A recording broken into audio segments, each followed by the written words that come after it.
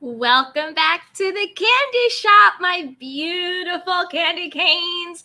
As always, I am your girl, Candy Washington, bringing you my unique perspective on all things pop culture, reality TV, skincare, and self-care. We cover it all over here in the candy shop. So hello, everyone. Hello. As you come in, be sure to hit that like button, subscribe, share this link with a couple of your friends. Let's make this a group key. Hit that notification bell and drop it in the comments. Where are you watching from? Let me know. Drop your candy canes and join. Join the candy cane community. Hit that join button. There are some really fun perks. You get some cool emojis. We're going to do monthly private self-care sessions, which will be really super exciting. So as you guys come in, be sure to hit that like, hit that subscribe, join the community, and drop it in the comment box. Where are you coming in from? So let's say hi to people who are already coming in. Hey, Las Vegas girl. She goes, hello, beautiful Candy and the Candy Canes. Hello, hello. She is a new member of the community. Thank you so much, Vegas girl, for holding it down.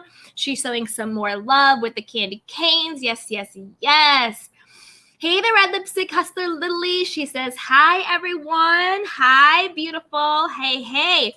So before we jump into, y'all know I love a good conspiracy. But before we jump into my conspiracy today regarding Falynn and everything that's going on with her world, a little bit of Simon, a little bit of baby daddy, a little bit of all that stuff, I think from my last conspiracy video theory on Erica Girardi and Tom, I think someone in their camp watched it because now all of a sudden Tom Girardi can no longer live in that mansion, and now all of a sudden Tom Girardi is now having to go to a retirement home or like a living assistant home or whatever. So now all of a sudden he's getting all this stuff. They're watching my videos. They're watching my videos, and they know that my conspiracy theory hit a nerve. That's why now he has to leave the mansion. He has to go to this living assistant facility place. They want to put him off in a way before it gets exposed that where the money really resides is in the hush money and in the payoffs for all these really big wig people. That's where the money really resides. They're not going to find it in a Birkin bag. They're not going to find it on a ring that Erica Jane has. Those are all red herrings. The money went to people to pay people off, and the money are on offshore accounts, and they're watching. That's why now Tom Girardi has to get out of the mansion. They're watching. They are watching. But that's right, you candy canes. As you come in, be sure to like the video, subscribe, put it in the comment box. Where are you tuning in from? Drop your candy canes, and then we will get into it. I'll give people more time to get into the room, and we're going to get into it. Hey, the Vegas girl. She goes, this entire thing was planned out, allegedly, in my opinion. Yeah, I agree. You mean the Tom Girardi and Erica stuff? 1,000%. 1,000%. Definitely planned out. It's all very staged. I think his whole legal battle, I think, is performative since it hit the media. But he's being judged, or whatever you want to call it, by the people that he most likely paid off, or people that they knew he paid off, right? So, hey, Velda Serini, or Sorrentino. She says, hi. Hey, everybody. Yes, hey, Jay Mesa. He says, hello, Candy. Hey, Jay. Hey, hey, hey. Yes. Okay, you guys. So let's get into it. We'll see what's going on. We'll see who's able to join live. And if you guys are watching this on the replay, don't forget to subscribe, hit the notification bell, and hit that like button so you can join us live next time. And also, but just thank you for joining on the replay too. Yes. Hey, Miss Genevieve. She says, hello, everyone. Hello, Candy Canes from Miami. Yes, yes. Hello, Takio Warren. She goes, hey, Candy Canes. Hey, hey, hey. What is up? What is up? So shout out to Kempire Daily.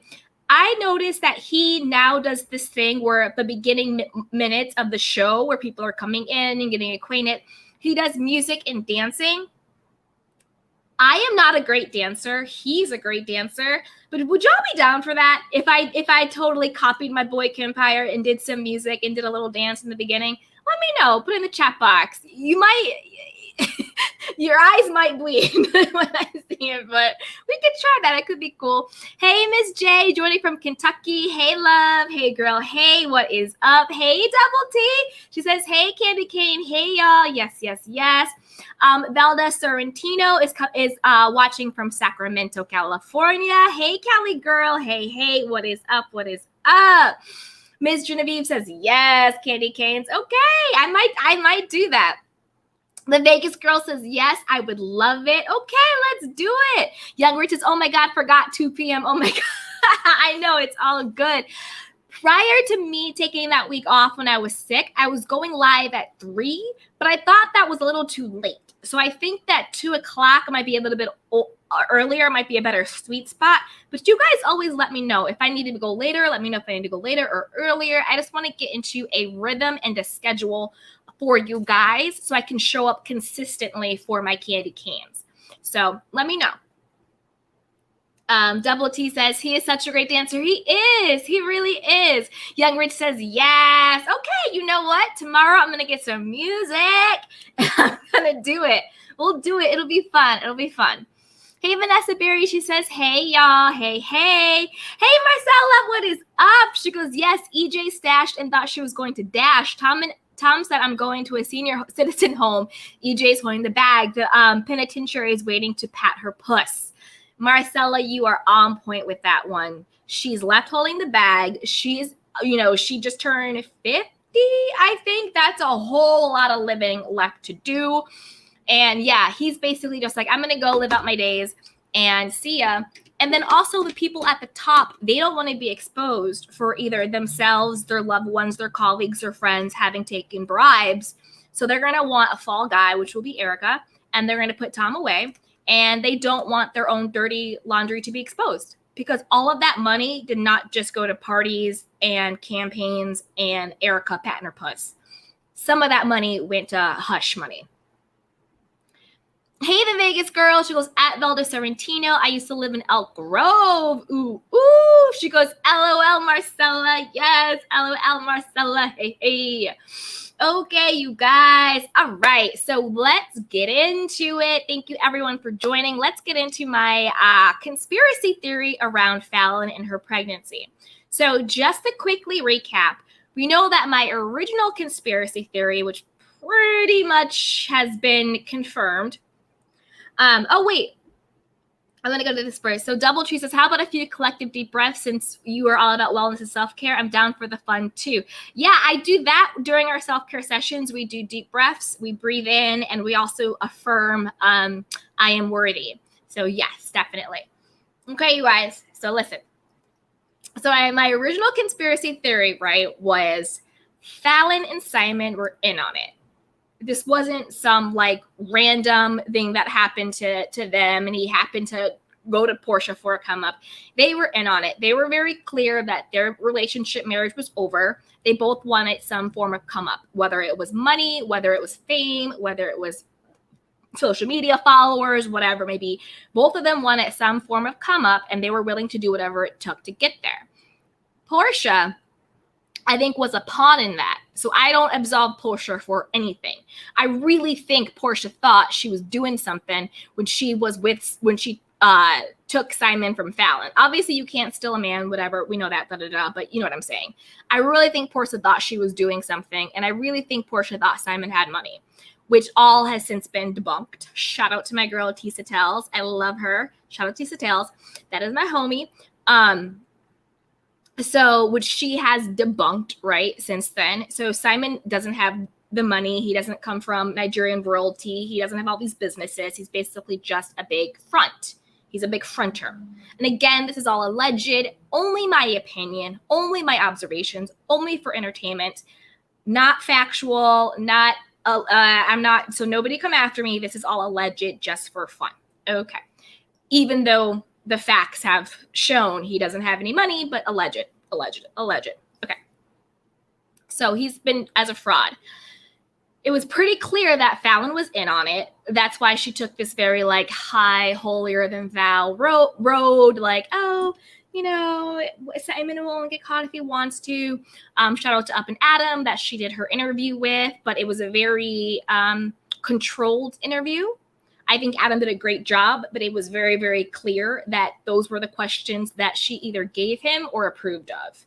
I don't think that was a very investigatory expose interview. It was very controlled, very contrite, very much hit the point she wanted to hit.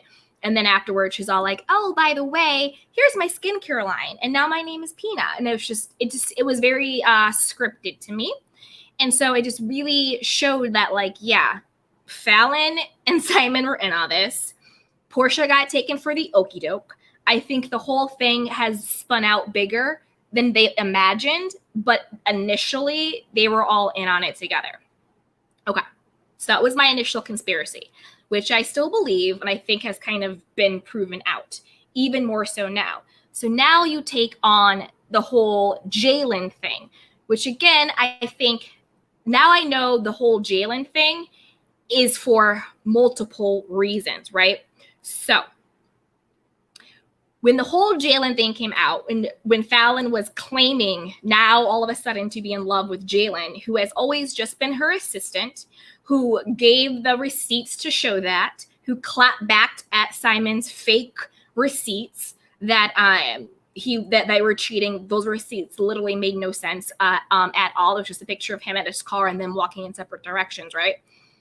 Then all of a sudden, Falynn wanted to come out and do a second media tour, only when Tisa Tells and all of her expose on Simon not having any money started hitting the bigger, more notable, more prominent media outlets, the Jasmine brands and the media takeouts and the Peach Reports and all of that stuff. You know, when all of them, the Fox Soul, when all of them picked up the story, then all of a sudden Falynn wanted to come back, do a red herring, misdirect us. So now we're talking about Falynn and Jalen rather than focusing on the fact that Simon clearly was allegedly lying about his lifestyle, lying about his money, renting these houses, not having any property, renting these cars, not owning anything, and all of this stuff, not having any active or liable businesses, at least in America, that we can find.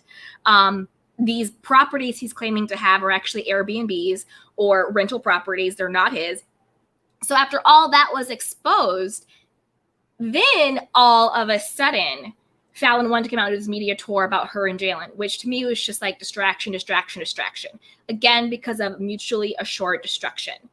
Falynn and Simon both know that they were in on it in the beginning. Very contractual, very, very clear. She literally called her marriage a job on the interview that she did with Tisa Tell. She said it was a job, and she said it was a job she didn't like.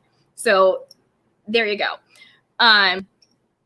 For all that coming out. So I think she was doing the whole Jalen thing as a red herring, right? So now all of a sudden now she wants to admit that she's pregnant when before she was clapping back at what's her name? Is it Michelle A.T. Yeah, she was clapping back at Michelle A.T. who was saying, oh, I have a source, aka Nene Leakes. Again, that's my opinion. I just think it's very obvious that Michelle A.T. source was Nene Leakes because they were all living in the same like gated community, like Nene and Portia and some other people, and Falynn was living there too. And then we all know that Michelle A.T. and Nene are like really, really close. So to me, and what she called her, like, oh, she was like big old and pregnant or big old and swole or something. That's the language Nene uses. So to me, it seemed pretty clear that her source was Nene.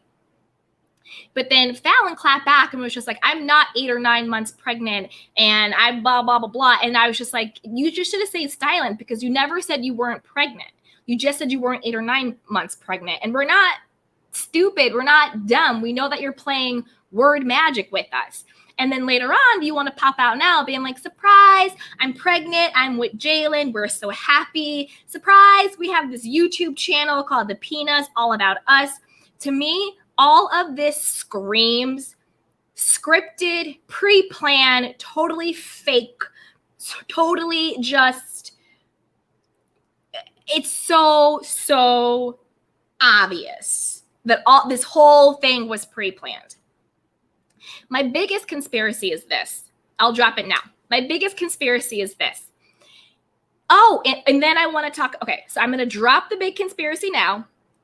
And then I also want to talk about Falynn baby's daddies. Okay, so my big conspiracy now is I've been watching other bloggers talk about her pregnancy. I've been watching her talk about her pregnancy, claiming that it's Jalen's. Again, this is a conspiracy theory. This is just for fun. This is just alleged. This is just my opinion.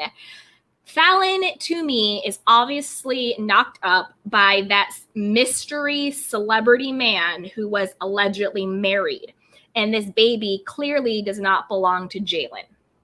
Saying it belongs to Jalen gives her and this mystery married man coverage.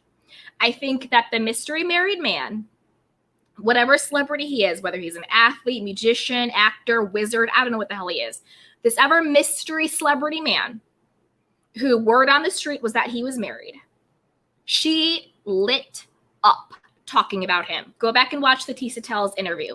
She lit all the way up when she was talking about him. She still referred to Jalen as her friend and as her assistant. Just putting it out there. But she lit up. I think that she is pregnant by this married celebrity. I think this married celebrity who refuses to claim her publicly is A, married, B, he has something to lose. Unlike Simon, I think the celebrity has something to lose. Maybe he is a power couple. Maybe he has a very wholesome reputation, where coming out that you have a pregnant mistress might mess up his bag. It might mess up his reputation. It might mess up his career. It might mess up his marriage. Maybe there's an prenup. Who knows? But to me, in my opinion, I think it's very clear. Falynn is obviously pregnant by this mystery celebrity man. Jalen is still her best friend. I don't think they're intimate. I don't think there is anything romantic going on there. Also, to that point, I forgot who I was watching, but when I remember it, I will cite them. They were reading Jalen's clapbacks to Simon, because Simon, for whatever reason, still wants to clap back at Falynn, even though he's allegedly so happy with Portia. You're so happy with Portia, but yet every other day you're in your ex's face. Make that make sense, right? So Jalen is still clapping back at Simon, but I'm going to paraphrase. I don't remember exactly what he said. But what he was saying was just like, oh, you had this great woman and you didn't appreciate her. You thought the grass was greener on the other side, and now you realize that it's not. Jalen, your slip is showing. You clearly are clapping back as Falynn's friend, not as her man. That is something I would say to my friend's ex. I would be like, dude, you really messed up. Like, you had a cool chick, you had something good, but you wanted to go on the other side. You thought the grass was greener, and now you messed up. That is what a friend says in defense of a friend. What your man says is, keep my woman's name out of your mouth, or da da da da da da da. Do you know what I mean? It's a difference. The way your man defends you to your ex feels and sounds so different than the way your friend would. And the way what Jalen was saying to Simon, there was no sexual energy there.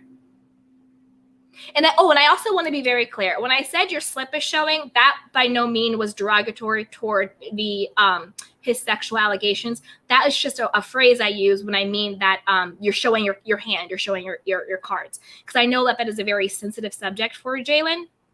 So I just wanted to clean that up to make sure that when I said your slip is showing, that was not towards any sexuality. I say that about women or men. Just like your slip is showing, like you're showing your hand.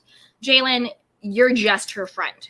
It is so clear you guys are not banging. She's knocked up by this mystery celebrity man, Jalen. And then also by saying it's Jalen, if Jalen says it's his, that gives them additional cover.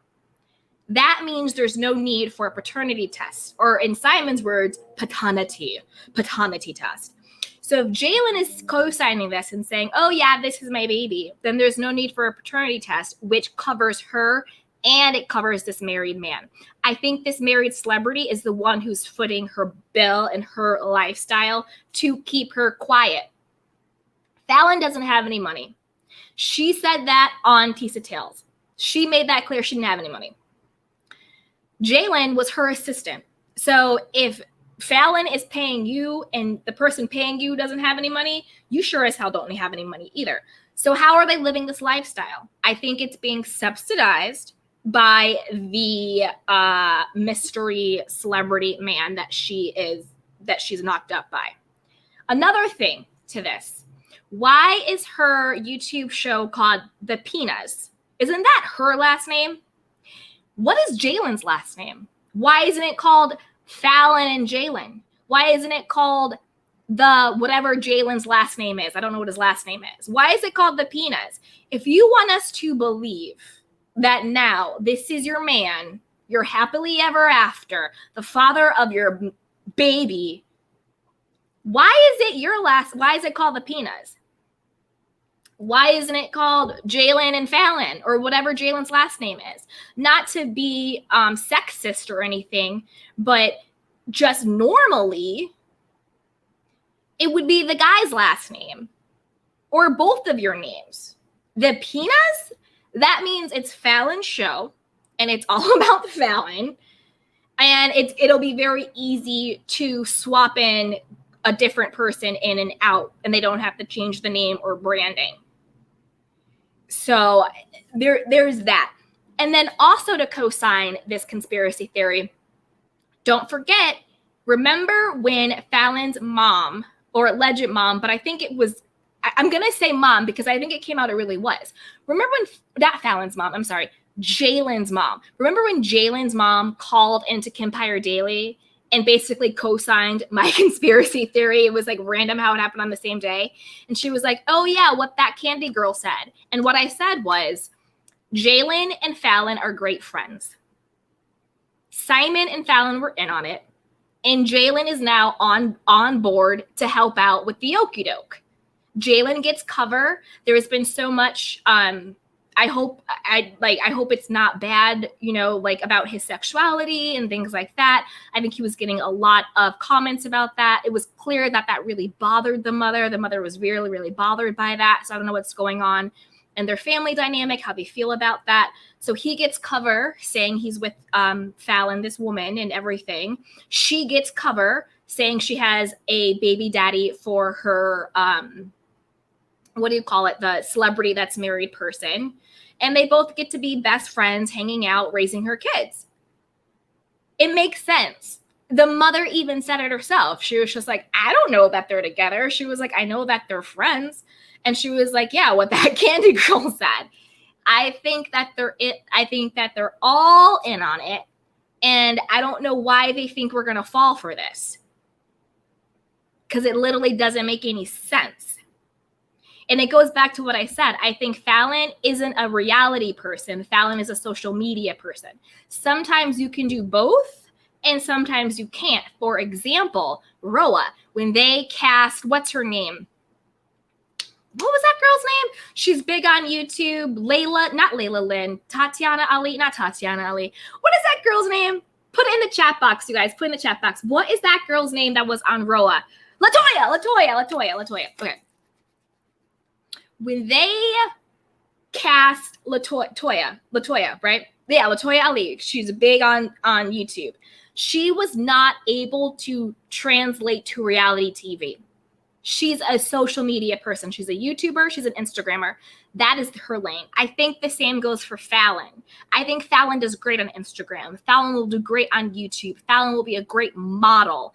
I don't think Falynn is a great reality TV person. They're different. They're under the same umbrella, but they are two different wheelhouses, if that makes sense. Some people can do both, and some people can do one, and some people can do neither. I think that And that's what they always said. Falynn never wanted to do reality TV. I think Falynn knew that her lane was skincare, maybe hosting, Instagram, modeling, YouTube, social media stuff. I think that's where Falynn will shine. But I think that Simon wanted the notoriety. Simon wanted to be on TV. Simon wanted to be famous. Simon wanted to pretend like he was this big guy with his ego and his narcissism and all of that stuff, right? So I think that they both came together with this plan to get what they wanted. I don't think that any of this was a surprise to any of them. Now, when it comes to Falynn's baby daddies, I also want to be very, very, very, very clear. I am not shaming any person or any woman for having multiple baby fathers. I personally don't care how many you have. You could have 10, you could have 1, you could have none, you could have 20. At the end of the day, it is your body, it is your family, it is your uterus, it is your business. It doesn't make you a bad woman. It doesn't make you loose. It doesn't make you less than or unworthy. It doesn't make you any of that crap. So I just want to be very, very clear. I am by no means shaming any woman for having more than one baby's fathers. Who cares? As long as your children are safe and happy and being taken care of, I don't care how many baby daddies you have. As long as the children are happy and healthy, that is literally the only thing that matters. So I just want to be clear that that's kind of how I feel on that. However, let me get into what I want to say. Okay, so one of Falynn's baby daddies, I know that I think there's 3, right? Well, with Jalen, 4, but there's 3 with her current children that are here presently. And one of them came out. His name is Sharon Barber. SHERONBARBER. So he came out on Instagram being like, oh, like, I don't know which one of her children is his, but one of them is his, right? So he's on Instagram and he's flexing hard. I mean, he's Gucci down. He has LV. He has all of these, he's posing with Usher and Fabulous and all these people. And he had literally every post is like champagne bottles on a yacht, big house, all of these designer stuff. And he's saying that he's a designer. He has this designer collection, but everything is sold out and there's nothing in inventory. And again, this is all alleged, but to me that says, I don't know if you really have a collection, you're a designer, or if you say you do, you have a logo and you make samples that you then wear on Instagram, and maybe you have a couple of samples that you give to hide people who come in. But if you don't have an inventory, if you don't have stock, then you don't actually have a collection. So yeah. Okay, so abundantly Cindy saying Shiro's the youngest father. He's baby daddy number 3. His last child, he referred to himself as baby daddy number 3. The 3rd child. Okay. Got it. That's right. And Miss T says the last baby daddy, ... he is rich. Right. Okay. He's rich, right? I'm of 2 mindsets when it comes to this. I'm of 2 mindsets. So the first mindset, let's go with what Miss T said, right? That he's rich, because that is the image he's projecting, right? Go to his Instagram, screams money. It screams new money, but it screams money. Everything is designer. Everything is bling, bling, blah. He's baby daddy number 3, blah, blah, blah, blah, blah, blah, blah, blah, blah. His t-shirts that he's selling is like $800, like all this stuff. Okay, Mr. Barber. If you are so rich and you are so blinged out, how come your son and your baby's mama, and this is according to what Falynn said herself in the Tisa Tells interview, was borderline homeless after they filed for divorce. She filed from a divorce from Simon.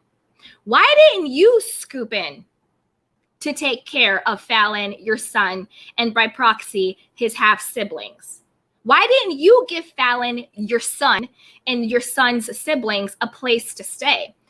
Falynn herself, again, this is all alleged, but Falynn herself said when she filed for divorce from Simon. She was given less than 30 days to vacate the house they had because he was selling it. She didn't have any money and she didn't have any credit, and she couldn't get an apartment on her own. So she had to go ask Simon, and Simon was the one who went and got the apartment or condo or whatever it was in his name, and he was the one paying the rent, I think up into a year. But then she said she got her credit right or whatever, and she was able to move. I don't know how long it takes to get credit right. I don't know all that, but allegedly, according to Falynn, it's under a year. I don't know. Their timelines are always messed up and jumbled, so who knows what the truth is. Why is it then, Mr. Barber, Mr. Louis Vuitton, Gucci down, hanging out with all these cool people, Moet popping, yacht popping, money for days? Why was your son and your baby's mama having nowhere to go? Are you paying child support?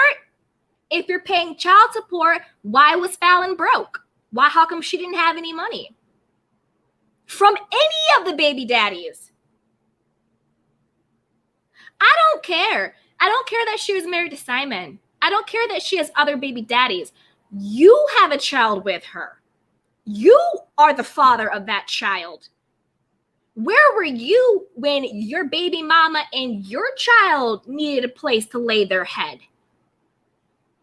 Clearly, the situation with Simon, from all looks, from what it was pretty toxic. Did you not care how your son was doing, what your son was being exposed to, who had access to your son, what was going on there?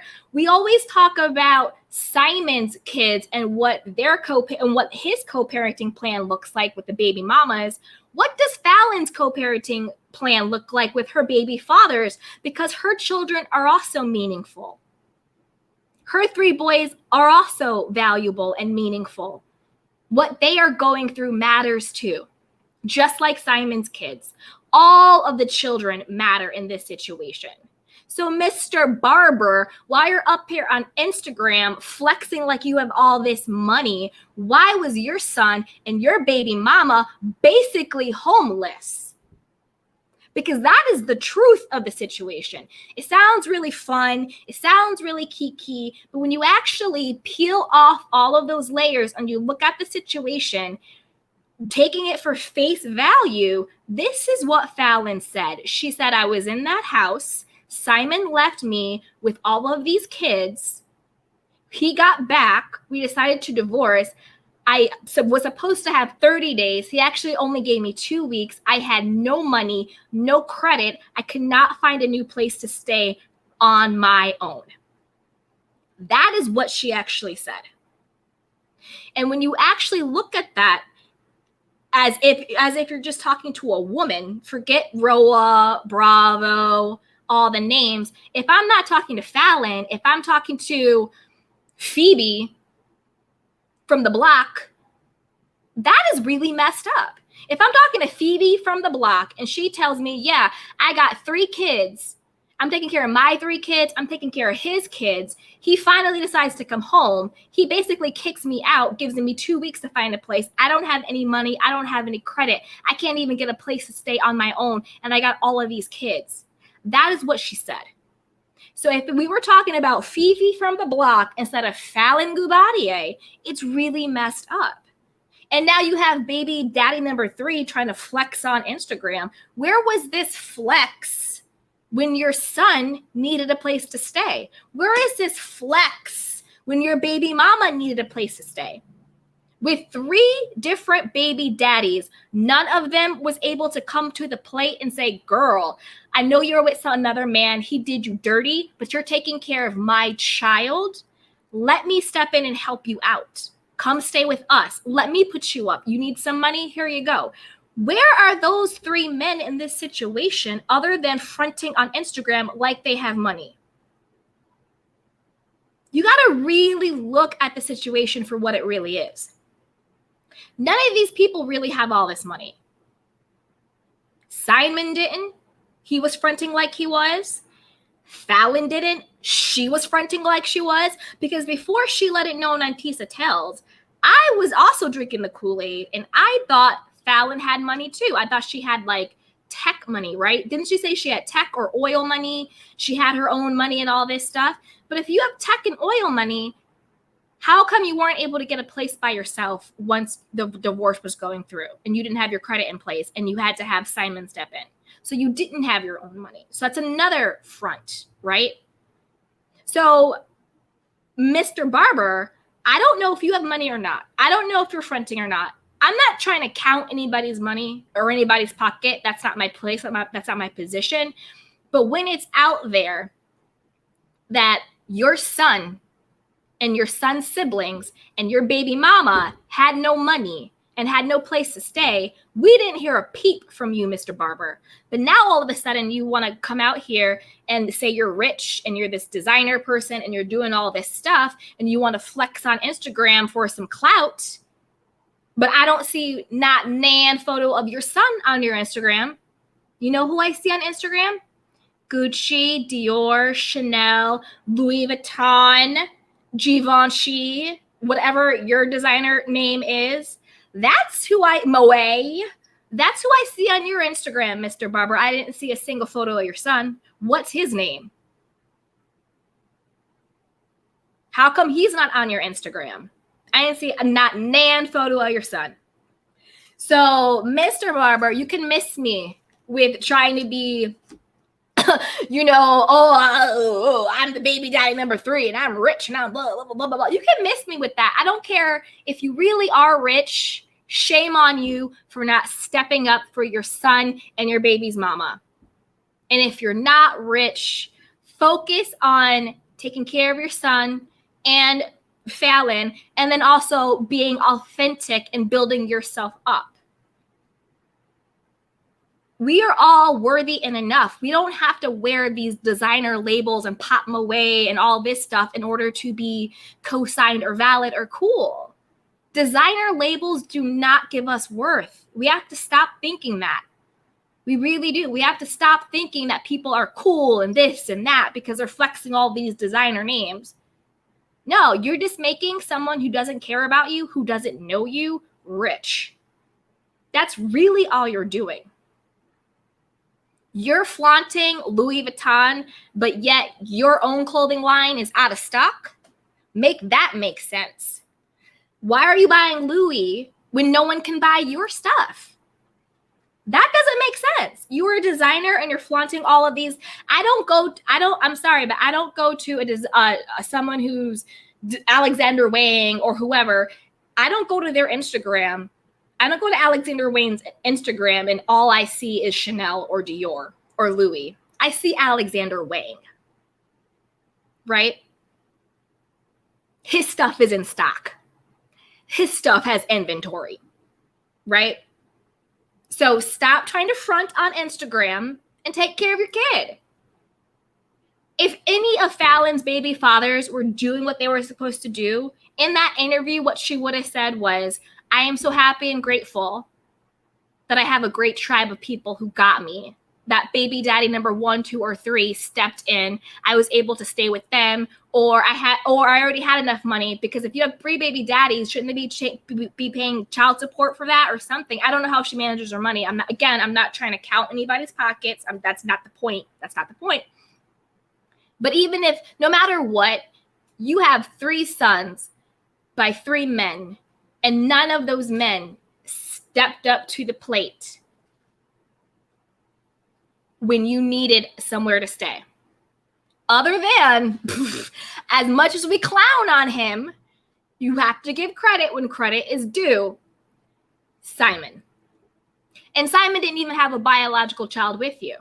I'm not saying Simon is great and all this stuff, but you have 3 biological children with 3 different men, and none of them stepped to the plate when you had nowhere to go. So I'm going to give some credit to Simon. I'm not going to, just knock people to knock them. He did step up and get you an apartment for you and your kids, even though you guys were going through a divorce. So I'm going to give Simon credit for that, even though the whole divorce and the whole cheating was a scheme you guys put together to be on the show and to get your brands and to get social media following and to get fame. Even though y'all came up with that plan together, I'm still going to give Simon credit for giving you a place to stay when you had nowhere else to go. And the 3 people who fathered your children were silent. So that's kind of where I'm at with that. Let's see what else is going on. Okay, let's see what you guys are saying in the chat box. Let me know what you think about my conspiracy theory. Let me know if you agree, you would disagree. I'm going to go up a little bit.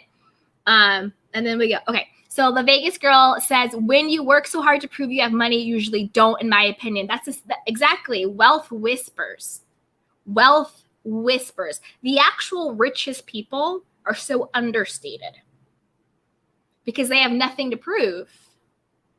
That's why I'm like, yeah, I went to your Instagram and you're fronting all this stuff, but I don't know. Tisa, girl, homie, I need you on Sharon Barber. Get on it.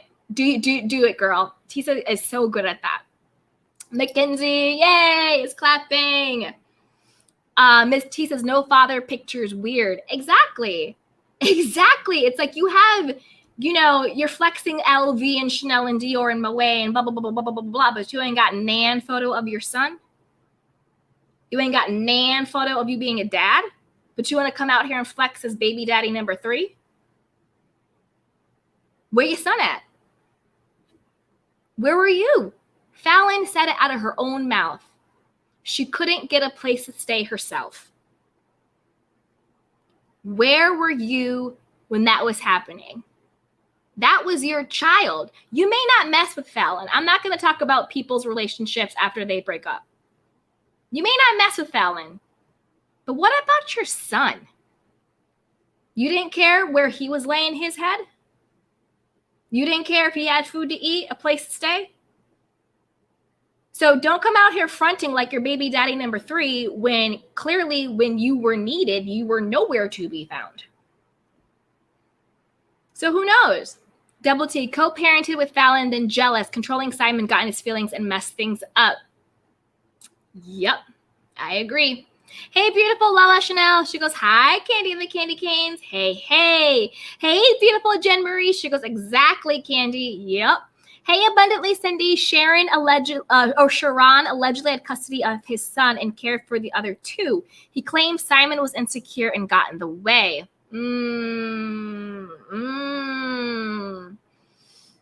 Maybe that is what he is alleging, but I don't know. I think that's I don't know. Again, I don't know. Because if that was the case, how could Simon get in the way if he had custody of his son and was caring for the other 2? How could Simon get in the way of that? Especially if they're getting divorced. Let's give Sharon benefit of the doubt. Benefit of the doubt, Sharon. Let's say what you're alleging is 1,000% the truth. You had custody and you're caring for the other 2. Simon got in the way. Now Simon and Falynn are getting divorced. At the point where they're getting divorced, they are separated, no longer living together. She has nowhere to go. What in that situation is holding you back from stepping back in? Even if you did allegedly step out, which I don't believe or think, because if you had custody, you had custody.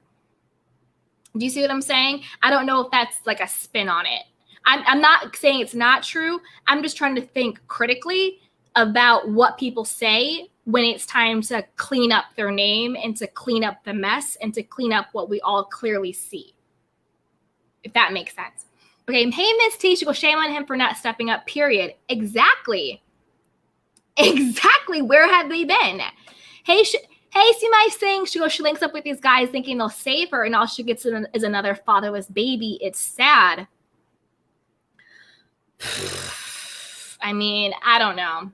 Thank you so much, Juanita, for becoming a member. Thank you. Thank you for becoming a member, Juanita. I appreciate that. The Vegas girl says 100% Candy. Yes. Double T says at abundantly Cindy. That's the reason I have a soft spot for her. Been there. Yeah, and that's what I'm saying. Like, I don't mean to shame Falynn. I want to be very clear. I am by no means shaming Falynn at all. Her story is more, if you want to be real with it, her story is more relatable than majority of a lot of stories. Whether it's a woman who believes in a man and then she gets disappointed, whether it's a woman who has a child with a man and then he leaves, you know, whatever the situation is, Falynn's story, besides my conspiracy, which I do think she was in on it, girl, but do you? And that's another thing. I actually don't care that Falynn was in on it. I like Falynn. And I don't care that she was in on it. I'm more like, girl, go do you, but like be cleaner about it and cut the ties from Simon. Stop piping up to give him cover. Stop. You like the contract is up. You played your role. Go do your YouTube channel. Go do your skincare line. Go do your acting and hosting gigs. Go do you and live out your life. Cut the Simon Guodabia ties. Even though Simon was the only one who stepped up when you didn't have anywhere to go. I still think it's time to cut those ties. Hey, Juanita, she goes, I don't buy name brand. Me either. I have, like, I'll do, like, what is it called? Like a signature piece or like a staple. But, like, overall, please. Let's see here.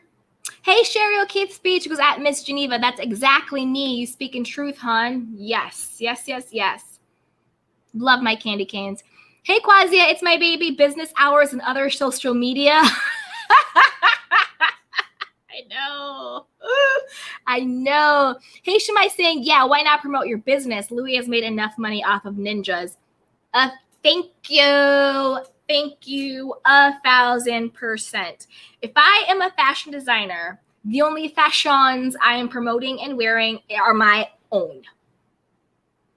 Doesn't mean I'm not going to go out and buy something, but on my socials, I'm not promoting another brand like that because my brand is what gives me clout. My name, my work is what gives me the clout, not wearing the name of somebody else who doesn't pour into our community. And that's a great point. You're promoting all these brands and all this stuff, but they don't pour back into our community.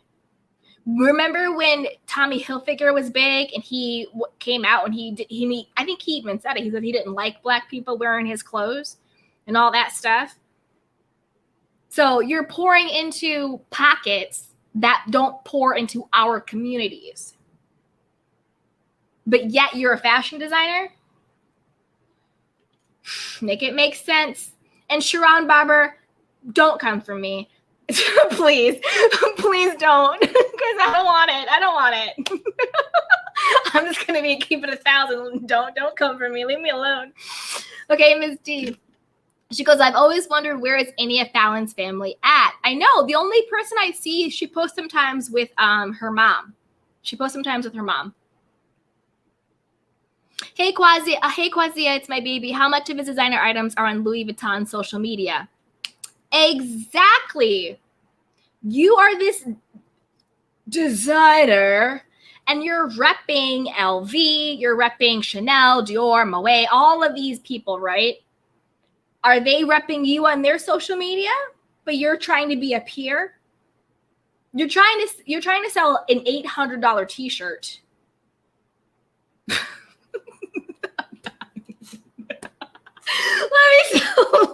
Let me stop. I just made myself. I just cracked myself up. When I was just, this man has lost his damn mind trying to sell an $8 t-shirt, an $800 t-shirt. I can't. I lost my place. That's right. Shout out to my mod. All statements are alleged and for entertainment purposes only. That is right. Hey, Helena D. She goes, I thought she said her family lives in Florida at Misty. Well, wherever they live, come through. Hey, Young Rich. Oh, so that's why he put that message on Instagram. Trying to come out and flex and all this stuff. It's like now you want to be, hey, Double T. Now you all want to be on Instagram flexing, but like, where were you when Falynn and the boys needed her? You're saying you had custody and was taking care of the other two. Well, where were you when she needed you? And I believe Falynn of what she said on Tisa Tells.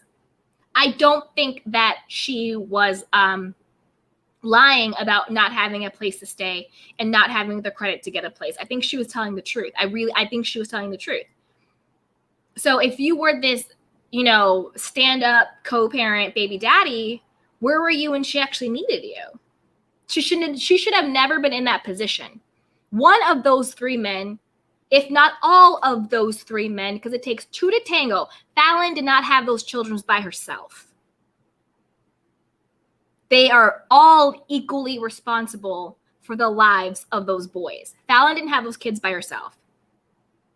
So not one of the three, all of the three should have stepped up and said, I'm going to make sure my son is taken care of. My baby mama is taken care of. My son's siblings are taken care of. It's not what a man, and that's not going above and beyond. That is what a man should do. A man should take care of his children. And whether or not they're in a relationship, he should also, I'm not saying be in a relationship, but you should also look out for the mother of your child who is taking care of your child. And that is simply what a man should do. That's not even extra brownie points. I'll give you brownie points for taking care of the other kids. I'll give you brownie points for doing extra, but taking care of your own? You don't get brownie points for taking care of your own children. You laid down, you had a child. It is your responsibility to take care of that child. Point blank, period. So miss me, Mr. Barber, unless you got the receipts on how you were taking care of your kids, but yet Falynn had nowhere to go. Hey, Sasha T. She goes, hey, y'all, just somebody to say hello. I love you guys. I got to get back to LSAT prep. Okay, Sasha, good luck with the LSAT. We are speaking it into existence. You are going to pass the LSAT. You are going to do a great job. You're going to just do abundantly above and beyond. We are speaking life into you. Good job, Sasha. Keep studying. Good luck. Yay. Yeah, Young Rich says, good luck, Sasha. Yes, yes, yes. Hey, Abundantly Cindy, they're claiming the IG message was for Dennis, but Sharon responded, LOL. See, they still playing these games. They still playing these rain dare games, and they're playing it for clout, to keep themselves in the news, to keep people talking about them. It's too much. Hey, Sumai Singh, she goes, you hit the nail on the head, Candy. Thank you. Sasha T says, thank you at Young Rich. That's right, Sasha. Good luck on the LSAT, baby girl. Hey, Miss T, absolutely look at Kathy Hilton on Housewives. She always looks regular. Exactly. People with wealth, it is so understated.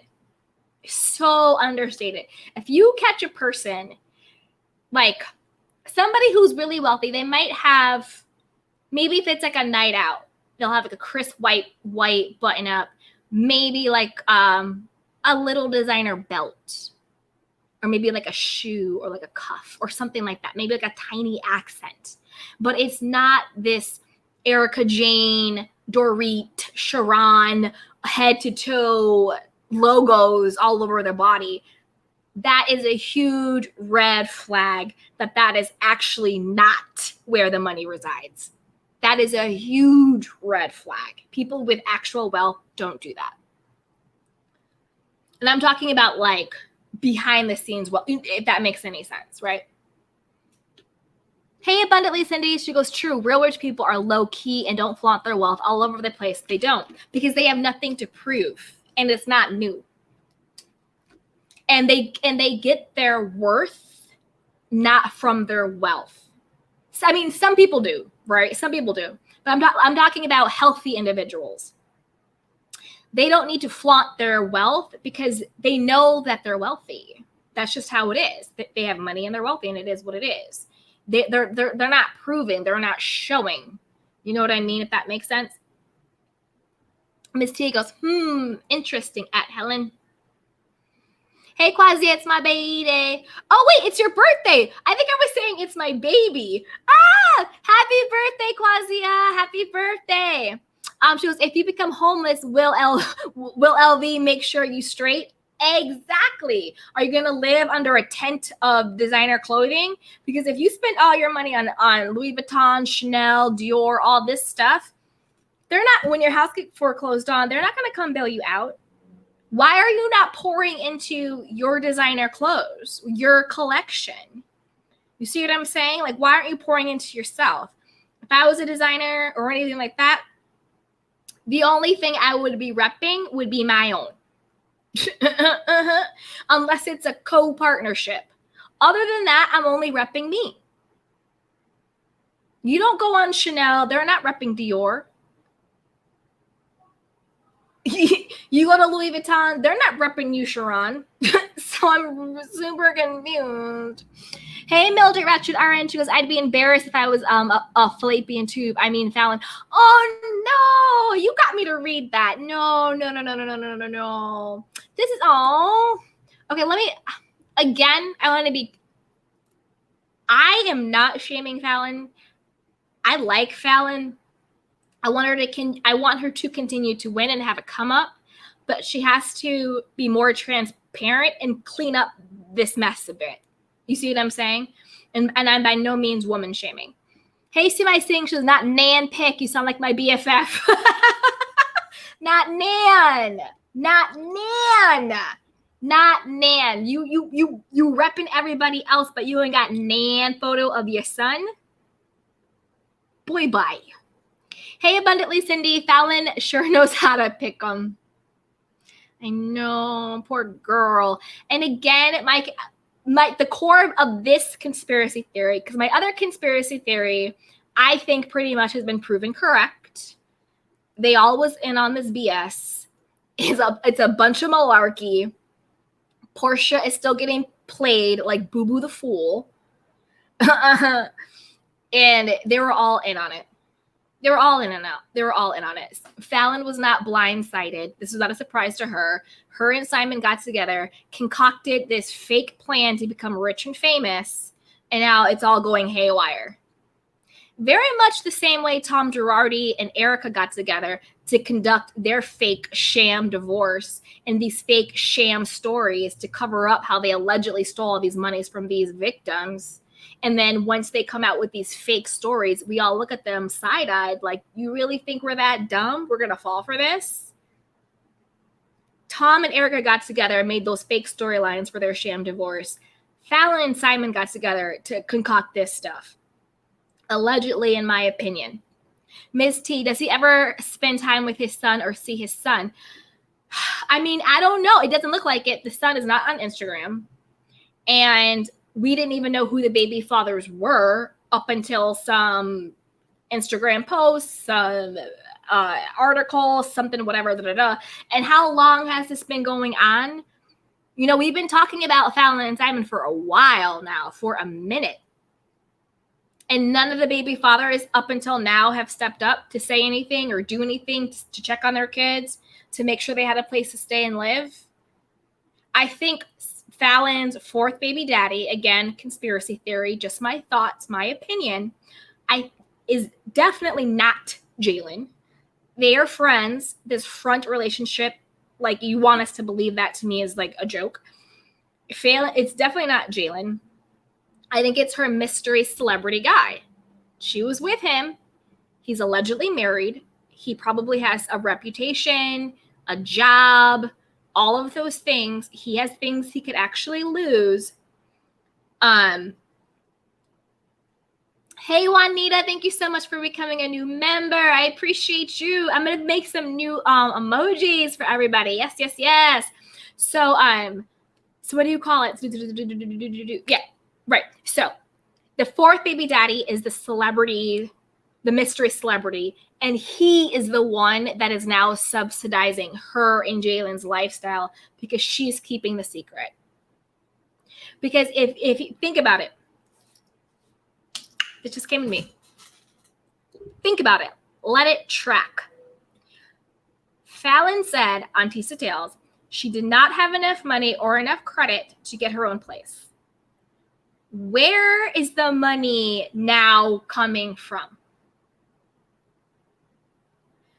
Does she have a job we don't know about? Where is the money now coming from? Because didn't she move to a very expensive community? I forgot what it's called. It's like a country club. I forgot exactly what it's called. But like Nene lives there and Portia and all these people. And then you see her on all these trips and doing all this stuff. Where is the money coming from now? Because she's doing her YouTube channel now that she just launched. She says she's coming out with a skincare line, but I don't know if it's available for sale yet.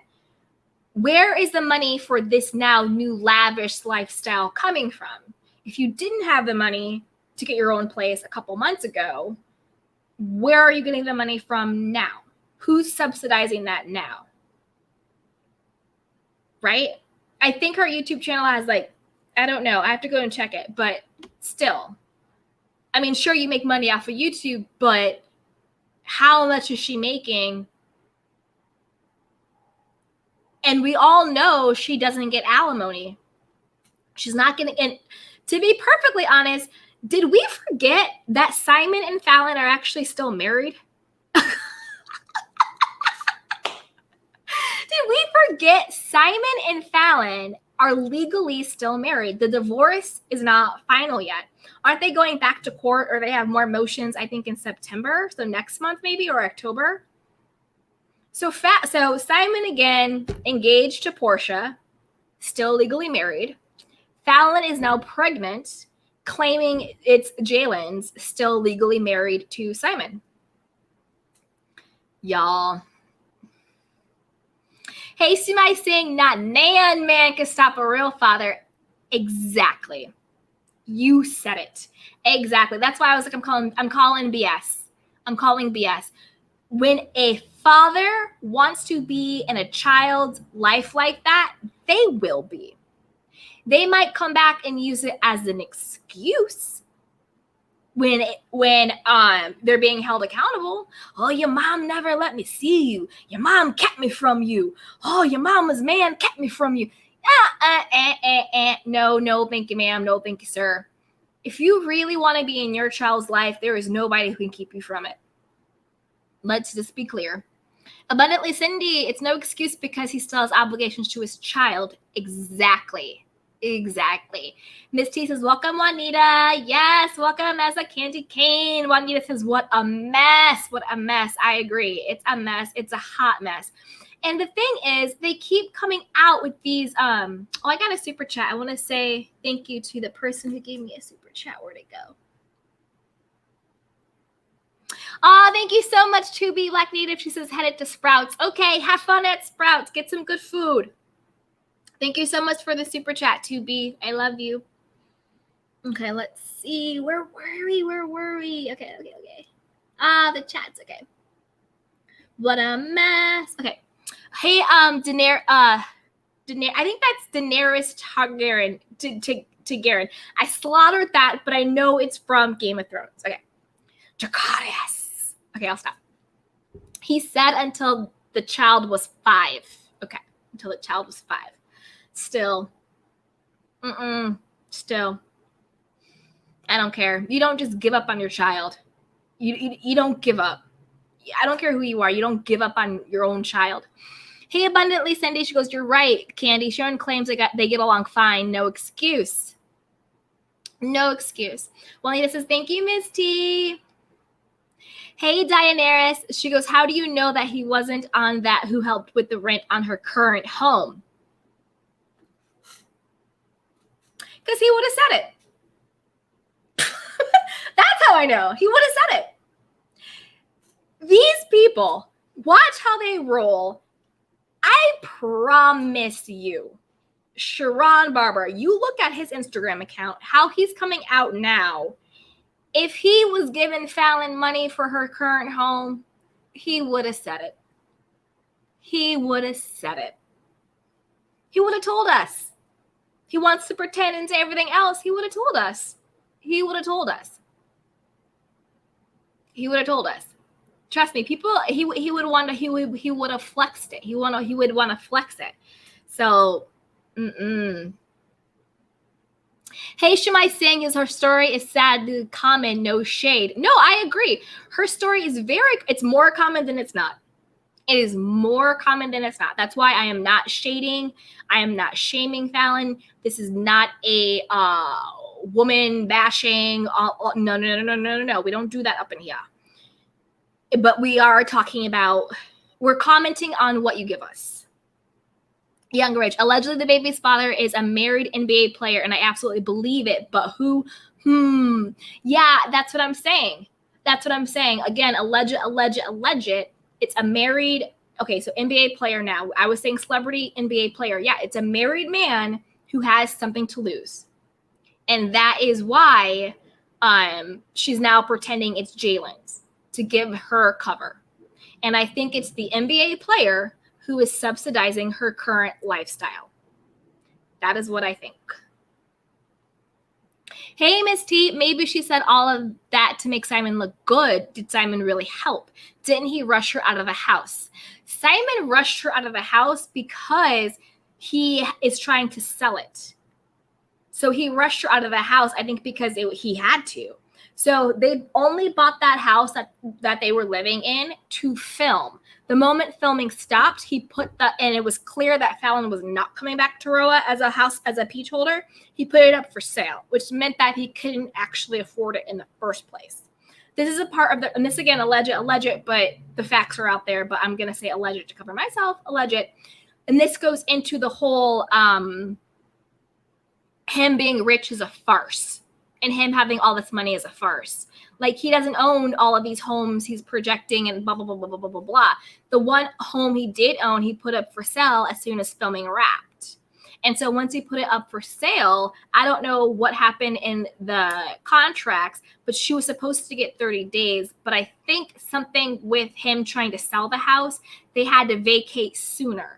So I actually don't think it was Simon was trying to do her dirty. I think it was a part of whatever business or selling the, selling the house. I think it was contractual with that. So I don't think he was trying to kick her out early because he was trying to be dirty. I think he was trying to save money or get money back or sell the house if he could. And then I think, and the reason why I don't think she said it to make Simon look good is because I do think that the majority of what she said on Tisa was true. Because some of the stuff that she said contradicted other stuff, but it made more sense in like reality of what's been going on. And the reason why, again, I don't think she said to make Simon look good because it made her look bad. And I don't think that she would sacrifice herself in that particular way. Like, prior to the interview, I thought she had money. I thought if she divorced Simon, no big deal. She has her tech money. She has her oil money. She's good. But she said she was divorcing him, didn't have any money, didn't have any credit, and couldn't get her own place. I don't think she said that. I don't think she said that just to make Simon look good. I think that was the truth of the situation. Right? So I think Simon probably, and again, back to my initial conspiracy theory, I don't think Simon and Falynn dislike each other. I don't think they dislike each other. I think that they are friendly. I think behind the scenes, again, because they came up with this scheme together. That's why it's a conspiracy theory. They came up with this scheme together. So this fronting of being in Instagram beefs and all of this stuff is a front. It's a front. The same way Simon was fronting, being like, this is the face of a cheating wife, yet he was promoting the full minute promo of her Up and Adam interview on his Insta, posted it all up on his Instagram, hashtags and all. It's a front. I don't think Simon and Falynn dislike each other. I think that they were in a marriage/relationship for mutually beneficial things. She called it a job, and I think that's what it was. I think he wanted a trophy wife. I think she wanted someone who she thought had some money. And I think that they concocted the scheme together. I don't think she cares he's with Portia because she's in love with this married NBA man, and she knows he doesn't have any real money. So I don't think, I think she's laughing at Portia because Portia really was the one who got played in the situation. I don't think Simon and Falynn dislike each other. I think that's a big front. I think she came to his rescue once all the mainstream media started picking up that he was broke. She came to his rescue, breaking this fake Jalen story, and then doing a media tour during that same exact 24-hour period to deflect from people talking about the fact that he doesn't have any money. If she really hated him, that would be the moment to be silent. Not all the rest of the time she was silent. After she did Up and Adam, she said she wasn't doing any more media until it broke about Simon's finances, and then she wanted to be all up in the media space. So we're deflecting. We're no longer talking about Simon. Now we're talking about Falynn and Jalen. That was a protective move. That was to protect Simon because they're in on it together. I don't think they dislike each other. This internet, Instagram back and forth is for show. That's what I think. Hey, Double T, that was Ralph Lauren. Hey, Quasi, it's my B-Day. Yay, happy birthday. Woo, woo, woo, happy birthday. Hey, Miss T, I think his fashions are the mixed matched pants. I'm good. Oh my God, I love it. Miss T, nope, it was Tommy in the 90s. Yeah, it was Tommy Hilfiger's in the 90s. He didn't want black people wearing his stuff. He thought it degraded his brand. Well, we didn't degrade your brand. We're actually the only people buying your stuff, Tommy. You should be happy for us. Your wealth came from black people. So we put you on, Tommy. Just know that. Double T says, Google it. Abundantly Cindy says, if Simon is happy with Portia, why does he care what she does anymore? It's weird. Exactly. Simon doesn't love Portia. He's not happy with Portia. He wanted to say, who is the most low-hanging fruit on the show? Oh, Portia. Let me go pretend I have all this stuff. I can get her to get clout, fame, all this stuff. And you're exactly right. You're so happy with the new chick. Why are you so pressed about the old chick? They're in on it together. For this actual reason. For what we are doing right now. To keep them relevant. And to keep them in the blogs, on social media, on the bigger outlets, on TV, on YouTube. They go back and forth for this actual reason. To keep us talking about them. To keep themselves relevant. And they are in on it together. Double Trades featured in a hip-hop documentary. You know what? Maybe it was both. Maybe it was both of them. But I like Ralph Lauren. Sorry, guys, I do. I don't like Tommy Hilfiger. Okay, Miss T, it's super sad that none of the fathers stepped up even when Falynn was married. Yeah, that's what I'm saying. You know, there was all of this focus on Simon's kids and his co-parenting, but like, what about Falynn's kids? What about them? You know what I mean? Simon, for better or for worse, he was in their life for how many years? And Falynn said that once the divorce happened, he kind of wiped the hands and like didn't really want to interact with the kids anymore. I don't know if that's true. I hope for the children's sake it's not. I hope that's a made up storyline for the kids because that's traumatic. But we don't hear about your baby daddies until they're flexing on Instagram. Ugh. Double T said, have a good one, folks. You too, Double T. Thank you so much for joining us, beauty. Have a good rest of your day, love. Miss T, does Falynn get any child support? I don't know.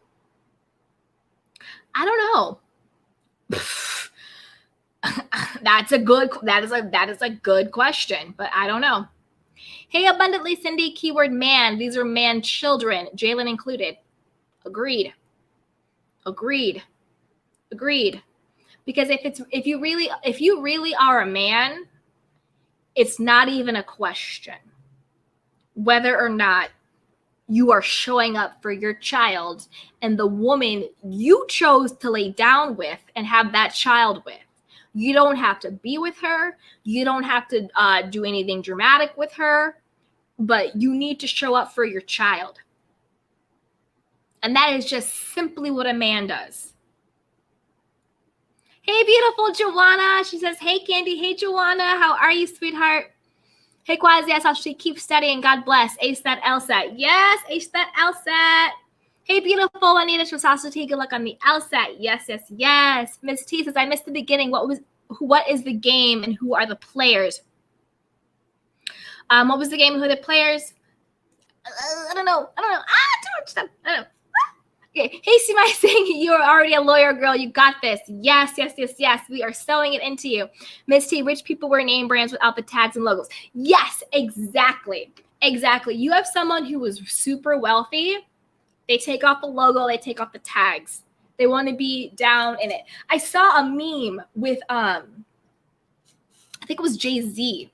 And it was like Jay-Z when he was just beginning and he had all these like chains and logos and everything.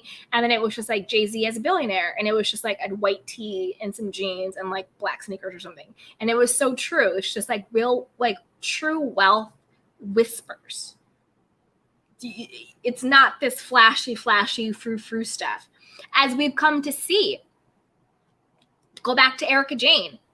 She screams her wealth, and it turned out all their money allegedly was fraudulent, that they stole from victims, allegedly.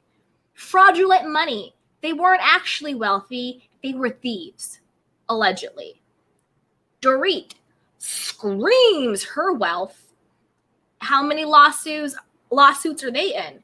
Not defaulting on stuff, not paying partners and all this stuff. Teresa Giudice, she screamed how much money they had, building all these houses, designer this, designer that. She ended up going to prison. Jen Shaw screamed how much money they had, renting the chalet and all of this stuff. She's probably going to prison too. So it's very understated. And also look at, and to contrast that, look at LVP. LVP is actually rich and wealthy. Yes, she has a very opulent house and she has the swans and all this stuff, but it's a very, it's opulent. It's very tasteful. And even when she would go out, she would just go out in jeans, a white button up, a black belt. You know, she was very, very put together, but she wasn't screaming it from head to toe. Like, you knew she was classy, you knew she had money, but it wasn't this distasteful screaming of it. Kathy Hilton, she comes in with some sweats and a graphic tee and is just like, what? Do you see what I'm saying? It's a difference when people have true wealth. So what you guys are saying. Oh, hi Tanai. Hi Tanai Hazel. She goes, I always thought logos all over were tacky. Agreed. Very, very tacky. And it's not fashion. It's not fashion. Hey, Miss T, Kathy Hilton is always laughing at the other ladies and their outfits 100%. She told Dorit, why do you have that on just to have dinner with us? I love it. Miss T says, I used to watch Project Guodabia and all the designers only wore their own designs. Ding, ding, ding, ding, ding, ding. Exactly. Juanita said, oops. Miss T says, thanks for all the great comments. Tonight, Hazel said, not Nan. Not Nan. Not Nan photo. Not Nan. Not Nan. Okay, I'll stop. Hey, Bundley, Cindy goes, Sharon is allegedly to have started in street activities and went straight with luxury goods customization. Girl, let me shut up. Let me shut up. I don't want anybody coming after me, but you know how my mind works. So let me put this in a hypothetical. I'm not talking about Sharon because I don't want anybody coming after me. I'm not talking about Sharon. I am talking about hypothetical. Hypothetical situation. Say you have a guy named, what's a guy's name? Bert. I don't know where I got that from. Say you have a guy named Bert. I'm not talking about Sharon, hypothetical. So you have a guy named Bert who allegedly started in some street activities. And they went straight by dealing in luxury goods customization. To me, that sounds like a way to wash money, to launder money, to have some books that you can show people. But let me shut up because I don't know. And I was talking about a hypothetical person who does not exist named Bert. Hey, Miss T, that's right. All statements are alleged and for entertainment purposes only. Exactly. Hey, Quasi, it's my B-Day. Yeah, you're saying baby. Yeah, I was saying baby.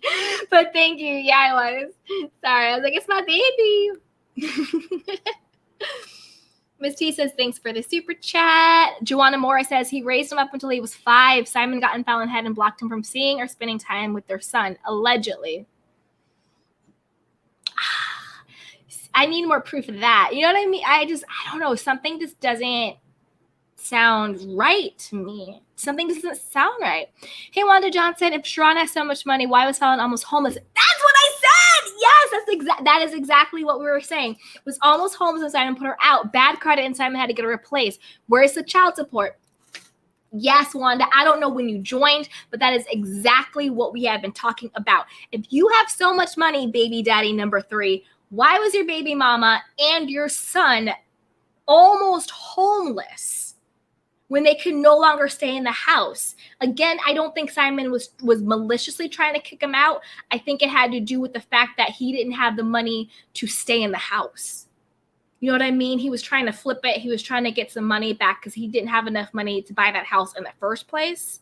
So who knows what was happening? I think contractually they had to vacate. And she didn't have anywhere to go. Where is the child support? Where was the support then? And don't come out now talking about allegedly you were with your son till 5, then Simon got in the head. That's a really convenient excuse for not taking care of your child. It's a very convenient excuse. But no man would allow another man to keep him from his son. Point blank, period. Hey, Young Rich, hush hush money and could benefit Jalen with being on the DL and have Falyn be his beard. Yeah, that's the thing.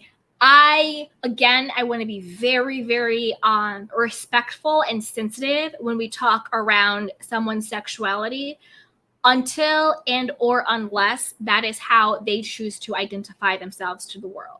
So I want to be very respectful and I want to be very, very sensitive. But I do believe that I don't believe that Jalen and Falyn are in a sexual relationship. There doesn't seem to be any sexual chemistry. It seems more like they are two people who really love and care for each other as friends. And I think that they're helping each other out. I think that they're two people who need support and they care about each other. And I think they're two friends helping each other out. That is what I think about Jalen and Falyn. I think they're two friends who are being there for each other. And that's pretty much it. I don't buy this whole love of my life.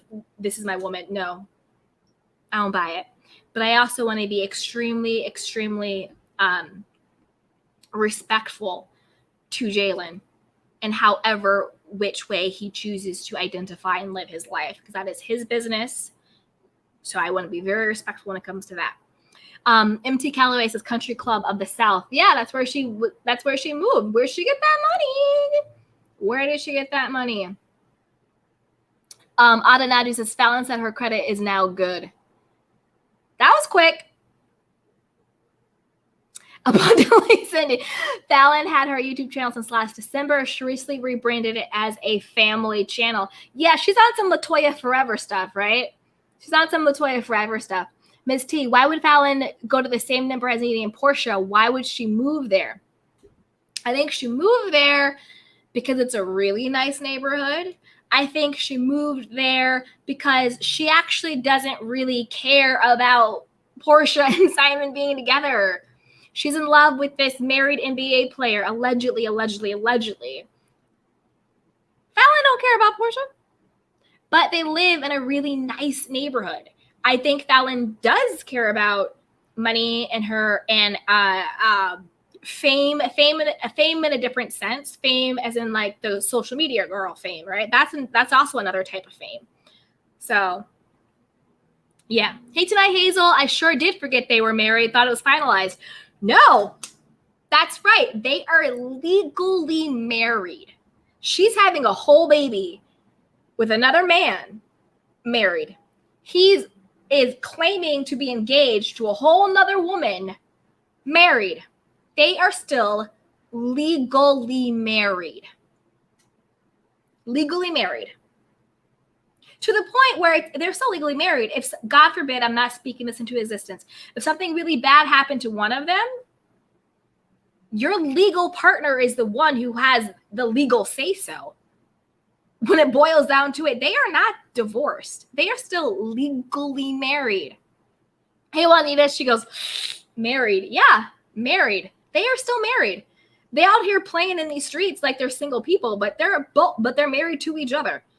And again, I'm telling you, I don't think they dislike each other. I don't think there's any beef between Simon and Falynn.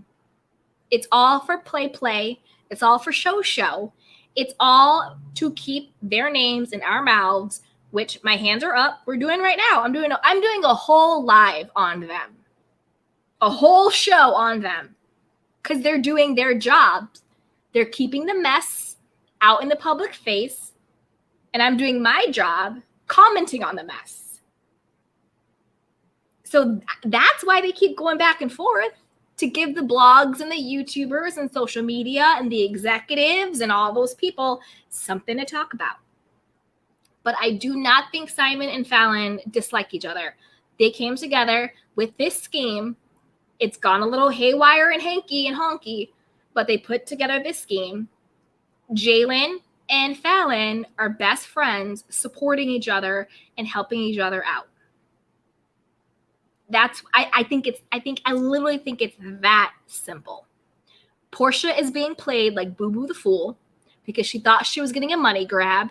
She was so insecure. She thought she wanted her ego stroked. She thought she was getting somebody else's rich husband, but she's actually being played like Boo Boo the Fool. So Portia's not absolved from anything. And Falynn's fourth baby daddy is a married NBA player. Allegedly.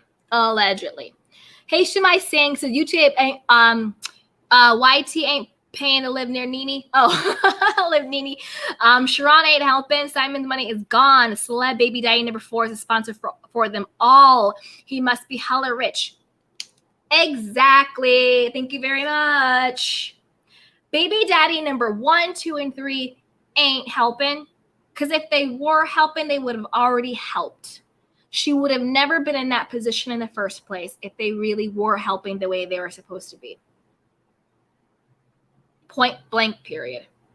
Simon money was funny money. You know, he would dip there and dip here and dip here. His whole story changed. Remember, he came on the scene, said he was from Nigerian royalty, said he had all these tech companies. Then he was a music and film producer. Then he was this business mogul restaurant person.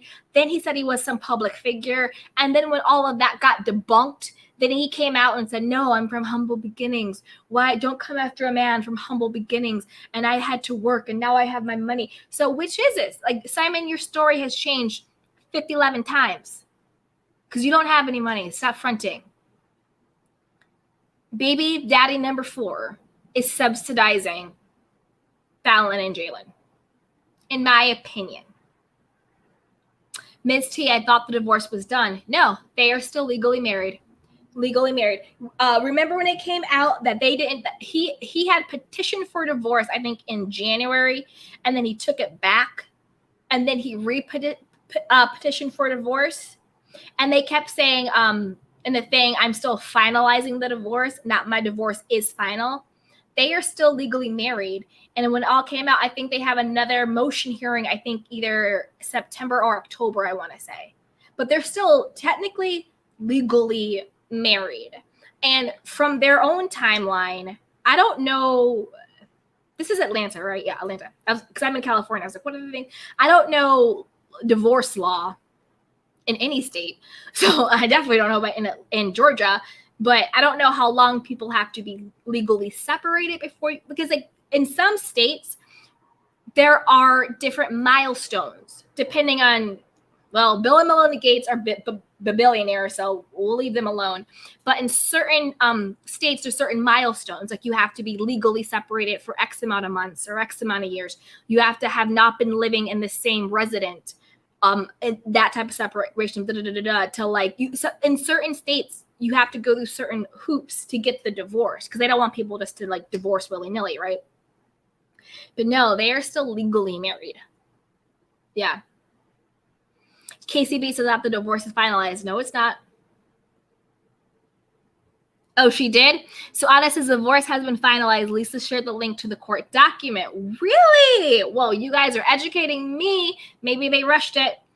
Abundance said, I thought they were finalized early. They rushed it. Oh, thank you, Candy Canes. You guys are educating me. Okay, so they rushed it. Okay. Well, if he can marry her whenever, she better watch out.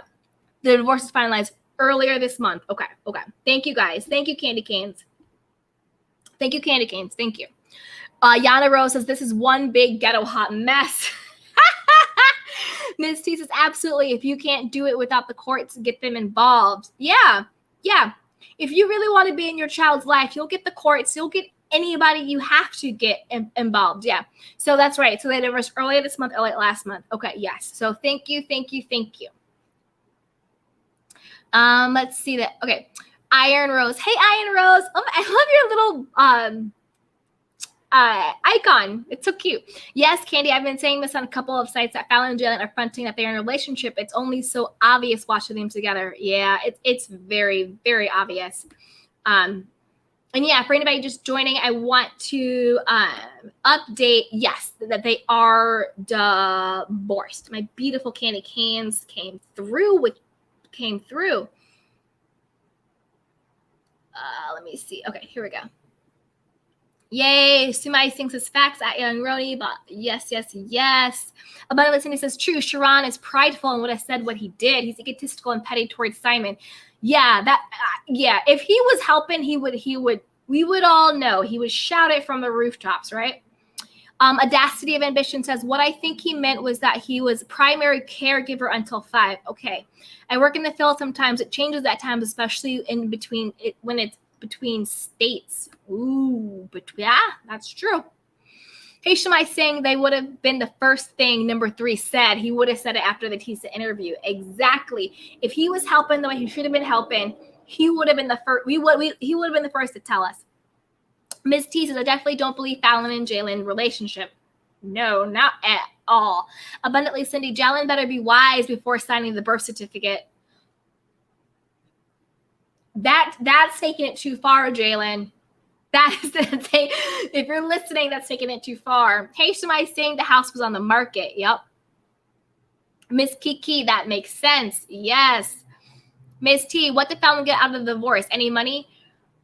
So for what I heard, and you guys, my Candy Canes, if I'm wrong, let me know. Give me an update. But didn't she get 2 installments of $50K, 2 different installments of $50K? And then I think she got some proceeds from a house that they had together. But I don't know if that number was ever disclosed. But I don't think she's getting continual support.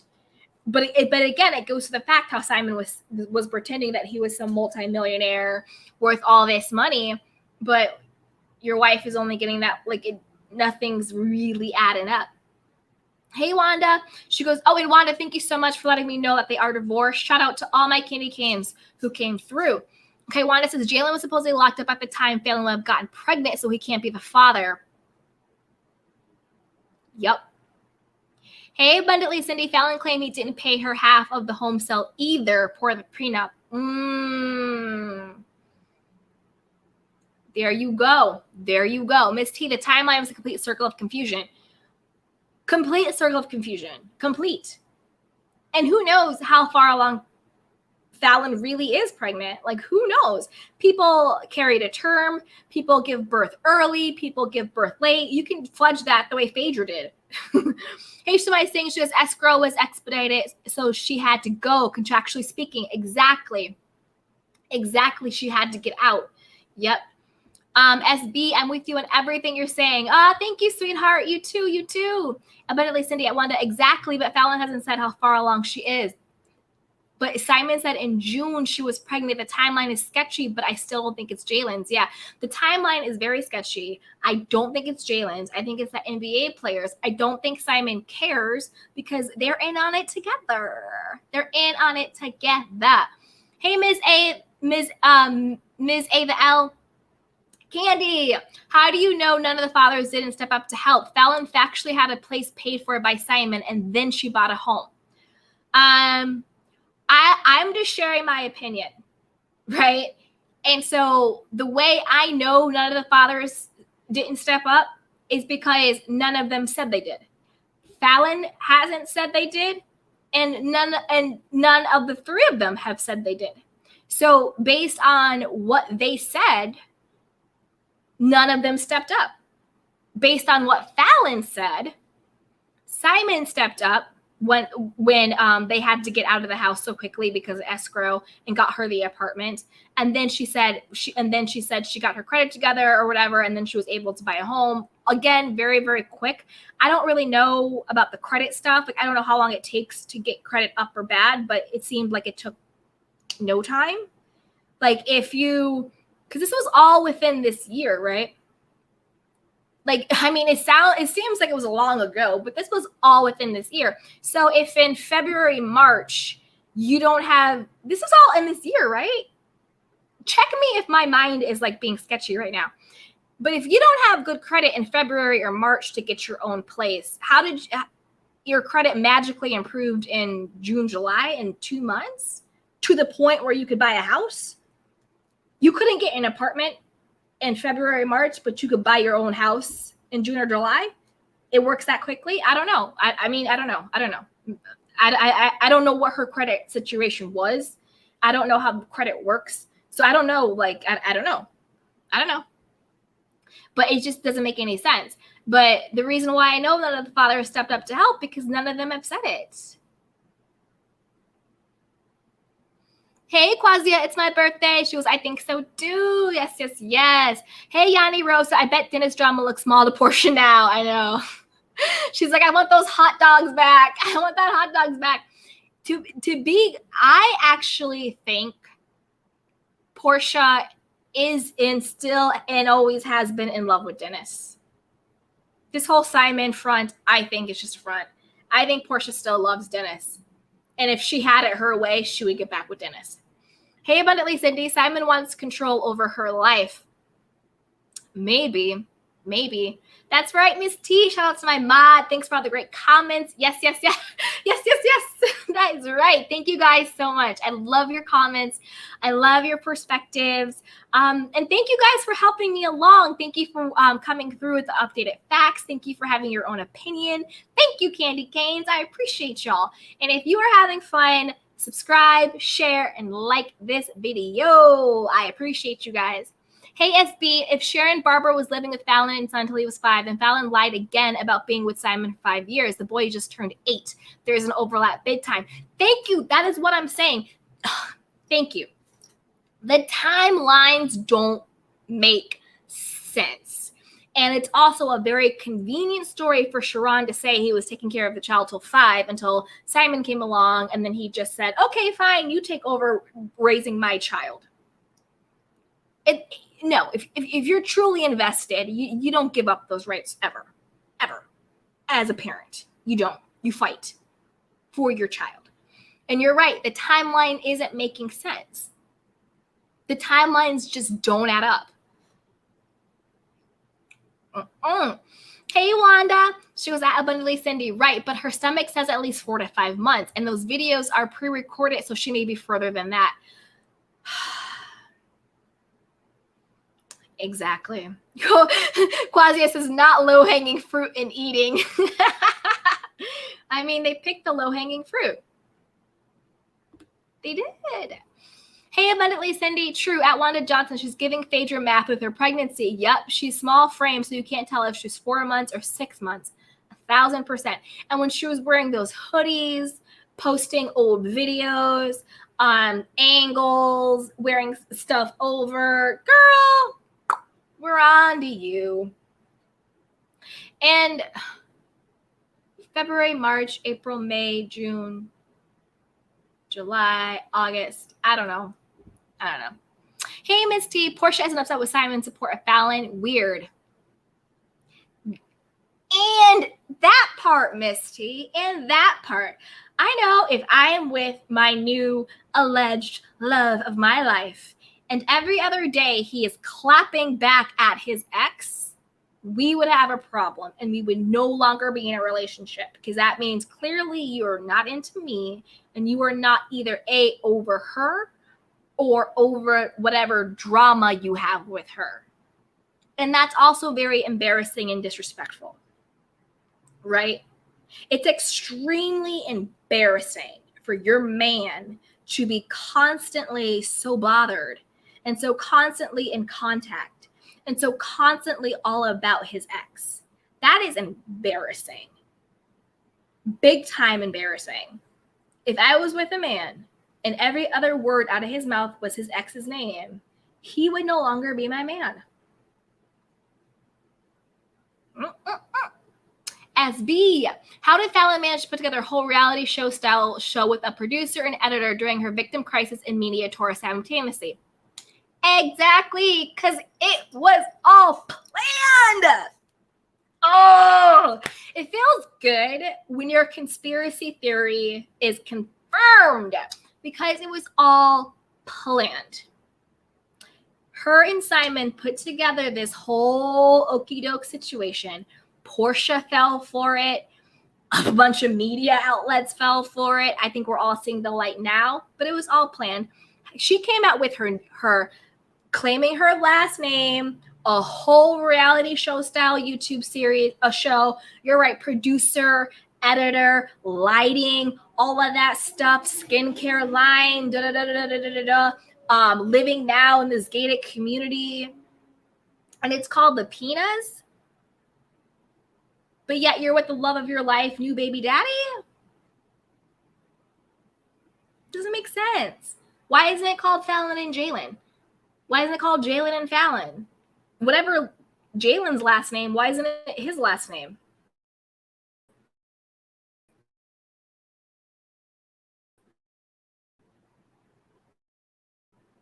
Right?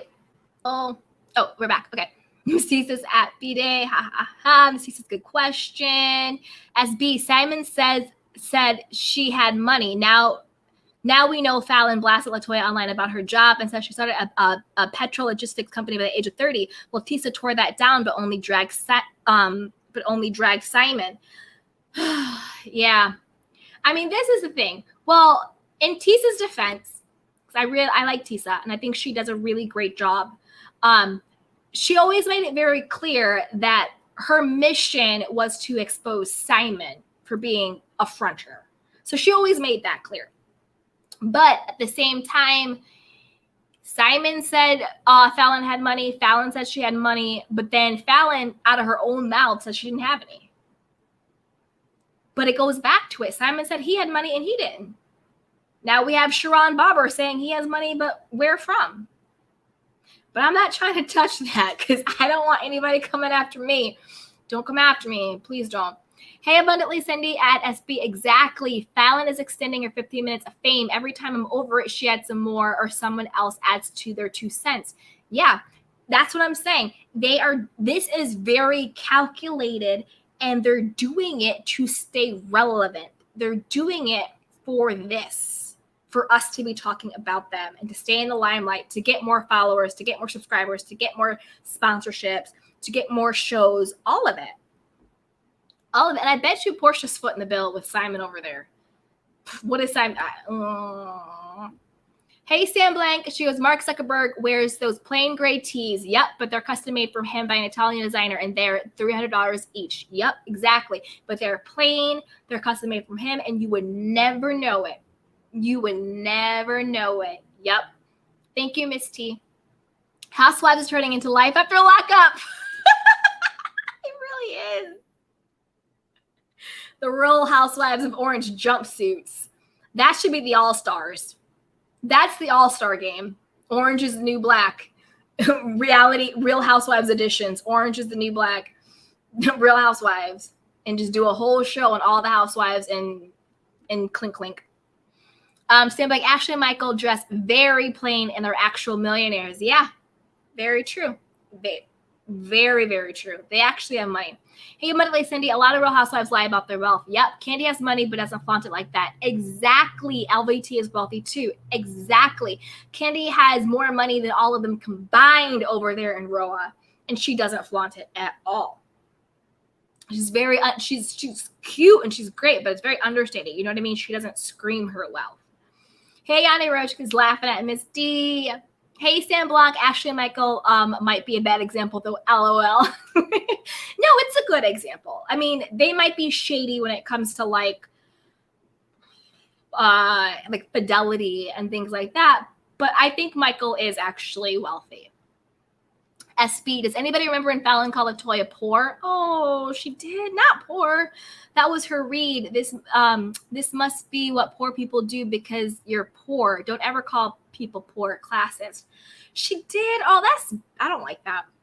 I don't like that. I don't like calling people. No, that's a no to me. Abundantly says at Miss T, exactly. LOL. Younger at Miss T, Sheree and her man will take the cake. Hey, Tanusia. Hi, Min. She says, hi, Candy. Hey, sweetheart. How are you, beautiful? Hey, Sam Black, because actual people don't care about looking rich because they're actually rich and don't care how it looks.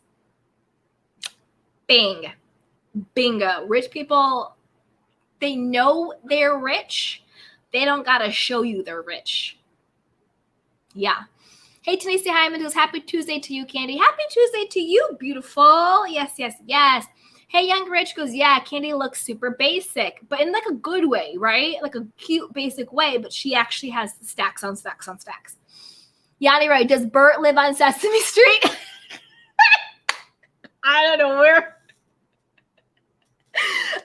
where I got that name from. I was shooketh. I was like, I don't want Sharon, don't come for me. That was a hypothetical. I don't want anybody coming for me. This is all alleged opinion, commentary. I was talking about hypothetical Bert who lives on Sesame Street. Hey, Miss T, so his fashions are coming out summer, spring, fall. With his joggers. How dreadful. A fashion show with no fashions. Not Bert. One eye by Bert. I know. I don't know where I got that from. Wanda Johnson. Yep, sure. Definitely fits the profile of the street entrepreneur. Hey, Miss T. I'm so glad Ernie isn't here. I'm so glad Ernie isn't here. Oh my God, you guys. I'm a cornball. You guys, but you love me for it. I love y'all for it. I'm a cornball. I am. I'm a cornball. I can't help it. Hey, SB, she goes, she doesn't have money. Wonder what money he was talking about when he said that Falynn has a lot of money. She's a good catch. I don't know. Exactly. Where's the money? Where is the money? Phantom companies, all this stuff. Lana Johnson, the cars are still living at the house, though. Do you think the cars came with, well, he bought the house. If the cars are still living at the house, it's too, I mean, this is getting too complicated and too wonky. SB says, preach. Yes, yes, yes. Hey, Yanni Roach, because we don't know what happened behind the scenes. And from what we can see, Falynn holds things in. This is true. And word on the curb is Fallynn's mama be having those kids. It's all a mess. Ooh. Oof. See what I'm saying is laughing at Miss D. Miss T, Falynn was a side chick to Simon for years before they got married. Yeah, that was a thing. They were saying how Simon would be in one relationship, have a side chick, then go to that, and then repeat the cycle. Hey, can I get a witness? He goes, hey, Candy Washington sounds very plausible, respectively and allegedly. Yes, respectively and allegedly, and I'm just leaving it there. Hypothetical, talking about a fake person. Hey, Wanda Johnson, Fallon still treats Jalen like he's the help on the videos. He has to get the kids up at 5 a.m., etc. Yeah, because he is. She's only ever referred to Jalen that I have seen, maybe I missed it, as assistant and friend. I don't see them getting down with the get down. Hey, SB, the math doesn't work. The math ain't mathing. The timeline ain't timelining. Math doesn't work. Fallon's son just turned 8. Exactly. If he was with Fallon for the first 5 years, and how is Falynn also with Simon for 5 years? The boy is only 8. Somebody is lying. Exactly. It's a very convenient story to say now that it's exposed what's been going on. Hey, Ms. A, the L. Money probably came from baby daddy number 3, allegedly. No, you're not going to get me with this okie doke story. No. My conspiracy theory, allegedly, the money is from baby daddy number 4, the mystery married NBA player. Because if the money allegedly came from baby daddy number 3, we would have known it. Known it. SB, she moved there because she's a sociopath. Oh no! You guys, stop tricking me. I gotta start pre-reading these comments. I don't want to call nobody a sociopath. Falynn, I didn't call you that. I want to be very clear. I didn't say that. Oh, you guys. We have to be nice still. Or kind. Hi, Iron Rose. She goes, I think Simon knows Jalen was only a friend. Of course he knows of Fallynn's, and that's why he was so comfortable taking him along on those nice trips. Yeah. Simon knows Jalen and Falynn are not getting it in. Simon knows whose Fallynn's baby is. And I don't really think there's a beef between Simon and Falynn. They're all in it on it together. This is, to sum it up, they all want fame and money. It's as basic and as simple as that. Wanting money and wanting fame trumps love, relationships, childcare. I don't want to really touch that situation right now. And to me, it is very clear that what they want is fame and money. And we all have seen what the quest for fame and money can do to people. And I think they got together, they came up with this scheme. The scheme got bigger and more out of their hands. You know, it's like you start a fire. Once you start the fire, you can't control where the fire goes and how big it gets. They started this fire and it got bigger and more out of control than what they thought. And that's why now they have to keep compounding lie upon lie upon lie upon lie, adding new people, adding new players in the situation because you started the fire, but you couldn't contain the fire. So now we have Jalen as the baby daddy. Now we have Simon from Humble Beginnings. You know, now we have all this other stuff. Like, it's just, they were in on it together. The simplest explanation is usually the truth.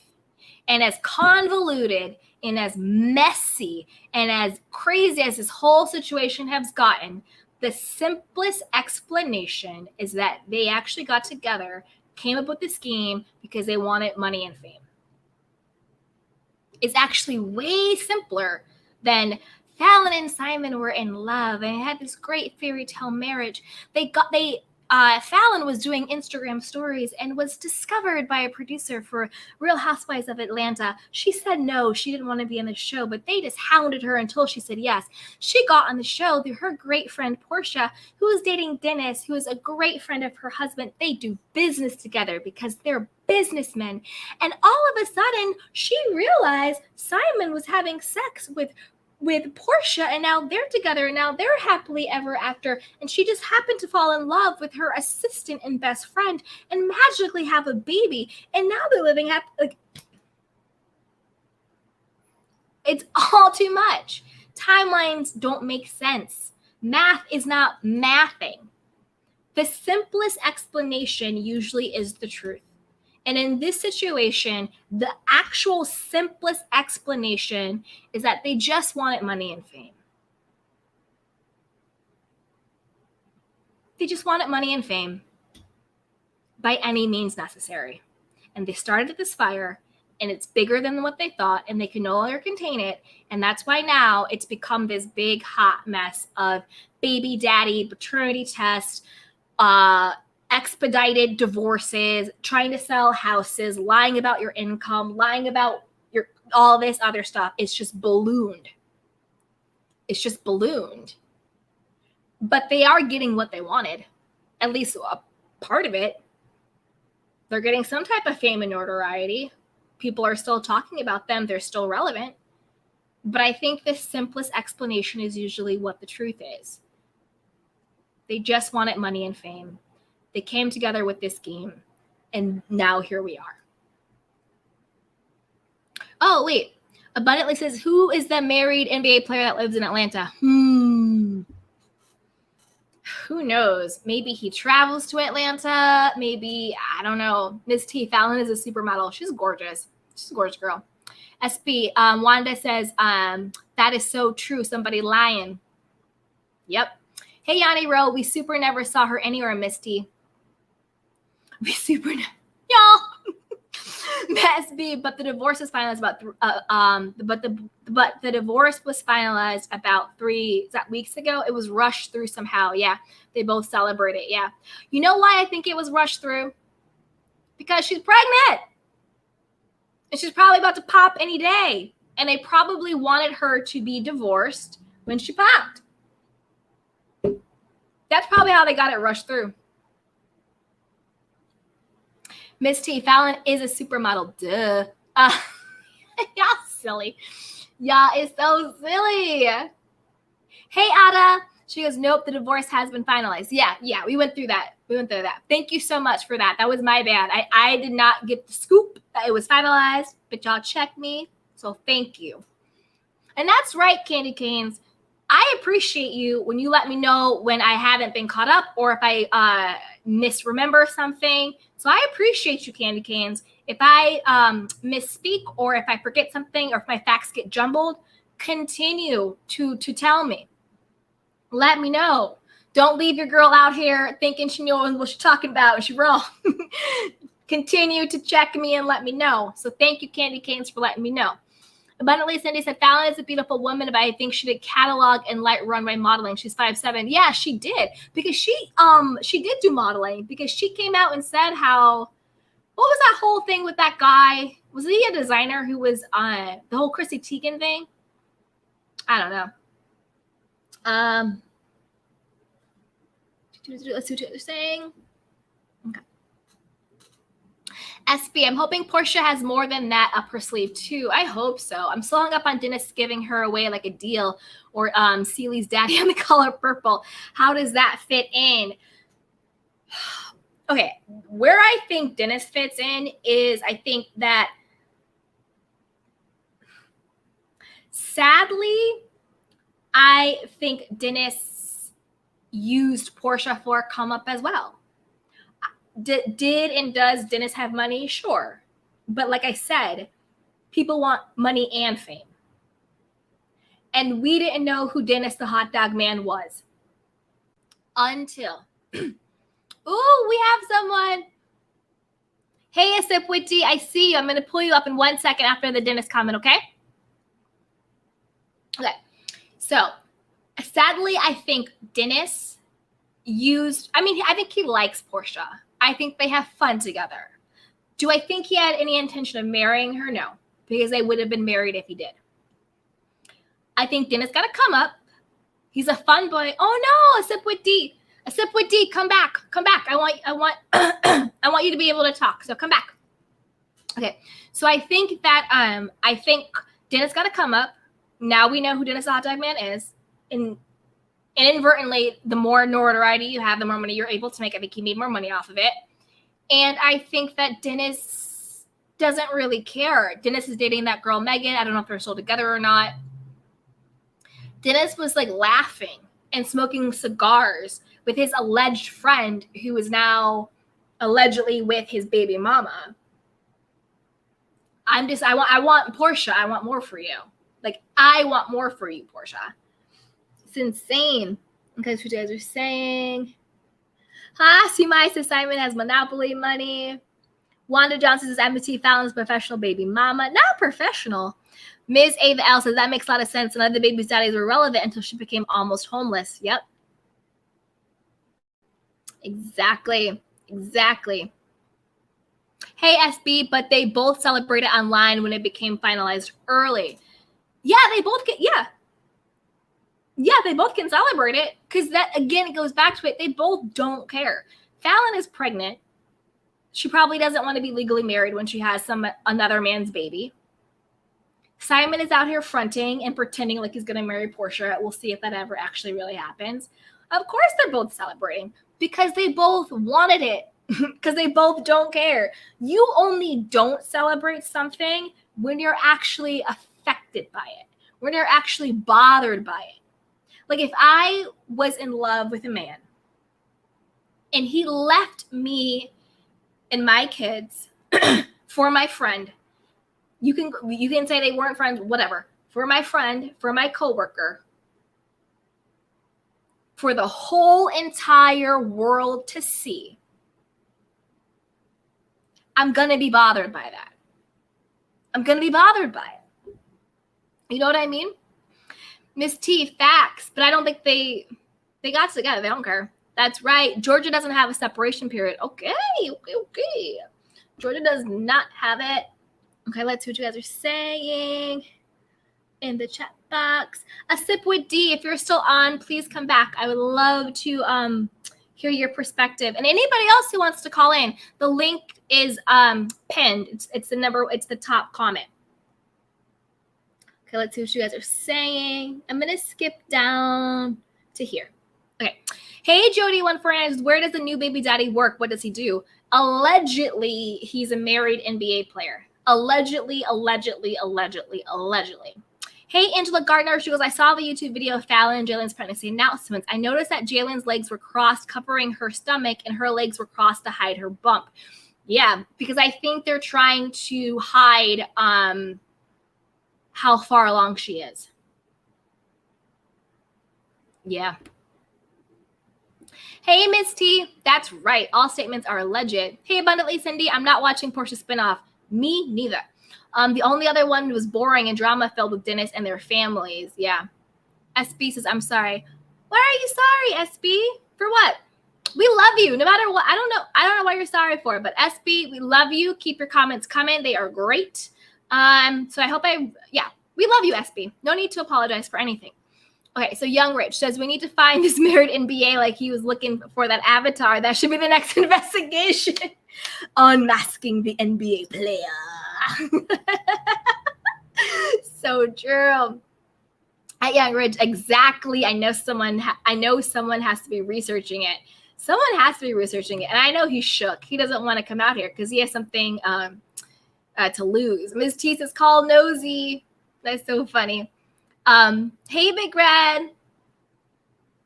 Well, hello, Candy. Hi, how you doing? Good. I'm okay. I was down. I was sick for about a month, but I'm good now. Hey, Candy Cane. I was wondering, do you really think Falynn is pregnant seriously? Wait, do I? Yeah, is she really? Is that real? Hold on, let me come out my earpiece. Hold on. Yeah. Wow. Hold on.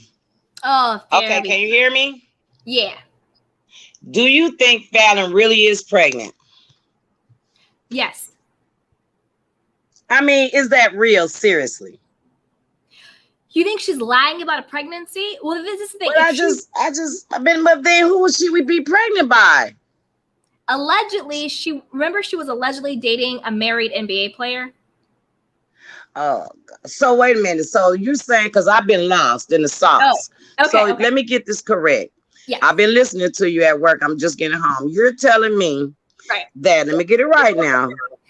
Her and Simon's been faking this the whole time. This is what I'm understanding. And Portia is really the ass behind it. She's not knowing. Yep. Okay. Well, you know what? She need to get her head bumped anyway. So, and then what about this guy that's really, I don't even see romance in it. I think that's a lie, seriously. So now you're saying, well, no, we're going to say allegedly. We lost you again. We lost you again. Wait, we lost you again. Damn it. It's okay. Yeah. Okay, while you fix it, I'll do the cliff notes. Yes. So my basic conspiracy theory is this. Simon and Falynn got together because they both want money and fame. They concocted a scheme to get it.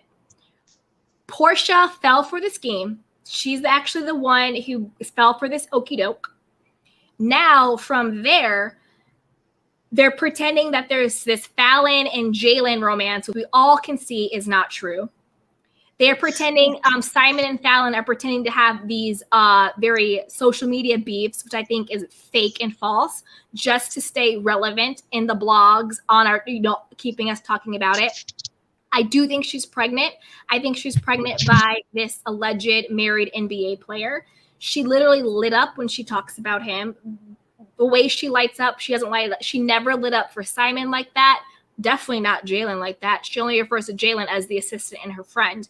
And I think that it's this married NBA player is the person who is now subsidizing, i.e. paying for her lifestyle that she currently has to keep quiet. I think Jalen is her cover because the true father is this married NBA player. I think that's why they expedited the divorce, was because I think she's getting to a point in her pregnancy where A, she could no longer hide it, and B, she probably did not want to have a baby while being legally married to another man when that baby's father was not him. So I think they were able to expedite it. Simon clearly has flip-flopped on his story, where he got his money from, who he is. He's flip-flopped. It's been determined that all of his businesses are not even working. They're all inactive or debunked. So he doesn't really have any money. The whole thing saying that Falynn allegedly had money, that's been debunked. There's no tech companies, there's no oil companies. She didn't even have enough money to get an apartment. Simon had to get her apartment. And then now the baby daddies 1, 2, and 3 are popping out of the woodwork. We were talking about number 3, and we're saying, okay, man, you're claiming to be out here on these Instagram streets, acting like you have all this money, but where were you when your son and baby mama was basically about to be homeless? We didn't hear anything about you stepping up to take care of your son and your baby mama. But now all of a sudden you want to be on Instagram with Louis Vuitton and Fendi and all this stuff, but you claim to have your own company as well.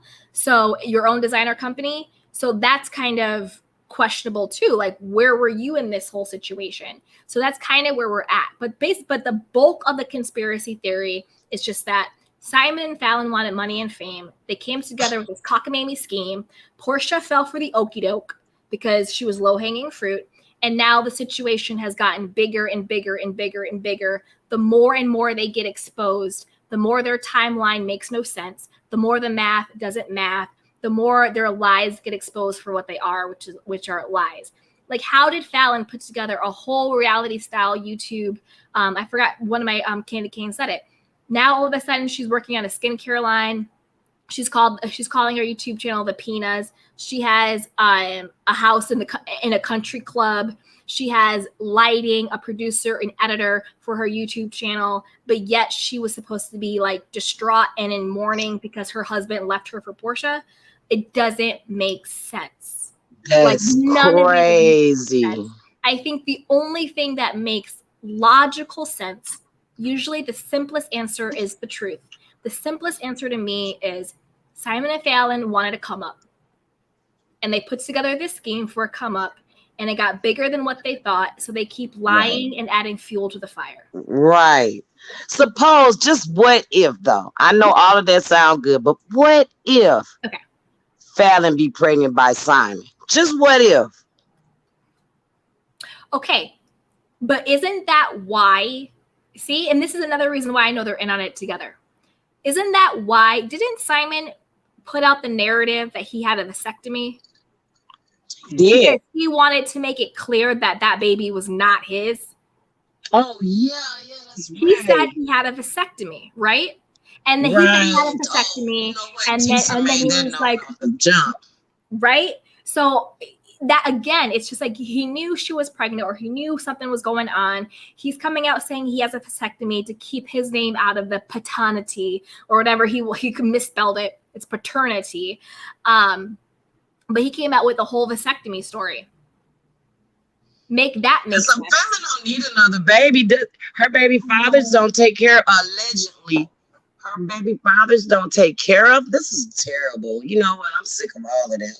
Yeah. Well, I just wanted to call in and touch bases with you and let you know that Melody said that if she can get in contact with you, she will. But right now they're taping. Okay. But we're going to keep bothering her because I'm not nowhere from her. Literally nowhere from her. I'm like 30 minutes away from now. Okay. So she's saying that she will give you an interview. But just in case, if she don't, would you care about who will come on there? Would you care about like if her home girl, the one that she's beeping with, come on? Yeah, everyone is welcome to come on. Yes. That's who I'm trying to get at her now because no one's interviewed her best friend who they kind of like fell out on this episode. Yes, So I would love to go interview for her for real. So I'm gonna write your stuff down. I'm gonna jump in her DM and see what she's talking about. Yes, I would love that. I would love that. Okay, well, you guys have a good one. I just got off work. I've been at work 12 hours, and I love you, Candy. Keep up the good work. Too. Mwah. You all too. right, bye, Candy Canes. Love you all. Peace, love, and happiness. Woo-hoo. Bye, baby girl. Okay, let's see who you guys say. Oh, I sip with D. Says, who best friend? Oh, Destiny. Destiny's the best friend. A sip with D. If you want to come back, join back again. I would love to have you back, sweetheart. Let's see. This is the new aviator story. Yes, everyone is definitely welcome. Let's see what you guys are saying in the comment section. Let's see. Okay, Missy, Jalen is her boo thing, according to Falynn. Boo thing. Falynn girl, bye. I like your Falynn, but you just got to come out with it. Abundantly Cindy, I forget a birth certificate public record. I think birth certificates are public record. Yeah, I think they are. Brown Skin Lady 81. Oh, now that makes things juicy at least. Yeah. Hey, SB, but her belly did look super fake, like the pregnancy suits, like it had sheer seam, like nylons. I know better, but it's getting too crazy. Look, this is the thing. If she's faking her pregnancy, and I don't... Hey, okay, we have some more people joining. No better, but it's getting too crazy. Hey, how are you? If she's let me turn this off. Yeah. Ah, hi. Hey, hi, I made it back. Hi, sweetheart. How are you doing today? I'm doing good. How you doing, beauty? I'm doing good. I had to get back in the cool air condition. It's hot out there. Sprouts is just up the street, but oh my God. I was trying to shop and I got chocolate all over my hand, and then he was making me feel like I was being girly like, but it was just I had chocolate all over my hand, and they didn't have the little baggies that you put the Raisinets in. And I was trying to get a scoop full of Raisinets. I'm sorry.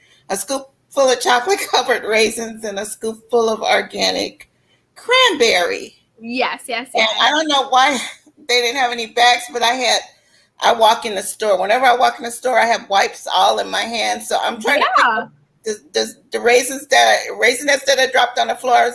I took my sanitizers and I was trying to pick them up, and the chocolate got all over my hand. So I was a hot mess, but I'm fine now. Okay. How do you feel about Falynn? Tell us the tea. You know, I watched their video, and Falynn is so cute with her little tummy. She really is pregnant. I've been pregnant before, so I know when a woman is pregnant. But I'm not sure. She little, so I think she's like 4 or 5 months pregnant. I'm sorry. And that's what she looked like to me. No, I don't know. She said she only 2 months, so I'm not gonna dispute it. Yeah. But they are so cute. I don't care what y'all say. Somebody said she looked like he looked like her little brother. They cute as hell. They're both I little. think They I look think they're really best good friends. together. I don't know if that baby is theirs, that baby gonna be cute. That baby gonna be little. But I don't know. Your theories could be right. I love a conspiracy theory. Thank you, Tubi. Hang out if you want. Hang out. We're Okay. gonna go Hi, to Bernice. we're gonna go to Wanda and then Miss Bernice. Okay. Hi, Candy and Candy Kings. Hey Wanda, how are you? I'm doing great. I hope you are. Yes, I'm having fun. Yeah, this is fun. I just wanted to speak to my theory of why the divorce was rushed.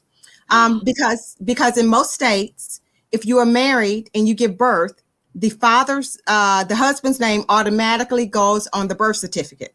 Simon did not want his name on that birth certificate because it's not his name. Exactly. Yeah, so they pushed to get that rush through. And then also, I did put this in the chat, but I don't know if you skipped over it but I was saying that Falynn better sell that Bentley and get a minivan because she already has almost a baseball team of kids because the maintenance is really high on that Bentley. So she better sell that Bentley. Not a minivan. Yes, a minivan. A Bentley only seats 5. There's nowhere for the baby to sit. If she's driving, Jalen's in the passenger seat, and she's got the other 3 kids in the back. There's nowhere for the baby. Sell the Bentley. The maintenance is very high. Get you a minivan and live your life, girl. I agree. All right. I agree. And I agree with you. I think that's why the divorce was allowed to be expedited because she's pregnant with another man's baby and she didn't want to have the baby while being legally married to Simon. Yeah. And that's true. And they don't have any waiting periods in Georgia. So I don't know why it was being pushed so far back anyway. I mean, you can go file for a divorce. Yeah, you can file for a divorce today in Georgia and get divorced tomorrow, as long as there's no equitable property or kids or anything. So yeah. Yeah. Okay. Yeah. All right. Well, that's all I have to say. But thank you for having me. Thank you for joining. We love you, Wanda. You can hang out. You can drop off. You can hang out. It is 1,000% up to you. I'll drop off. Okay. Bye-bye. Hey, Miss Bernice. Hey, lady. I feel bamboozled. You should have been watching my conspiracy theories. I was listening to it like, what the heck? I'm looking like you did this all for notoriety, which I kind of figured out all the way because y'all didn't mesh. Like, okay. Ooh. And even when I looked at the video with her and her boo thing, that's your friend who you do feel to. Yeah, right. You know, best friends are ride or die for you. Like, because, there's no, as in my boo thing, there's no connection of like you seeing, I'm looking at you and him and I'm saying, ain't nowhere in the heck you been intimate with this man. No, that's no, boo, no. That's just your friend who you look like, because I'm sorry, he's young. You look like a Chester. I'm sorry. That's what you look like. Like, no, boo. What's a Chester? Child molester, Chester. Miss Bernice, no. Like, no, you went deep in the school to find this baby because he looked too dang young for you. I'm sorry, he looked too young for you. I'm sorry. No, when I saw that, I'm like, no, ain't no way the heck he the daddy. No, no, because if I was his mom, I'd be at your door like, baby, we need to talk. You got my son looking like a fool out here, and it come out that is not true. If I was his mama, I'd be at Falyn's door after she dropped that load. I got some words for you, baby. Miss Bernice, did you watch the Kempire Daily episode that he was doing about Falynn and Jalen's mother called in? No, I didn't see that.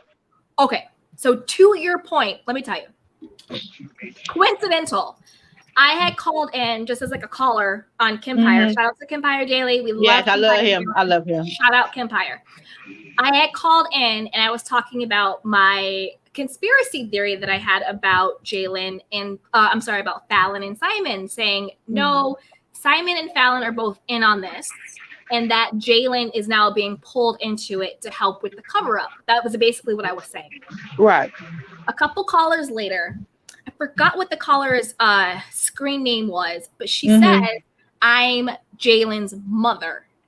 And and she was like, what I want, her main purpose was saying like she didn't like it that people were questioning her son's sexuality. That was her main reason coming on the show. It was very clear that she was trying to protect her son.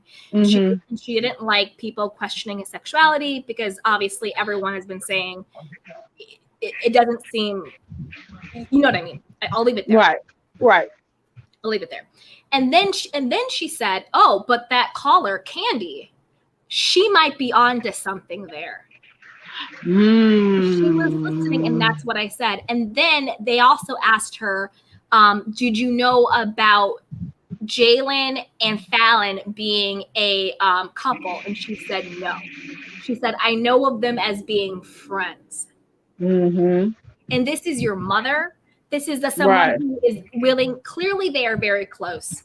She's willing to go to bat for you and call up YouTubers and bloggers to defend your name and your sexuality and all that stuff. And she's up here co-signing my conspiracy. And then she's also admitting that she does not know of him being romantic with Falynn, but as friends. As friends. That right there proved, I was like, my conspiracy theory is right. His own mother is out here being like, basically exactly what you said, Miss Bernice. I want to make sure my son is not being taken advantage of in this situation. Exactly. So you were 100% right. And his mom called into Kimpire Daily and said that. Like, oh, you guys stop talking about his sexuality. I don't know them to be a couple. I know them to be friends. And that girl Candy might be onto something. And this was from Jalen's mother.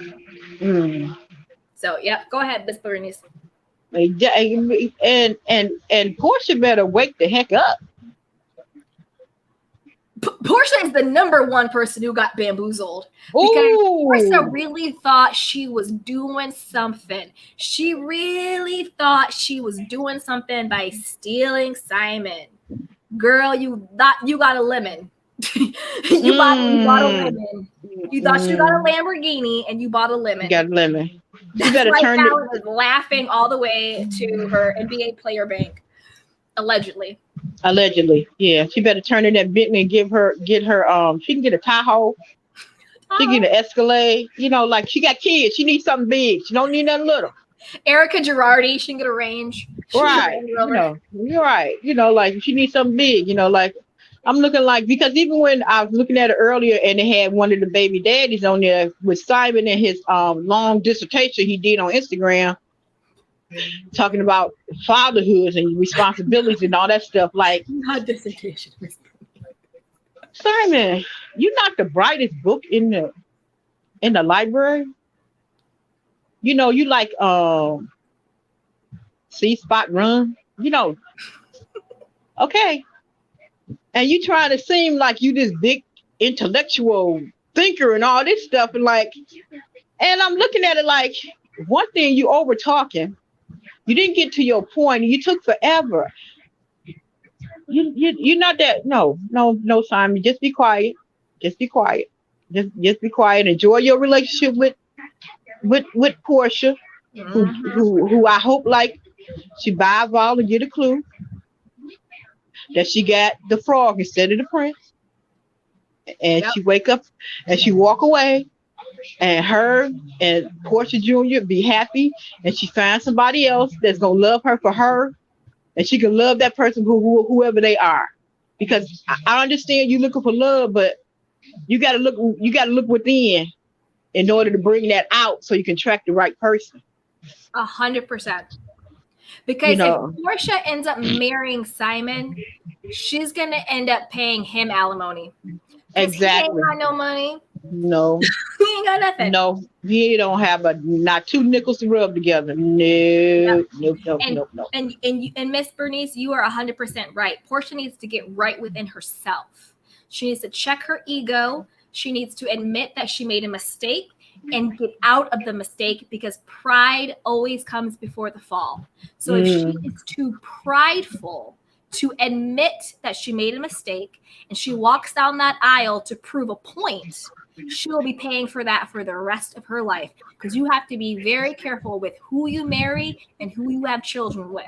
Those are two very important decisions that can haunt you for the rest of your life, divorced or not. Look at Bethany Frankel. Look at the hell she went through. She married that man and she was divorcing him for like 7 years. Exactly. So you never know. You never know. So who you marry and who you have children with are two of the most important decisions you will ever make. Simon is an undercover mark. 100%. Portia needs to wake up.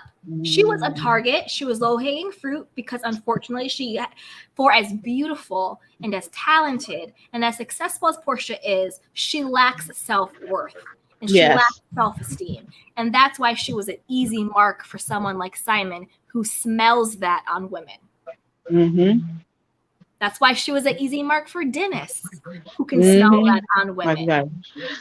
Dennis is an elf boy. What's her name? Yeah. Her husband. Yeah. Her ex-husband. Cordell. Yeah. Cordell had all that money and she left that marriage with nothing. So I hope she has a better business manager this time around. How do you actually marry a man with money and leave the situation with less than what you came back with? She had to move back in with her mother. Yeah.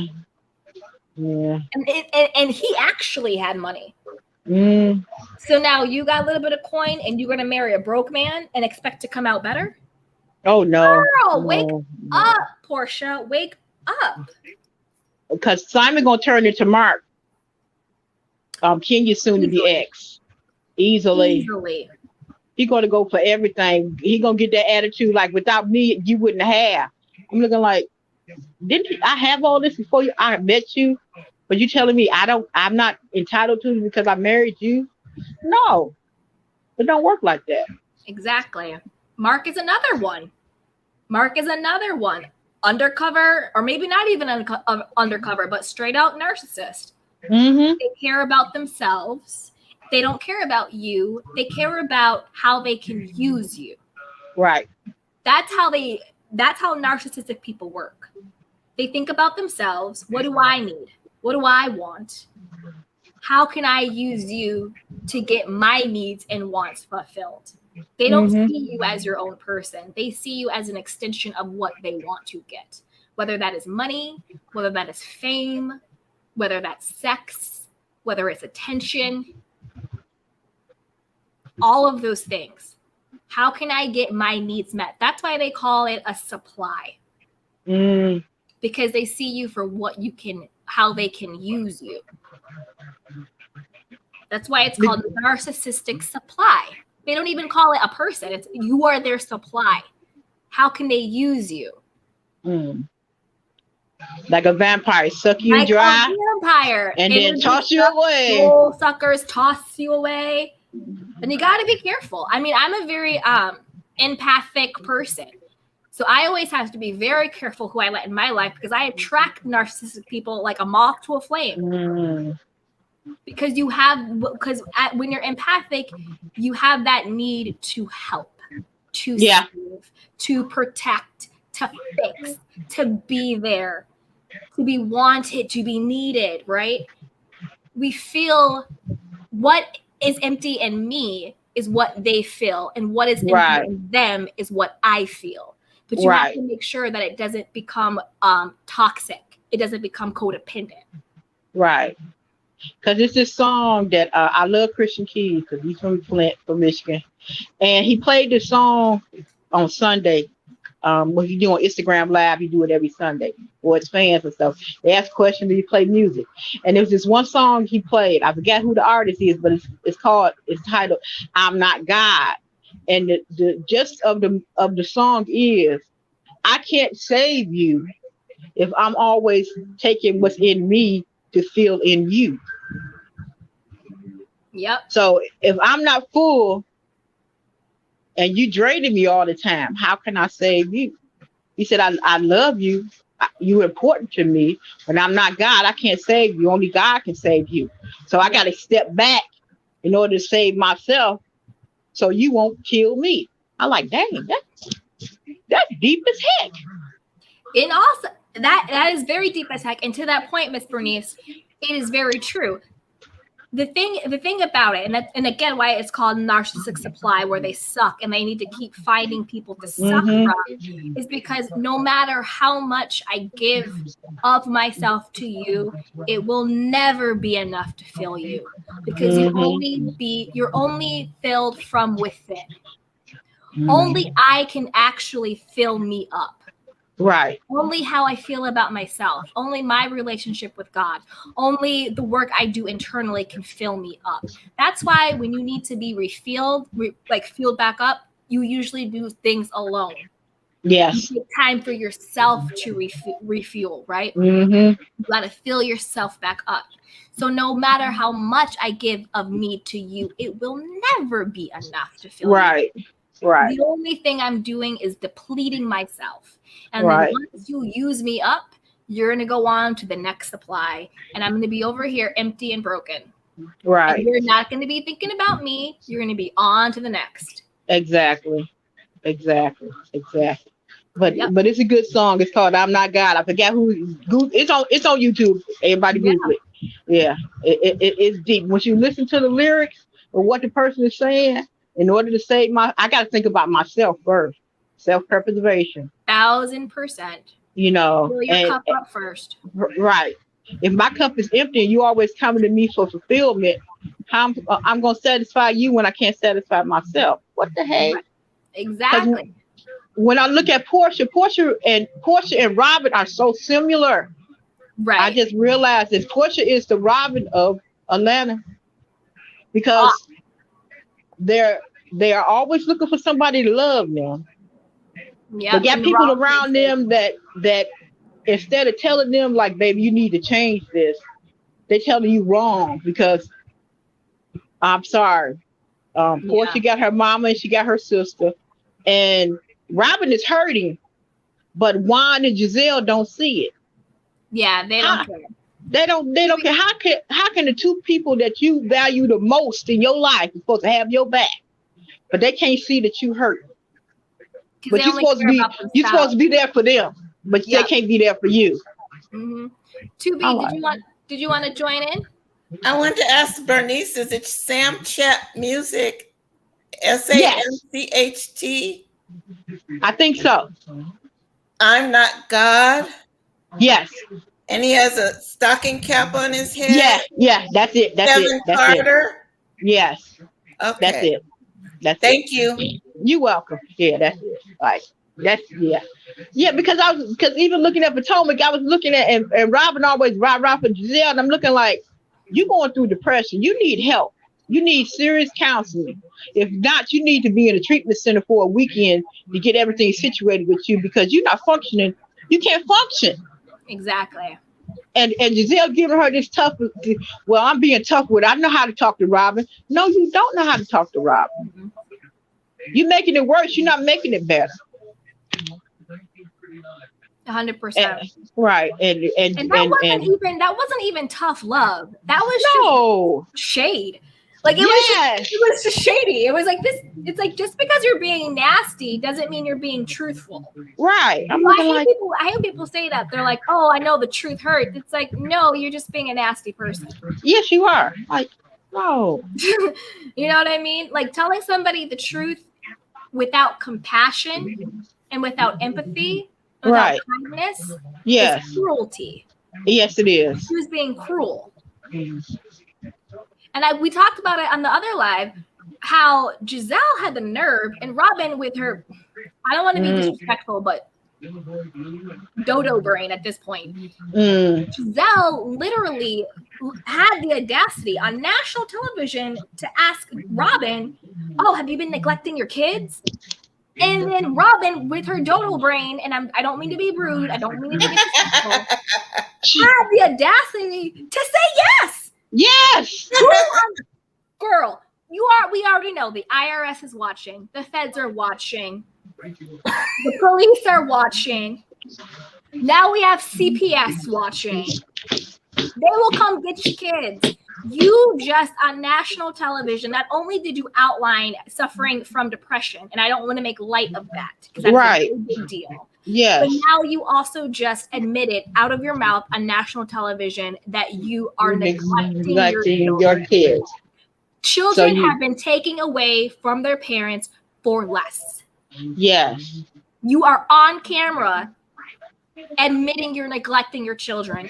And if you didn't, and you have to watch how shady production is, because with this admission, plus it was a couple episodes before, Robin was in bed, and it was time for the kids to get up to go to virtual school. Yes. And she got them up maybe like a minute before or something, and the kid was wiping the eyes. And production played it where the teacher on the virtual scene said, you have to remind your mom to get you up. You have to remember to remind your mom to get you up. So that is now also documented on national television. You actually neglecting or not showing up fully for your children. The children's teacher voicing concern. Yes. And now you yourself have co-signed the fact that you are neglecting your children. And then she followed it up with an example. She was like, oh yeah, whichever Juan Jr., I don't know his name, used to have straight A's in English, and now he only has a 48%. So not only did you co-sign neglecting your child, you actually gave us an example of your child now actually being affected by it in a negative, tangible way. Yes. And you don't look to your best friend Giselle and be like, chick, how dare you ask me if I neglect my children on national television when you know everybody is being investigated right now? Everyone on those shows needs to clean their house, because I promise you, everybody on your show, on those shows, are being investigated by the feds, by the IRS, by CPS, by anybody else who thinks that you ran a red light. You are all being investigated right now. All of you. If my best friend asked me on national television after I'm talking about going through depression, so are you neglecting your kids? She would no longer be my best friend. No, she's not. And you have to think about why people say what they say. Giselle is not a stupid woman. Giselle knows exactly what she said, and she knows exactly what that means. Mm-hmm. Whether people catch it in the moment or not, Giselle is not a stupid woman at all. No, that was calculated. Very calculated. And Robin is too dense to understand. Fell into the trap. Giselle is not your friend. You're an accessory to her. You're that one Dalmatian. You're that one Dalmatian. Robin is Giselle's supply. She is only around because she's able to use Robin. Mm-hmm. Not because she looks at Robin as her friend or her equal. Because you really thought Robin was your friend, how dare you fix your mouth to ask this woman on national television if she's neglecting her children? How dare you? And then Robin actually said yes. It's documented that you just admitted out of your own mouth you are neglecting your children, and then you followed up with an example. Children get removed every day for far less. Exactly, because this what the former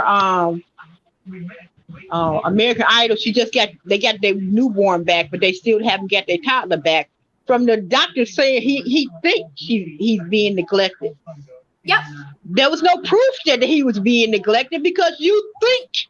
They don't even. That's what exactly, Miss Bernice. That's why I'm saying people lose kids for far less.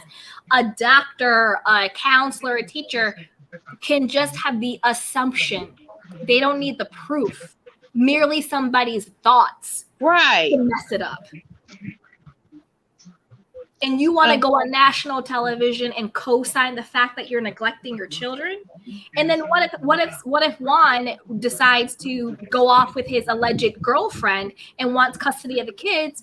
Roll the footage. Exactly. My wife has been neglecting the kids. Roll the footage. I want custody. Roll the footage. Exactly. I'm looking like, no, Robin, no. I may not like you as a person, but I don't wish nothing bad on you. Same. I just want you to wake the heck up. Exactly. It's like, I might think you're boring on the show. I want you to step up and have your own power and independence outside of Giselle, but I don't want anything to happen to your kids. And it's like these people go on these reality shows thinking that they have alliances, and the people that usually they think have their back are usually the ones who are throwing them under the bus. Exactly. Stabbing them in the back. Oh, I thought we were friends. I thought we were girls. I thought I could trust you. Lisa Rinna, Denise, Monique and Candace, you know, LVP and Kyle Richards. You know what I mean? It's usually the ones you think you can trust are the first ones to stab you in your back. And Giselle got Robin to admit on national television that she's neglecting her children. We all saw it. The footage is there. You can't take it back. I'm looking like that was a Skipper and Gilligan's Island moment. Like, Gilligan, if you don't shut the hell up. No, seriously. And when Robin actually said that, my mind was blown. I finally Robin to stand up for herself. She's gonna put Giselle in her place. No, Robin, like Dodo, was like, right. My children. Actually, my kids are now failing out of school. I can't wake up in the morning. That was like Robin. No. Right, no. Understand what this woman just asked you on national television? How dare you fix your mouth to say that? I'm not a parent, but if somebody asked me that about any child in my life, that person would be X'd out. No, you don't do that. Not on national television. No. And especially these shows, I'm telling you, all of these agencies are watching the shows. They're combing the footage. They're going on people's books. Jen Shaw. Like with Apollo. Remember with Apollo?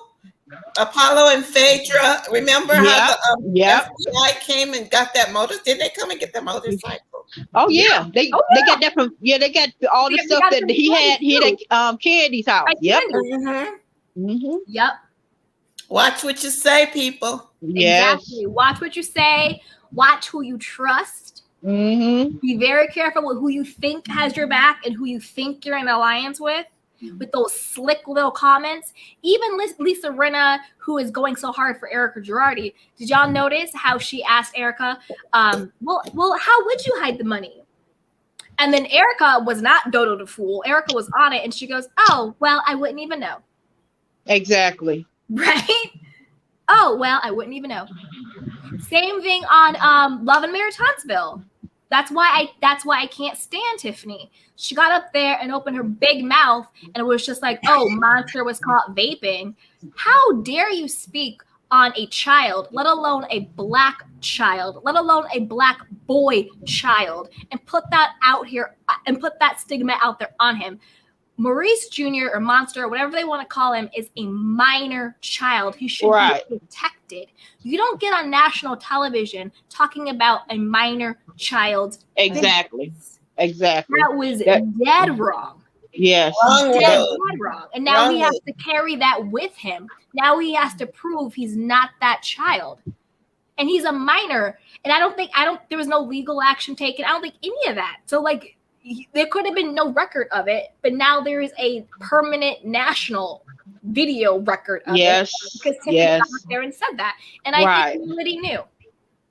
Right. I think Melody knew exactly what she was going to say. Because she showed her slip. Because then, remember, at when they did the graduation party and Maurice and Kimmy and Kiowa checked Tiffany and her husband, and then Melody came and was all taking up for Tiffany. And then when Melody and Tiffany went into the bathroom, Shady Production showed it. Melody, she showed her slip. She said, oh, well, I actually think the biggest issue is that Kimmy didn't know. Kimmy did not. Yeah, you shouldn't be able to tell her anything about her man or blah, blah, blah that she didn't know. So that right there shows me that you're guilty. You knew Tiffany was going to say it. You're trying to mitigate it because Tiffany is crying. And you're only saying that because Melody just wants everybody else's marriage to look as bad as hers. Because when she's because when she's sitting there and she said, oh, I just realized that I wouldn't want to cause Monster any troubles. You knew exactly what you was doing. You knew exactly You was what you were wrong. doing. You was wrong for saying anything about that child in front of all of them women. Dead wrong. And it's Dead wrong. it's also you're a mother, and you're a mother of Black boys. Right. You know what we face every day. You know what the implication is. They look at us as criminals before we open a mouth. Exactly. So she would not want anybody to speak that over her children, over her little boys. But yet she thought she had the right to speak that over somebody else's child, and then want to get up there and do these crocodile tears. Yeah, she's gonna turn into a Karen. Like, okay, Like, you may have. I didn't realize that. No, No, because if the shoe was on the other foot, and somebody would have said something about your kids, her children, oh, you would have had a fit. 1,000%. And it's also like, and it was also so. To me, again, this is my opinion watching it, it is so evident that Tiffany and Melody already knew the tea they were bringing. They knew they were going to bring the Destiny's husband cheating tea, and they knew they were going to bring the monster vaping tea. And at no point when you were talking about this did anybody say, hey, wait a minute, maybe kids are off limits here. Hey, wait a minute, maybe we don't put this out here on this little Black boy's reputation. Right. I don't think that Tiffany randomly in the moment thought of this random memory that she had and she brought it to the group. I don't believe that. I think Melody and Tiffany knew exactly what they were going to say. Melody was co-signing her story the entire time. Yes, she was. And that's why Melody said that in the bathroom. Yeah, she didn't say it outside. She didn't say it outside. She said it in the bathroom. Mm-hmm. And like Maurice said, he said, I don't have no problem with you now that you know, and you apologize and everything like that, but in the back of my head, I'm saying I don't have no problem with you, but I'm gonna be watching you. I don't trust you. 1,000%. Mm-hmm. And I would be like, I don't have a problem, but we can't be friends. No. Mm-mm. Mm-mm. But you can't come in my house. I'll tell you a personal story. I had a group of friends, and some of the girls and their friends were in my friend group. I'm not saying any names. I'm still friends with some of them. Anyway, so some of the girls in the friend group were talking crap about another friend in the friend group. They had gone over to her house with her husband. They were talking, they were saying some very non-nice things. They were also saying some nice things about their marriage, and they were all talking about it behind her back. I was the only one who went to her face and was just like, hey, these are the rumors. I don't care if they're true or not. I'm just here for you as a friend, and I want to be here to support you. If this is true, I want to be here to support you. Of course, she got upset because her so-called friends were talking about her behind her back. They got mad at me for telling the truth, obviously, but I didn't really care. I'm just like, I'm a grown woman. I don't need your permission to have a conversation with anybody about anything.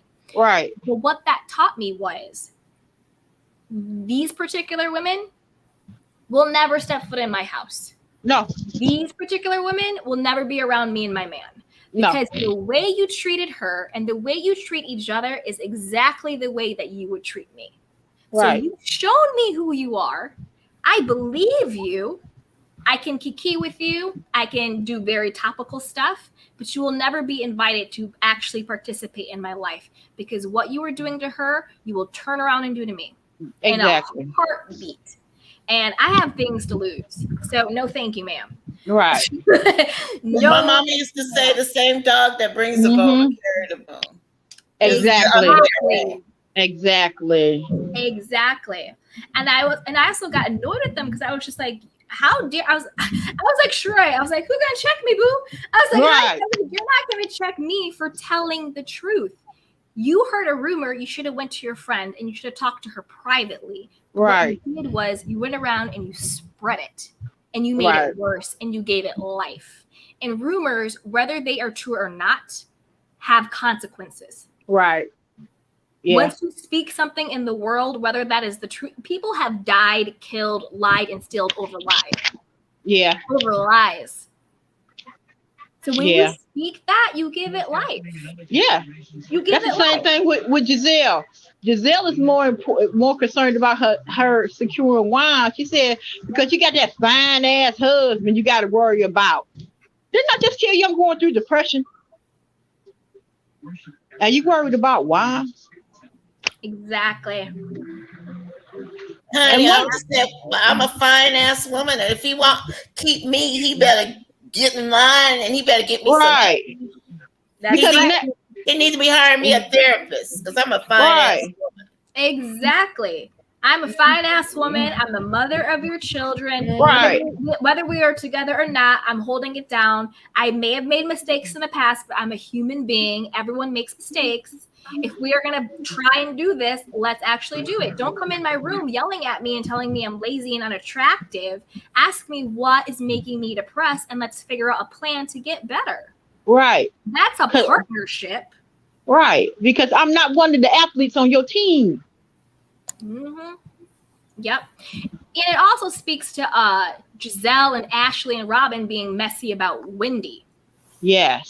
Sitting around. And this is how two-faced and calculating evil they are. So they sit there on camera being like, well, we don't think the rumor's true, but let's spread it anyway.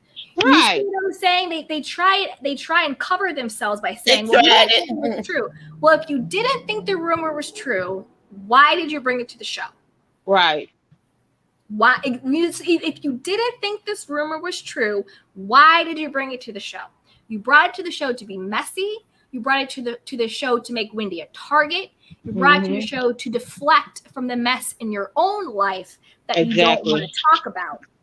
Another reason why we know they're hypocritical and they're full of it. Ashley and Giselle, remember they were talking and Ashley was just like, oh, well, you know, we have all had rumors on the blog and it didn't make us change our personalities. Right. For two reasons. Because One, your husband a hoe. We already know that. Exactly. Your marriage is a contract. You both dip out and do it. So you don't care if he's cheating. The only thing you cared about was people found out about it. It was the optics for you, Ashley. It wasn't love. It wasn't betrayal. It was the optics. So of course you're not going to have the same response to someone who's actually in love with their husband and has a family that is built on that marriage to have it out there that he might be cheating or have a baby on the side. Same thing with Giselle. You and your fake Pastor Holy Whore storyline. Yeah. Of course, your reaction is different because you asked him to do you a favor by coming on the show. He's back in a relationship. And he's been cheating for the last 2 decades. That ain't new. Right. Exactly. Because that's the same. Yeah. Giselle and Ashley and those other relationships are not the same as Wendy and her husband. Wendy and her husband, I believe they really love each other and want to work on their marriage. Right. High school sweethearts. Exactly. And I think Wendy is genuinely in love with her husband. Ashley is a contract. She wanted her babies and she wants her money. Point blank, period. Giselle is cuckoo for Cocoa Puffs, and it's all about this ego image for Giselle. Mm-hmm. They're apples to oranges. And another reason why I know these women are low down and dirty was when Wendy said she made a very valid point. She said there have been things in the blog about Giselle. There's been things in the blog about you, Ashley. There's been things in the blog about you, Robin. But the one thing in the blog you bring to the show is the rumor about my husband, Eddie. They could have talked about Pastor Holy Whore Jamal all over the place. They could have talked, and that's another thing. And then another reason why I know they're full of it with Ashley's whole like, well, our personalities haven't changed. Okay, but Robin's has. Mm-hmm. Robin is fully on depressed. Right. But did a nan person go to her and say, Robin, are you depressed because on the blogs they're saying that Juan has a girlfriend and they're questioning Juan's relationship with Michael Darby?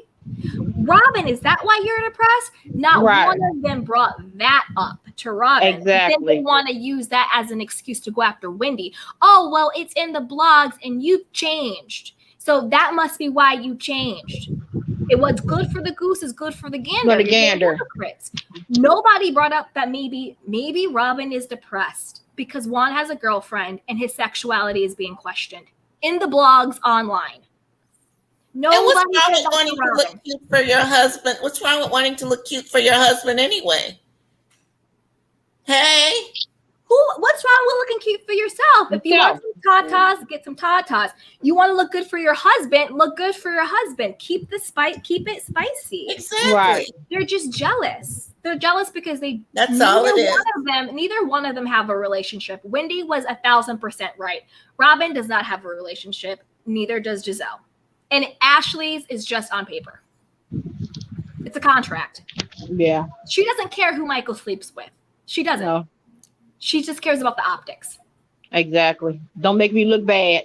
And they're a bunch of hypocrites. You can do whatever you want, just don't make you look bad. If you're so concerned about what's in the blogs and friends acting different, how come nobody brought up what was in the blog about Juan to why Robin was depressed? Not a single person. So don't say that you are going to Wendy about her change behavior because about what's in the blog. Right. You didn't do it for Robin. Why are you doing it to Wendy? Right, because you was concerned. You're so concerned. Oh, you're different. You're new. Who's this new person? Oh, you're so new. You're so new. Robin is a whole depressed person, and nobody is saying. Instead, you're saying your fine husband calling you unattractive. You didn't say, "Oh, Robin, are you depressed because everyone is saying your Rob or Juan has a girlfriend and they're questioning his sexuality?" Right. Nobody brought that up because we know he don't live with you. They showed that when he came in the house. Yeah. There's nothing about Juan in that house. Yep. Yeah. You know? And you showed that you didn't really care about your sons because you came in the house. Why didn't you just go wake your sons up? So furthermore, you're showing me you don't have a relationship with your kids either. So it is all on Robin. I would be depressed too. It is all on Robin. It is because you're exactly right, Miss Bernice. Why couldn't he be on daddy duty? You see that Robin is struggling. That is when you step up.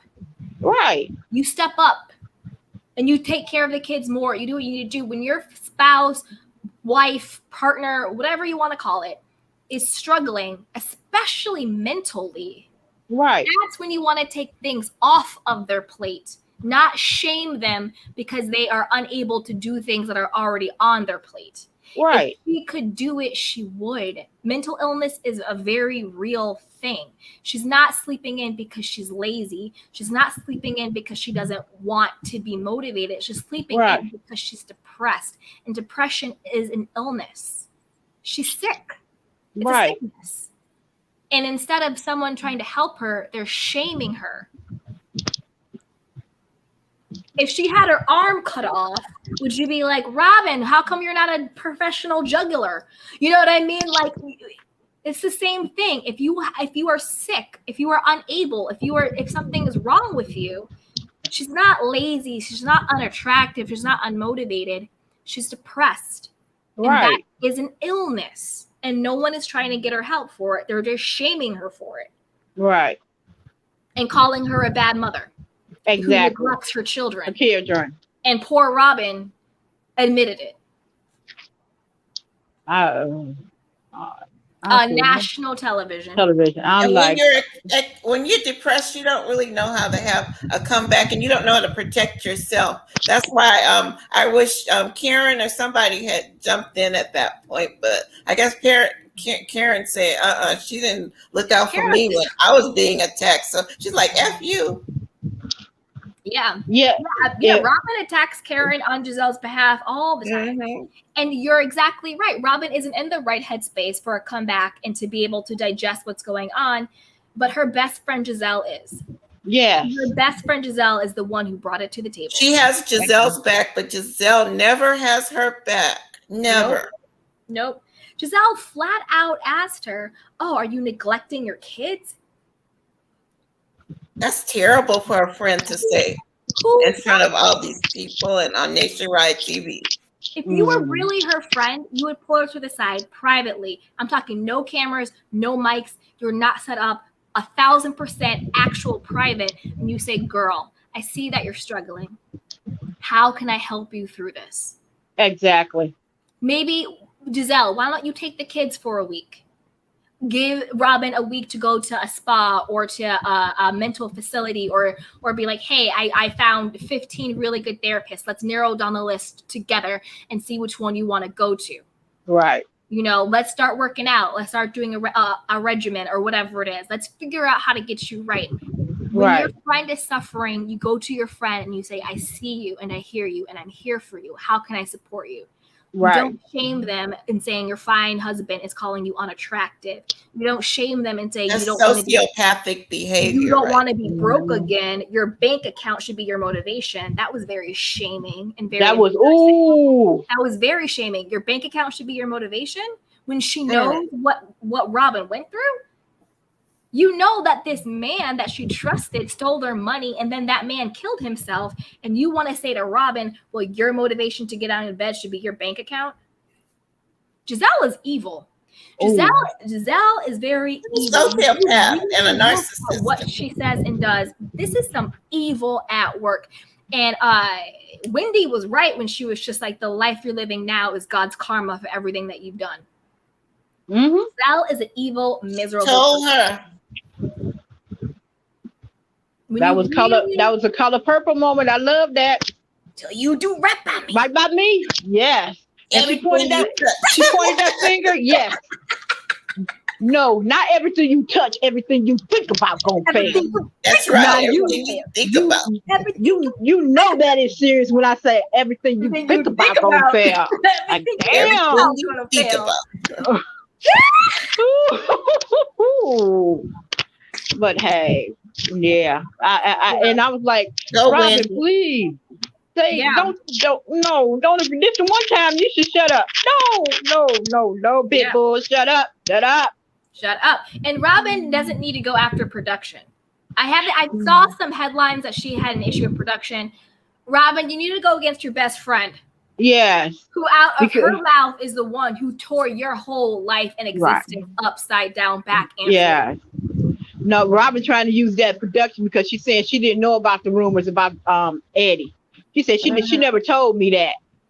That's a lie. We saw it. Okay. We saw. What is Robin talking about? She's lying. We saw it. We saw Giselle and Robin literally talk about the Eddie rumors and how they were going to bring it to Wendy, aka the show. Yeah. We saw it. And I'm not a Candace fan, but I am fair. So I have to be fair when it comes to be fair. I can't bash people just to bash them. I don't agree with them now trying to come out and say it was Candace's fault for this whole Eddie rumor.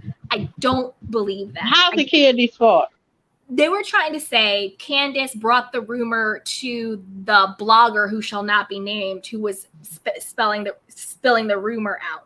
I don't believe that. I don't think Candace made this story up and fed it to her. No. I don't believe that. I think that they are trying to throw Candace under the bus because on this franchise, she's the low-hanging fruit. Right. No, that's because she's gonna be the target next season. Exactly. So I don't believe that. I'm not the biggest Candace fan, but I do want to be fair. And in my gut, I don't think Candace had anything to do with this. No, I don't either. I don't. No. Did you get to the last scene? Yeah. What was happening in that last scene where Candace had the cell phone in her hand and she said, "You did this. You're the source. You did this." When Ashley, okay, so the way I interpreted it was this. So we all know Candace and Ashley beef. Candace came in after Ashley when she came to get the milk, and she was just like, why would you do this? Like, why would you bring a blog to the show? She was like, I've never brought anything about a blog to the show about you. And Ashley was like, yeah, but you just speak on it. You just say it. So they were beefing about their own beef, their own blog, about their own beef, about Candace talking about Michael Darby and all his cheating, and sexuality and all that stuff, right? So they were beefing about their own stuff. And then when Candace was just like, well, I don't bring a blog here, blah, blah, blah. And Ashley was just like, yeah, well, you just feed it. You're the culprit. You're the source. What I think she was saying was, Candace, you feed blog stories. But I think she was talking in general, not specific. I don't think she was saying not about Eddie. Brought the Eddie rumor to the blog. I think they were just beefing, and Ashley was just like, well, you're the culprit, you're the source, you feed it, blah blah blah. Just being like, well, you're the one who goes to the blogs and tell them stuff in general. not about actual Eddie. Right. There was a That's how I controversy interpret it. about that earlier this week. Right. With one of the other platforms, we were discussing it, and we left on a cliffhanger because the content creator was like, "Well, I don't know what that meant." Right. So thanks for clarifying that. Yeah.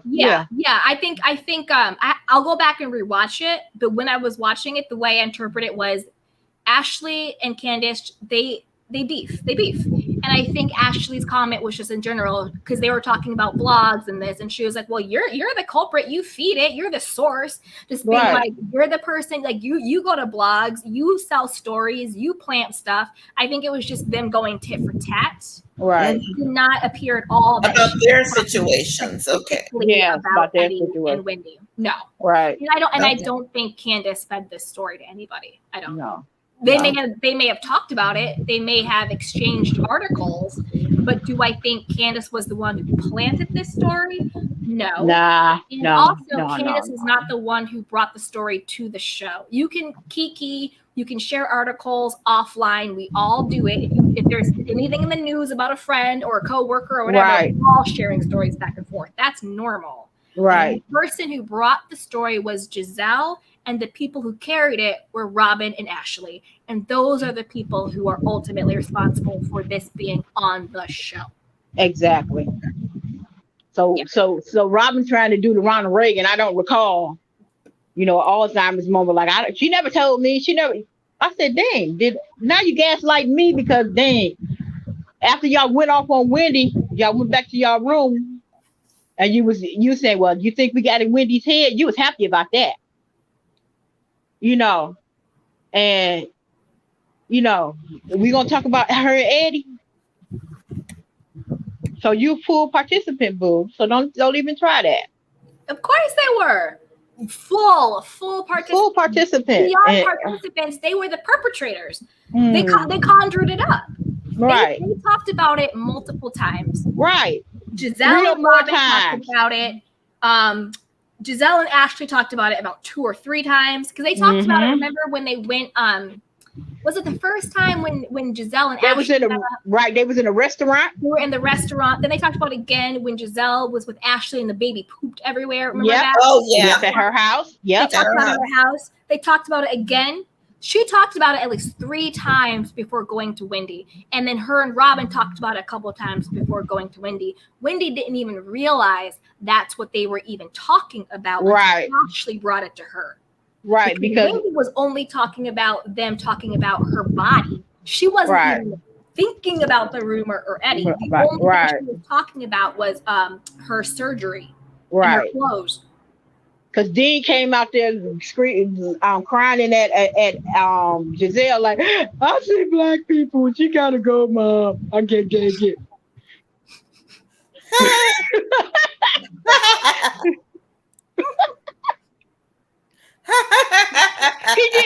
He did the same thing with Karen. He started screaming like crazy when he saw Karen. Like, oh, that's a black lady, Mom. I can't take it. Mm-hmm. Yeah.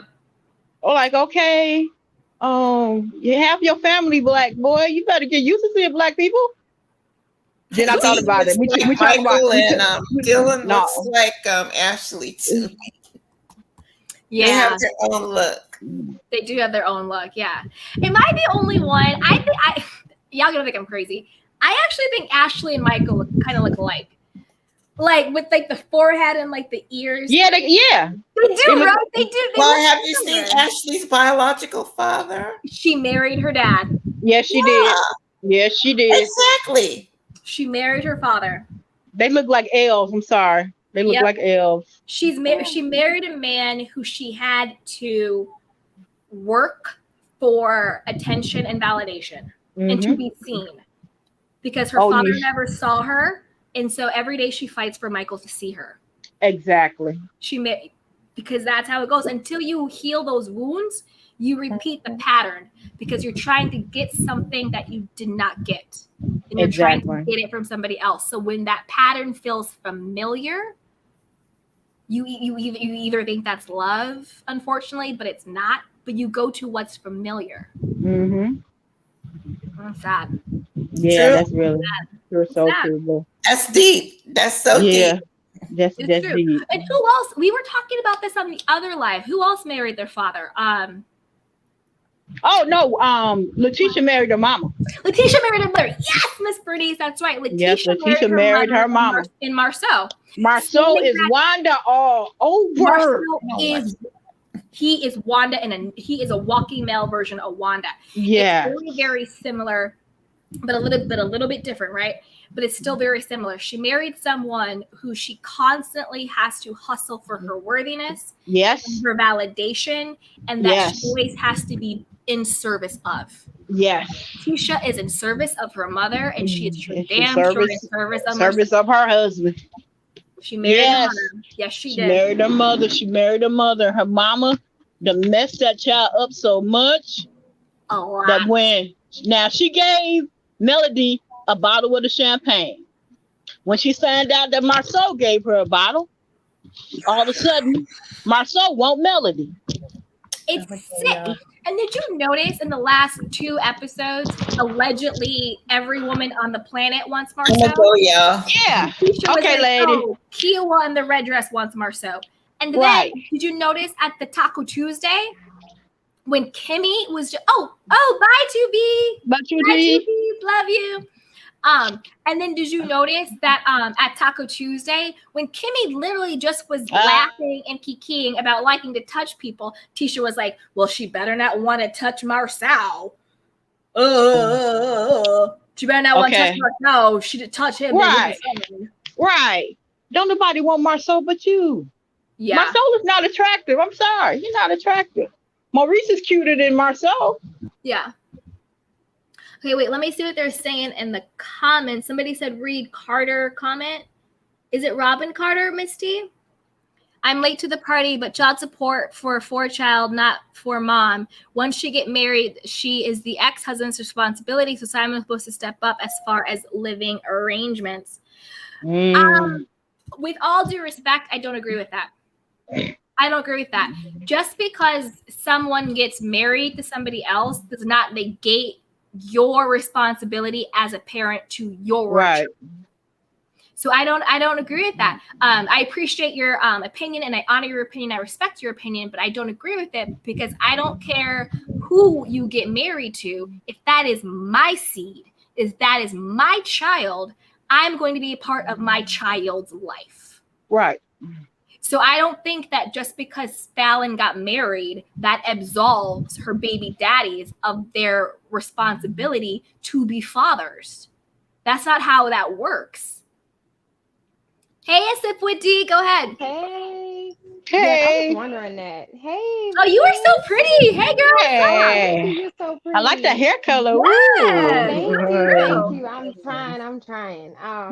But I definitely wanted to talk about the Falynn situation. First of all, I thought it was funny because the child's father kept saying that Simon was not abusive, like aggressive, and he was jealous of their relationship and didn't like you're the father, you have rights. Like I hate that. Like you have Right. rights, but it makes me think that Falynn kind of agree with that because maybe Simon was making the money at that time. Maybe Simon had that what she wanted, and I believe it was both their goals to be on TV. But I kind of think it was more of Simon's. I think he really bargained for that more. And then once they didn't want Falynn back, he was like, "We gotta figure out something." But hey, Portia, I really think that's what it was. I think that it's all a storyline. It's not going to last. I don't even think. No shade to Jalen, but I don't think it's gonna last. Every time I see him, I watch all her videos, Falynn videos, the family videos. I think the boys are super duper cute. But I think Jalen looks like, what the fuck did I get myself into? Like, what am I doing? Like, is this for real? It just seems like a lot on him, and that's Yeah. okay, really. But I don't see it lasting at all. I don't. Right. I'm so sorry. You're right. I just don't. Right. No, I agree with you, Asif with D, and I also think I think it's a very convenient excuse and an easy out for Sharon to say, "Oh, Simon was this, was that," because now we are all seeing Simon and she's calling him a narcissist and all this stuff, blah blah blah. This like fake beef they have going on. I think it's a very convenient excuse for Sharon to say it was Simon's fault I couldn't see my child. I just don't buy it. I think you were out here, Sharon, doing you. You were out here doing whatever you were doing in the streets. You were out here doing whatever you were doing with these labels, Louis Vuitton, whatever. And I don't think that you were that bothered about your son and your baby mama.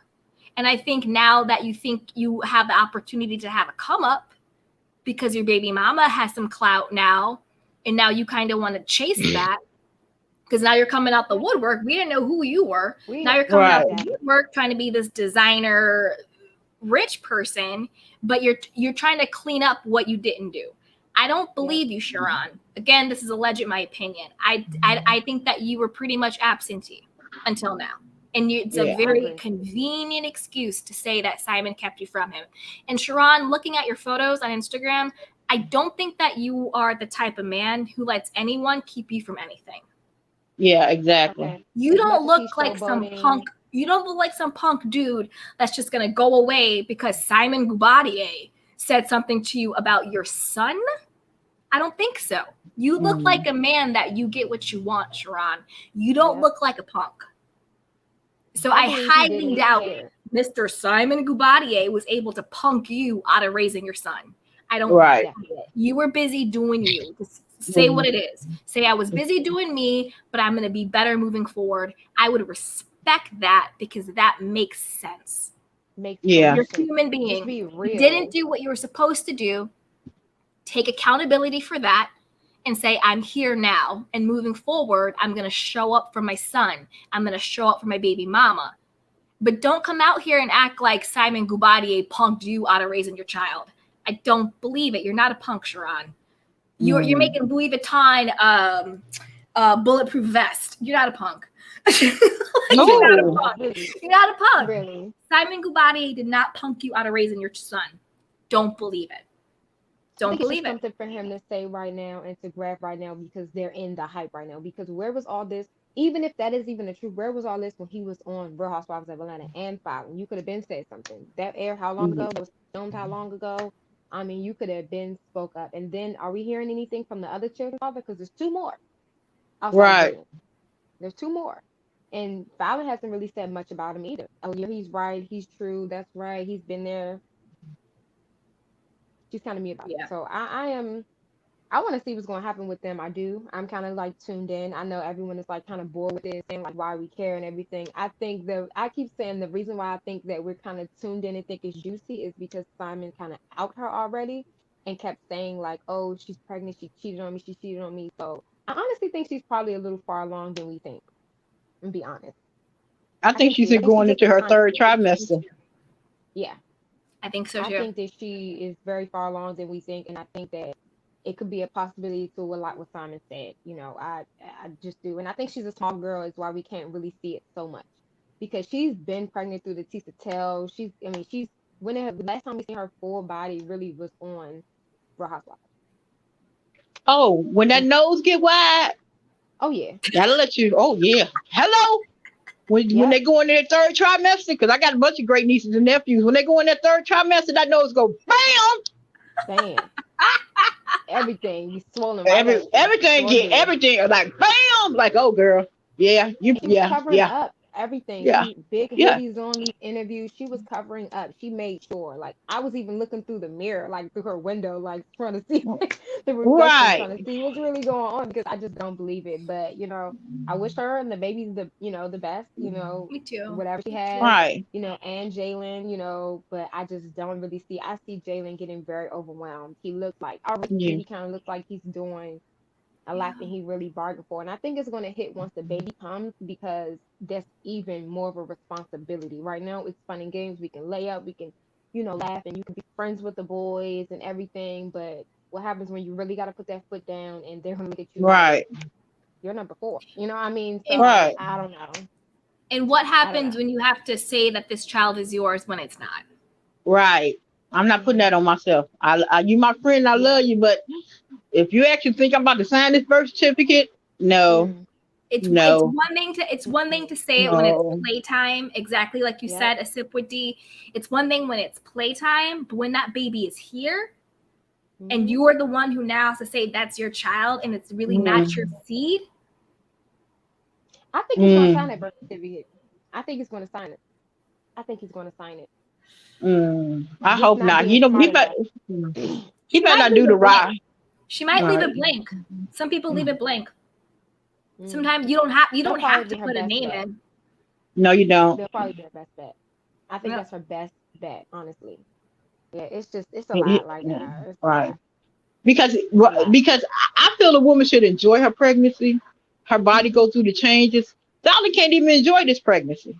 Nope. Every time she No. posts a picture, somebody has something to say or whatever. But Right. honestly, she kind of caused a little bit on herself. If it would have been out the way, like if she would have took the route and when Simon outed her, even though that was wrong, you let her have her own time to Right. speak on that. But as much as you try to say, "Oh, I'm not pregnant," if you would have said, "Listen, me and Simon ain't on the right thing. Y'all see what he doing out here in these streets. So yes, I was doing what I had to do, and there's a baby involved, and it is what it is." I think we all wouldn't have been so, "Oh my God, Simon's right, Simon's lying." I don't think it would Right. have been Right. that much about it if you just stand in your truth, no matter what it is. Just stand in your truth. Exactly. So now she's Exactly. looking like a liar. Exactly. She's looking like she cheated, everything. So, because even when she got on Tisa Tells to do her whole timeline about it, you was just trying to pretty much say like this not Simon's baby and it couldn't be Jalen's and Jalen wasn't the one, and now to come out, he's my best friend, I love him so much, it's like that. That man looks like Blink Twice. Like I don't know. I don't know. Right. No. Mm, I A just hundred don't. percent. 100%. no. And also, they were fighting too hard in the beginning with this whole when Simon was like, "Oh, he's cheating with her," blah blah blah. They were fighting so hard that they weren't together. It was just my friend, my assistant. Oh, your fake receipts. Again, I think they started this fire, and then it got bigger than what they thought it was going to be, and now they're just making it up as they go. So Right. now it's like, oh well, now we need a baby daddy. Okay, Jalen. Now, like I think it got bigger than what they thought it was going to be, and now they're just making up stuff, and that's why nothing makes sense. That's why the timelines don't match up. That's why they're being so contradictory. If Fallon and Jalen really were this couple, how come not just say that from the beginning? You made it They up just now didn't want to because you prove need it. You Simon need it. right, and You it's need just it like, covered. yeah, you should just, if you stand in your truth and you tell your story yourself, there's nothing for someone to tell because Simon can't tell you how you feel about Jalen or vice versa. You know what I mean? He can't tell you Exactly. what was really Exactly. going on. So you were supposed to take the reins of that and make it my story, not his expose, make it your story. And I wish he would have done that. I really did because I don't think a lot of people would have been as hard on her. Like, everything, even holding back when she got on Adam's interview, she held Up and back so Adam. much. Yep. Yeah, like what? Hmm. Like give it up. Say what's real. Don't say all this slick stuff now. Like, and I don't know if you saw her last video when she said when Jalen was like, "Yeah, in our relationship, it's real," and she was like, "Huh, yeah." So I took that as some shade. That was so fake. Yeah, That he was like, was "Yeah, and ours that is was so real." fake. Yeah. So that to me I He was gotta didn't. go He the didn't watch difference lean. with that. Simon He and Portia. he didn't I lean got. over and kiss her and say, "Baby, ours is real." What the hell y'all do a head nod saying it's real? What the hell? Grown folks It's don't just do that. it's Grown folks don't weird. do that. It's like Teenagers do that. You do that in junior high. You know, yeah, I you write the think they note to just the want to be person in the like, "Do you news. like me?" Circle yes or circle no. Yes, that's what it's given. It's Yeah.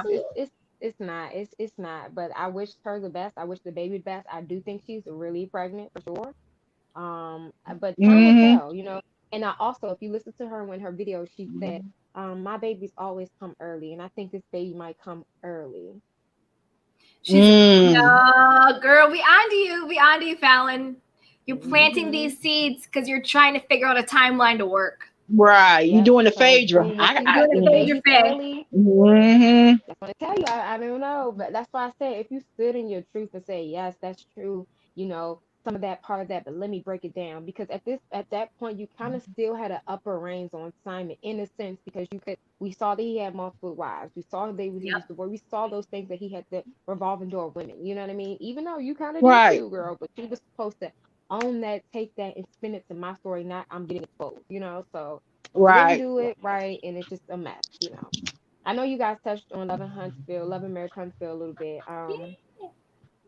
I love Love and Marriage Huntsville. I think it's doing it. They said they have more ratings than Real Housewives and like some other stuff right now. So I'm kind of excited for that. The whole thing with Destiny and Mel, I think, Mel is definitely, she's doing her producer thing and she's Yeah. full of some Yep. slangs and she's dropping a little tea, dropping little bombs in there. And I think she feels like, what else is she gonna do? It's not much to give between her and Martell. They're not even showing him.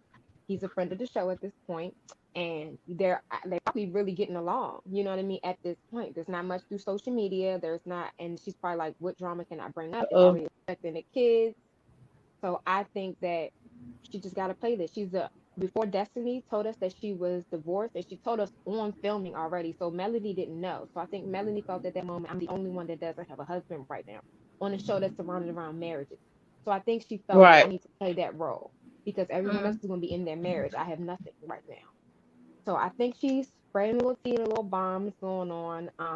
It was kind of sad watching. I can't think of her name. The new girl kind of cry like that when she was Tiffany? crying Tiffany, when they. she needed to Yes, cry her little Tiffany. punk She ass. did.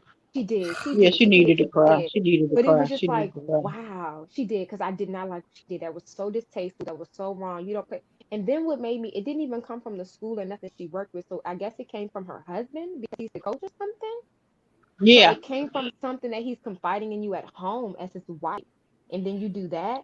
That's why she said, "Oh, I don't remember." Because if he is a coach, is he under the same guidelines as like a teacher or a counselor through the school? And I'm almost telling sure. a minor's business outside of that, I think he could get in a lot of trouble. Yeah. Yes, he is. He's just like a Yeah. counselor or a teacher.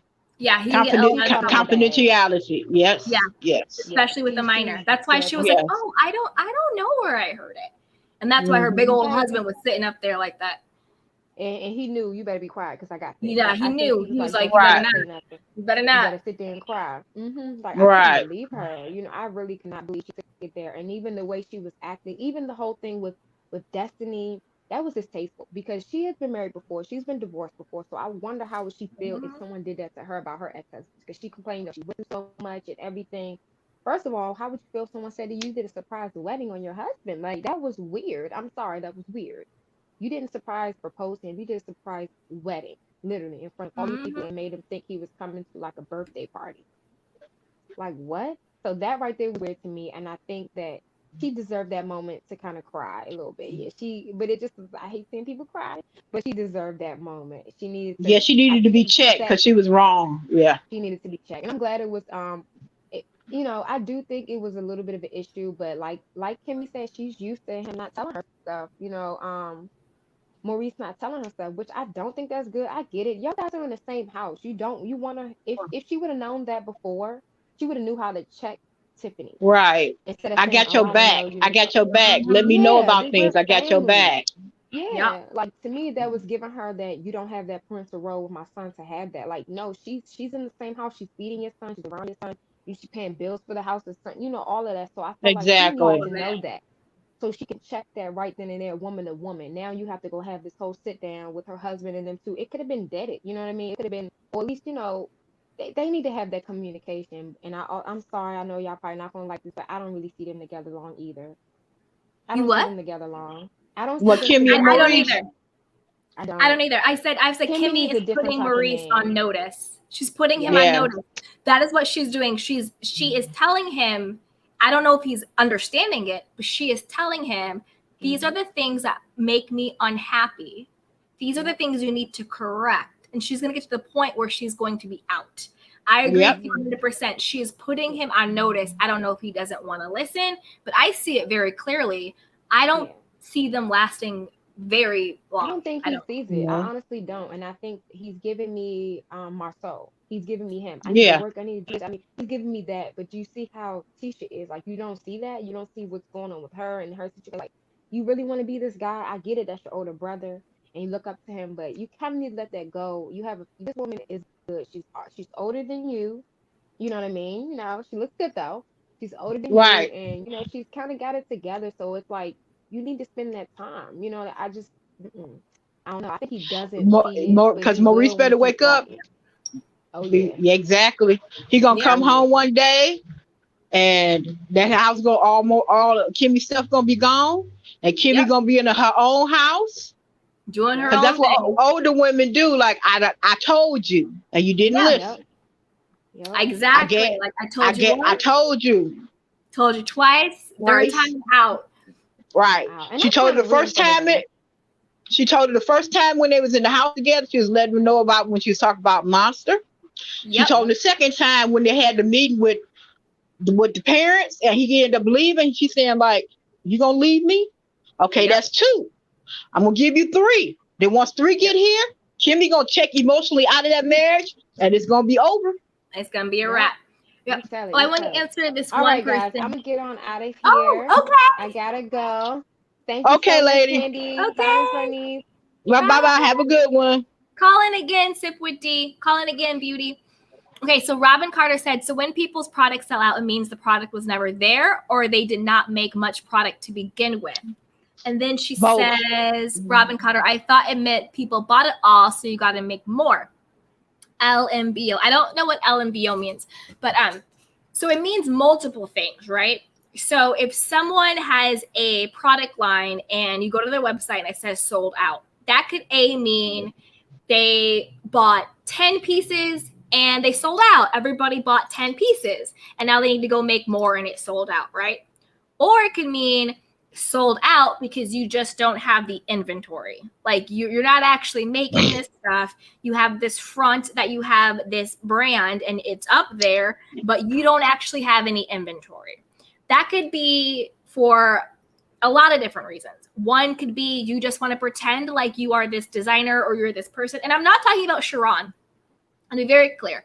I'm just giving hypothetical situations for why someone's products could be sold out. I'm not talking about Sharon himself. I want to be very, very clear because I'm not talking about him personally. Okay. And you could be fronting like, oh, I have this line, but everything is sold out. So you're saying you're this person, but you don't actually have any inventory, right? Or it could also be if your business is a front for something else. So say I have dirty money that I need to clean or launder. I'm going to say, hey, I'm this designer, buy my designer outfit for $15,000. But I'm not actually making designs. I'm not selling anything. But when I get money that comes in that's undocumented, I can now cook my books and say, yeah, I'm a designer. I sold 5 units for $15,000. And that is where this money came from. So that's what you know how they say like storefronts are fronts for money laundering. That's what they mean. When you go to those stores that have like a bunch of knickknacks, a bunch of random stuff, and you're like, how do you make money? Like who comes in here? Who's buying all this stuff? It's a front. They're saying that their inventory is what is making them money when really they're getting money from X, Y, and Z places that might not be legal. So when somebody has a storefront or a website and they have all of this stuff, but they have no inventory for anything, you have to start to wonder, well, how do you have, like, why is everything sold out? How come you don't have any inventory? Are you actually selling this stuff or was it so hot it sold out? But if you're so hot and it sold out, why didn't you make more? And is it only one thing that sold out or is all of your stuff sold out? So you have to really think about, there's so many different mechanics behind it, right? You have to think critically about the stuff. So just because something says it's sold out, there are a lot of reasons why something can say that. It can be as simple as, wow, we sold out. This product was so hot, we got to get some more. Next time I'll order more, knowing that we have so much stuff so we don't sell out. Or is it a front? They actually don't have any inventory and they're trying to pump up their chest and say there's something that they're not. Or is it a front and a way to make illegal money clean? And I'm not talking about anybody in particular. I want to make that abundantly clear. This is just a hypothetical answer to your question. So those are some things that can happen there. Let's see what you guys are saying in the chat box. Miss T says Tiffany weaponized her tears. She really did. Yes, she did. She did. Young Rich said Tiffany failed the assignment. She did fail the assignment. She needs to be booted off the island. Miss T says, how rude was Maurice to tell everybody he didn't even tell his wife? That was very rude. Ooh, that was totally disrespectful. Shady, so disrespectful. It was insane. Oh, that was number 3. That was number 3. Ooh. That was number 3. That was number 3. That was number 3. Kimmy's on the way out. That was number 3. Her parental labor if he doesn't consider her a parent. Exactly. It's selfish and you just need her to care for his son while he works. Yeah, he looks to Kimmy as a babysitter, not a co-parent. That's how I think he looks at Kimmy. Like, Yes. you can watch my son, but you're not going to tell me how to raise my son. Raise my son. Right. That's how he looks at it. You can watch him while I go out, dip it and do it. Say I'm at work. Sure, you can watch him, but you're not going to tell me how to raise him. That's how Maurice treats Kimmy. But he gave her a compliment saying, you raised your son so well. So she said, I know what I'm doing. Right. And to me, that was undercover because she even said it herself. She was like, well, if you think I raised my son so well, then how come you don't ever want my input? Exactly. Right there, it shows you he doesn't respect the way. And to young Rich's point, and the Scots be bullying Kimmy's son, they do bully. They bully him. They do bully him. Oh, what are you doing at Black? You're not doing this. You're not assertive. Da, da, da, da. And it's just like, no. You put him up here because you want to go out and do what you want to do. You're able to control and manipulate this person to work for you for all these hours. And then you can let him be the scapegoat when things go wrong. Yeah. That's why I don't feel sorry for Tisha when Maurice do the Jedi mind trick on her. When she come to him with a clear gripe that he should answer. And he'll say something, and then she'll come back like, oh, I really didn't think about it like that. And you totally forget what you came to him for. Like, I said, he the Jedi mind tricked her again, and she don't even know it. That Jedi mind trick. Yes. Tisha is still very bothered about all the rumors. That's why she gave them life. Tisha is bothered by everything. Tisha is bothered. Yes. You know what? I don't believe Maurice cheated on her while they've been married. But before they got married, Maurice must have cheated on her a heck of a lot because those insecurities came from somewhere. I'm sorry. Because when she started crying, when they was in Houston, I said, no, this chick ain't crying because that lady walked up to him. They had an event. And you sit up here crying. I gotta go get my man. you know talking to that girl in the red. It's like, you're not working in bed. If you don't stop it, Tisha. Miss D says he was being passive aggressive when he gave that compliment. He was being extremely passive aggressive, and it was very clear he does not respect the way Kimmy raised her son. Because Tisha, Maurice. Oh, excuse me. You remember in the scene in the 5 Heartbeats when JT used Dresser to get the girl, and the guy came back every night. I got to fight for my love. That's Tisha. Every not every night I gotta fight for my love. Fight my love. Like not every night. Not every night. What you doing with my woman, fool? Like that's what Tisha. Whenever a woman come into Maurice's vicinity, she get in defense mode. I gotta go over there and get my man. Yeah. I'm like, okay, Wanda Jr., come on now. M Love Black always says Maurice cried all season about getting custody when he could have had a legal custody agreement with Kiowa. He doesn't want to be held accountable. I agree. He cried the whole time about getting custody, and now he doesn't even raise his kid. Young Rich says, I do feel like Marcel does want to smash Melody, though. Y'all remember when he pulled up at her at the business? I think Marcel would smash anybody who would let him. Exactly. And Melody is hot. She's being very shady this season, but she's a beautiful woman. She is a very beautiful woman, and I think if she was down, he'd be down. But Melody wouldn't do that. No. She's being shady this season, but Melody would not do that. No. Hey, Miss D. She goes, Kimmy also showed just how backwards Tisha's whole family thinks. They want her to lie instead of Tisha telling the truth. Exactly. Ooh. Exactly. M Love Black always says, I hope Tisha's playing it up for the camera to use for her divorce. I hope so too. Miss T says, fight to prove my love. Right. Fight to prove my love. Oh, and with that, my stomach is fighting for me to eat. Oh, girl, go eat. On here for 3 hours and 37 minutes. Back with the Miss Beautiful Bernice. Miss Bernice, you are my most popular co-host. You are my most loved panelist. Everyone loves you. I love you. I love you too, Thank Candy. you for spending this time with me and the candy canes. No problem, Candy Canes. I love y'all too. We love you. Love you. Now go eat your food. I'm gonna go eat.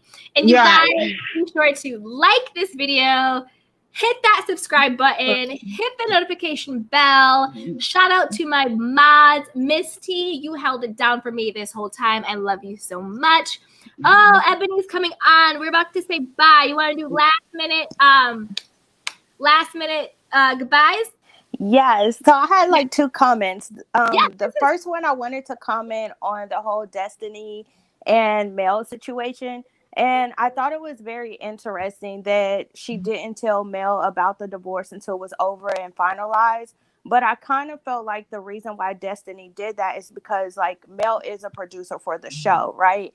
And so I don't think she wanted that to be a storyline. And I although they were friends, there's a fine line when it comes to personal and business, right? And I don't think she wanted Mel to be able to exploit that situation.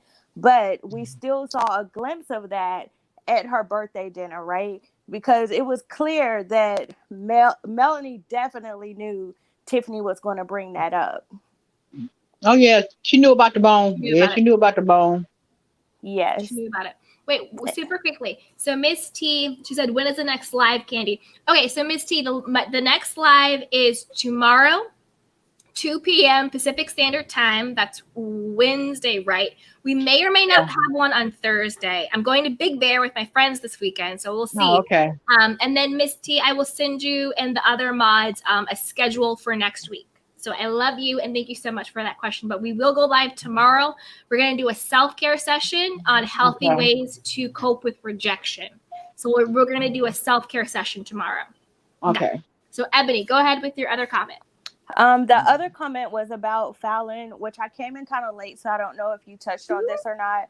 But when I watched her pregnancy announcement video, like one thing about me, I'm clairaudient. So I hear things, but when people say things, I hear what they're saying, but I also hear the energy behind why they're saying what they're saying. And so a couple of things that were really interesting is she definitely did a lot of future pacing when it came to the timeline of her pregnancy. And everyone keeps saying that she's 2 months pregnant. And it's like, she never said that. What she said was, doctors say you shouldn't announce it until after 2 months. She never said, I'm 2 months pregnant. And I feel like she said that intentionally to make people assume that she was only 2 months pregnant. And then also something else that really stood out to me is she kept saying, my baby, not our baby, right? And then when she said, this is Jalen's first child, he was looking at her like, nigga, what? Oh, my bad. But that was like, I don't know if you go back and watch it, but he turns his head like, what?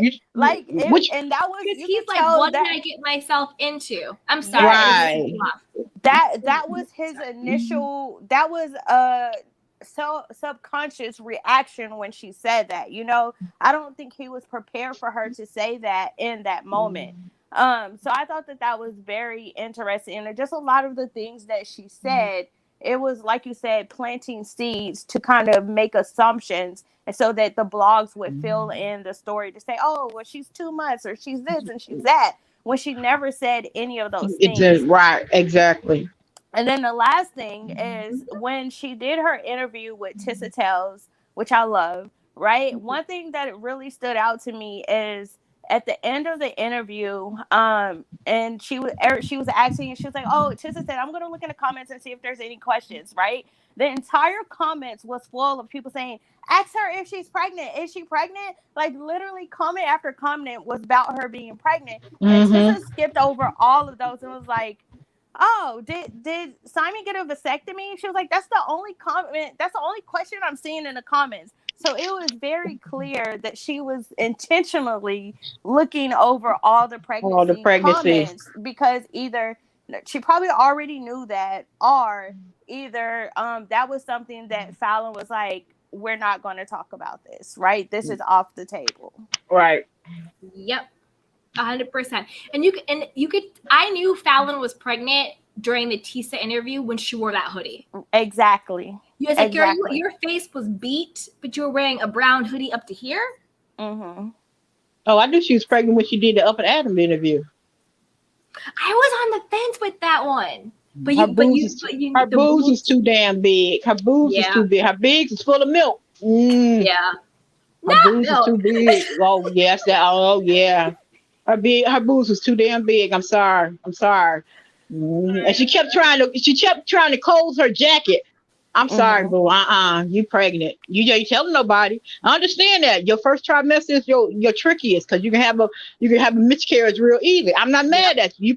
You protecting your child. I understand that. But you pregnant, boo. You pregnant. And isn't it you're not supposed to say for the first 3 months?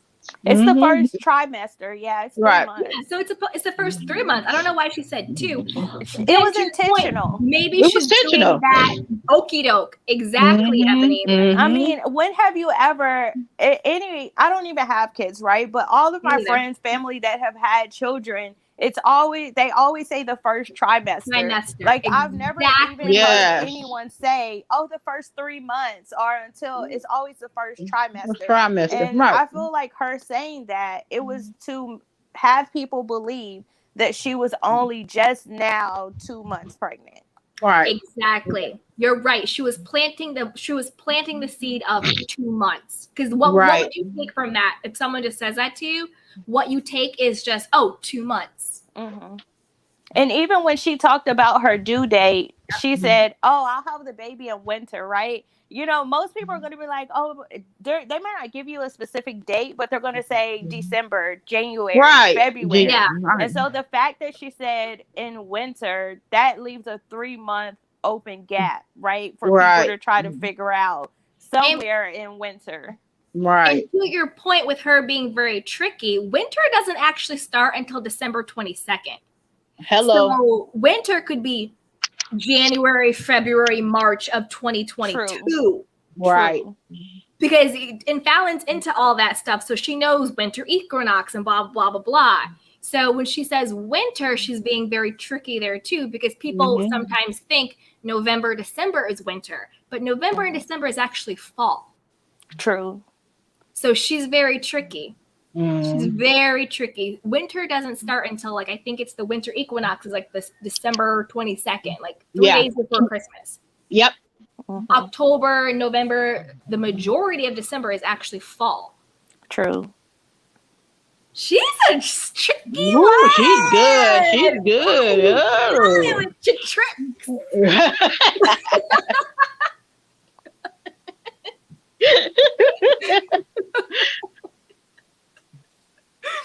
Yeah, and poor Jalen. I think Jalen is in over his head. Yeah. Bit off more than he can chew. I think he thought that it would be a fun kiki to do this with his friend, and it would be like, oh, we're gonna do this little YouTube thing. Right. He didn't realize he was stepping into the role of fourth baby daddy, which is a big shoes to fill. Right. If you watch that video, his body language after that looks so uncomfortable. And that's what like you said, I kind of started seeing. I was like, I think this is the moment where he realized, like, what have I gotten myself into? Right. It went from something like, this is my friend, I'm going to help out a friend, to like, this is turning into something bigger than what I thought. He did that. He did that. What you talking about, Willis, when she said he the daddy? Like, what? Yes. What? Oh no. Yes. I didn't say that. Maybe she surprised him with it, because it's very clear their dynamic. Falynn is the alpha between them, and Jalen's the beta. So maybe she didn't even co-sign it, because it's almost like a Giselle and Robin. She's like, well, whatever I say goes. So maybe she just went ahead and said it, and maybe that's why he was so caught off guard. And then now Jalen is in between a rock and a hard place. Now he can come out now and be like, oh, yeah, this is my best friend, and this isn't my baby. Right. And I wouldn't be mad at him. NBA players. I believe that also. Yeah, and that's how she's funding her new life. Because Simon doesn't have any money, and neither does she. Neither does Jalen. So I think she's funding her new life with the hush money from the NBA player. Yeah. That's what And I think. Jalen is the cover for it. Yes. And Simon doesn't care because Simon's off in La La Land playing Portia and trying to get rich and famous. Right. Because he's doing all this to hype up Portia's spinoff. That's all. Exactly. That's all he's doing. That's all he's It's doing. all a game. Simon and Falynn don't really beef. They're planting these stupid Instagram comments and posts and all this stuff just to keep them relevant in the news, bloggers, YouTubers talking about them, to drum up interest in Portia's spinoff. And I Right. wouldn't be surprised if they're not paying, if Simon and Portia aren't like financing Falynn in some way, like to keep this stuff going, you know? I wouldn't be surprised at all. Simon basically financed her after the divorce when she said she didn't have any money or credit and she couldn't get an apartment, and he stepped up and got her an apartment. He was financing that transition when her baby daddies didn't even do that. Right. And I mean, I'm not team Simon, but he doesn't have any biological children with her. I think he did the right thing. I think whether blood or not, if you've been in these children's lives for this amount of time and Exactly. were able to do it, I think you should do it. So like, I think he did the right thing. I don't think he gets extra kudos, but he gets some kudos because their biological fathers clearly didn't step up. There is no way in this world, if I'm out here fronting like I have millions of dollars and my child is almost homeless, because that's basically what she said. When you pull away all of the veneers, she said they had to vacate the house because it was an escrow. So they had to get out the house. She had no money and no credit, and she couldn't get her own place. If you have no money and no credit and you have no place to live, what is that called? Homeless. Homeless. Wow. That is actually what she said. But it's hard to see that because it's these people who are fronting this life and they're all over the place. They're on TV and all this stuff and all this glitz and glam. But when you actually look at what they said, that is what she said. And you think about it, there's a lot of like celebrities and famous people who we never know it, but then one day they are bankrupt, or we find out they are homeless, or we find out they're doing X, Y, and Z. And you're like, wait a minute, I thought you were famous and balling. And then truth be told, they didn't have the money ran out or whatever it is. Like that guy, I just saw a headline from, I didn't watch the show. What was it called? Buffy the Vampire Slayer. Some guy from that TV show just got arrested for doing a prescription drug ring or whatever. And he was on TV for years. So you never really know what's going on in people's pockets and behind the scenes. But if you listen to what Falynn said, she said she was on the brink of being homeless. Simon swooped in and got her that apartment until she got her money up and her credit in place, and she got a new house. I don't believe she got her credit in place. I believe the NBA players stepped in and got her that house. Right. It takes 6 months to get your credit in place. Falynn, we doing the math, and your math ain't Right. No. How did you go from February, March, not having enough credit to get an apartment, to June, July, having enough credit to buy a house? That don't make sense nowhere. No. And where are you getting your money from? What is your actual job, Falynn? Like, what is your actual job? Like, I know she's doing YouTube now, and I know she's doing other stuff. Like, I mean, I do YouTube and stuff. I don't have as nearly many as followers as she has, but I also have a job. Right. I work. YouTube is what I do for fun on the side, but I have an actual job that I do to make money. Right. You know what I mean? So I'm kind of like, what's really good? Like, how did you go from no money, no credit to house? It's not Simon's money. It's not your baby daddy's money. It's not your money. It's not Jalen's money. And you didn't hit the Powerball. You didn't hit the Powerball. You don't have a TV contract. You're on YouTube just like us. You didn't get a ROA contract. You're on YouTube getting ad sales just like us. Mm-hmm. I'm sorry, but I don't really know how that math isn't mathing to me. And you just came out with the YouTube stuff, but you're already in the house. Yeah. And her skincare line isn't out, is it? I don't think I haven't. I heard she said she wanted to do one, but I don't know if you can buy the products yet. I don't think so. No, they got to go through production and testing and all that great stuff. You just don't wake up one day, ooh, I'm doing a skincare line until tomorrow you got it. No. And now Research and she has develop. a whole production team for her YouTube channel. They're filming, they have production, they have cameras and editors and all of this stuff. Like me, I'm literally sitting here in my apartment with my ring light talking to you guys, but she has like a full production for the Pinas. Dang. You know what I mean? And it makes They're me wonder. vacationing and all this stuff, and it's just like, how did this happen? Quit overnight? Weren't you just boo-hooing on Up and Adam, and now all of a sudden you have a full production team? And it makes me wonder exactly when those videos were recorded as well. Like if she's really doing those like right now, or if maybe she didn't even record these months ago. That is true, because that's the magic of being able to pre-record. We don't know when are these photos from, where are these videos from. You could take this how many ever months ago and then put it out now like it's fresh and new. So that's a very good point, Ebony. That's a very good point. Well, you go eat your food. What? Go stop talking and go eat your food. I know.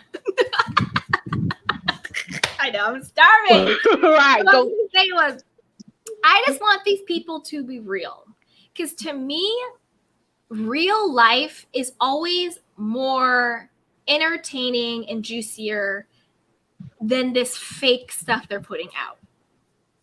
Like I like Falynn. I don't care that she has a lot of kids. I don't care if she has baby daddies. I don't care if she made this stuff up because she wanted money and fame. I really don't care. I like her. But I would ride with her if she was honest about it. Right. I can't ride with someone where every other thing out of their mouth is clearly a lie, or clearly something you are saying in order to deceive or to trick me into a fake timeline or belief system about you and your life. Right. I like you, Falynn, but I can't ride with you because you're not real and authentic. And that's what the difference is. You know what I mean? It's like you can live in, if you lived in your truth, which is always more, and people can't, like, that's why they say like truth is crazier than fiction. Like the truth of what is going on is crazier than anything they could have made up. And the fact that they made it up makes it even crazier because that's what their truth is. But, right. And that they're still trying to like cover it up. And keep still trying to cover it up and still trying to lie. It's just like no one is buying this welcome to the Pina's BS. Right. No one is buying that. And go ahead. I was gonna say, like, I don't really know what Falynn's end game is. Like, I don't know if she plans to just like make money off of YouTube, which there's nothing wrong with that. I have a channel as well, right? Yeah. But like, if you're not being authentic, people right now are just following you to be nosy and to get the gossip and get the tea and see what's going on. But no one's really invested in who you are or your story when people don't know what's true. So yeah, you may be getting a lot of clicks and views right now, but when everything hits the fan and people figure out what's really going on and they figure out you're lying about all this stuff and the math ain't mathing, like they're going to go away. Nobody's going to be watching. Exactly. Versus if you just show up authentically, regardless of what the situation, I'm a kept woman. I got my secret celebrity boo. I got knocked up. It is what it is. And you show that story, like people will tune in because then they're invested into your journey, into your story, and they want more of that. But when you're just lying and like trying to deceive people, like that comes across through camera. And so as soon as all of this gets revealed, the views are going to be gone. You know what it is, Ebony? I think when Simon and Falynn came up with this scheme, I think they thought their end game would be, I think Simon thought, oh, I'm going to, either get with Portia or get with someone.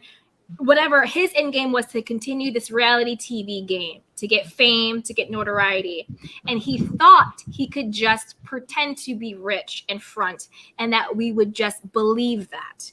I think Falyn's in game, she thought that she would just be the left wife and we would all boohoo over her, and then she could do her skincare line, she could do acting roles, she could host, she would do Instagram and YouTube. And I think that they thought that we were going to buy the bullshit. That was their initial end game. They set this fire thinking we were going to buy the bullshit. And then when we didn't buy the bullshit, what really messed them up was the backlash Portia got. Portia overplayed her hand. She thought she could do anything and we would kiki and laugh at her. But when she got all of this backlash with Simon, it threw a wrench in Simon and Falyn's plan. Then they had to start coming up with more lies, doing extra work on the blogs and on social media. Oh, cheating wife. Oh, blah, blah, blah. Oh, vasectomy. Da, da, da, da. So it just got bigger and bigger and bigger. And then Tisa tells, bless her heart, when she did that deep dive into Simon's bullshit, and then that all got exposed. That threw another wrench. They had to keep lying. Oh, now that it comes out, Falynn is pregnant. Oh, well, we have to throw that in. We have to throw this in. So I think their end game was they thought they could pull an okie doke over all of us. They thought they could go on this show, pretend to be this couple, buy this house they can't afford that they literally only filmed in, have all of these rented cars, and that we would be dumb enough to believe what they were putting out there. And then Falynn could go off, do her skincare, be an actress, do everything she wants to do. Simon can go have his come up, be on reality TV, kiki with Portia, and that no one would be the wiser. I think that's what they thought their end game was. But then when it was the backlash, when we saw through the bullshit, when everything came out about Simon being a fraud, again, all of this is alleged opinion, alleged for entertainment purposes only. They had to, it's like once you tell a lie, you have to keep lying in order to preserve the original lie. And that is why they're in this mess right now. Is because they did the original lie. And now every lie subsequently has been to protect the lie. And the original lie is that they got together and they made up this dumb scheme for money and fame. They trying to write the story and tell the story at the same time. Exactly. Right. They didn't expect us to see through their bullshit. And they didn't expect us not to co-sign Portia stealing another woman's husband. But when all of that happened, they had to continuously lie, push back dates, make up timelines, bring in Jalen, all this other stuff. That fake thing with Shamia being the matchmaker, that was a full-blown lie. That made zero sense. All of this other stuff. So to protect the original lie, they had to continuously lie, which only makes them look more fraudulent. So their end game was that we were dumb and we would buy the bullshit. And they could go off and make their money and be famous. That's what their end game was. Yep. But we didn't buy it. No, we didn't co-sign Portia and we didn't believe the bullshit. And Tisa tells exposed Simon. Right. That's why he has 20 different versions of his origin story. Nigerian prince, psych, humble beginnings. People would tell on themselves. You ain't got to say nothing. They tell on themselves every time. Yep, every time. But it's so obvious. And poor Jalen and the kids are the only victims here. I don't really care about Portia because I do think Portia really thought she was doing something by taking Simon. Oh, she definitely thought she was winning. Oh yeah, she did. But I don't even, and I have a business channel, and I was thinking about doing like a synopsis of Portia's lack of business sense right now, or branding, because I'm like, this makes no sense at all, Portia. Like, what are you doing? And I know that she thinks that all of this publicity is going to help her sell her book, Pursuit of Portia. And then I think the show is also going to be like Pursuit of Portia. Right. But like, how are you going to sell us on something that you're still pursuing? Like, has Portia found Portia yet? Exactly. No. What are people supposed to buy into? And plus, it's like, I don't want to be in pursuit of Portia because I don't want to be Portia or have what Portia has. I want to be in pursuit of an Oprah. I want to be in pursuit of a Serena Williams. I want to be in pursuit. I'll even take Eve. She married a billionaire. I'm down with it. Hello. Hello. Yes. I don't want to be in pursuit of Portia. It should be Right. how not to glow up. The And story even if- of the downfall of Portia Williams. Yes, but even if she had done Pursuit of Portia before all of this Simon stuff, it still would have been a good comeback story, you know, with her getting her divorce from Cordell with nothing, being put out of house, like, Right. and then building your own brands, being able to buy your own house, basically Destination. rebuild your life. Build Right. your own brand like that. We saw you pursue something that would have been great at that Right. point. But then it's like you bring in all this other mess, and it's like, how did we go from this to now this? Right. Her wigs and her 100%. sheet sets. You selling those. So I didn't understand it either. Yeah. But that's what I'm saying. She overplayed her hand. She didn't expect the backlash that she got. She thought that we would just co-sign whatever she did. But the problem is that, we as the collective consciousness of people watching Bravo and all of this stuff and Twitter and YouTube and all that stuff, we're actually human beings. And when you see another woman I know you can't take a man, but I'm just talking like this. You see another woman who you saw be all in another woman's face at like that's her friend. And then in the next breath, you see this woman engaged to that woman's husband. I don't care who you are. That strikes a chord. Right. That strikes a chord. And anybody who was on Portia's side are either just co-signing it because they don't want to rock the boat with her. But I don't know how you can actually co-sign that on any level. I don't. And then for Portia to lie and be like, oh, we were never friends. But it's like, but I saw you. And that's another thing. So you're pretending to be friends on TV on a reality show, but now you want to say you weren't friends. There's another disconnect. Right. There's no authenticity there. You're going to tell me I saw something that I didn't see. I saw you with this woman. I saw you be in her pool. I saw you smoke her hookah. I saw you post on Instagram. I saw you be in her house for Halloween. I saw you talk to her about her children and her husband in her house and what she does. And now you're going to look me in my face and say you were never her friend and it's okay that you are now smashing her husband. Not only smashing, you have the audacity to say that you're engaged to him. Engaged. Married. Before the divorce is final. Before the divorce is final. Portia overplayed her hand. She thought she could get away with anything. But that's not the case. And that's why this whole thing has blown up the way it has. And to me, it's very obviously contrived. They came together, they had this scheme, and it's like any fire that you set, you can't control where the fire goes. Exactly. They set this fire and the fire went where they didn't want to go. And that's why we have poor Jalen having to pretend like he's her baby daddy. I don't think they planned for that. No. I think he's going to fold. I think he's going to fold. Yes, sir. He can't take the I don't blame the baby. His mama better snatch him up.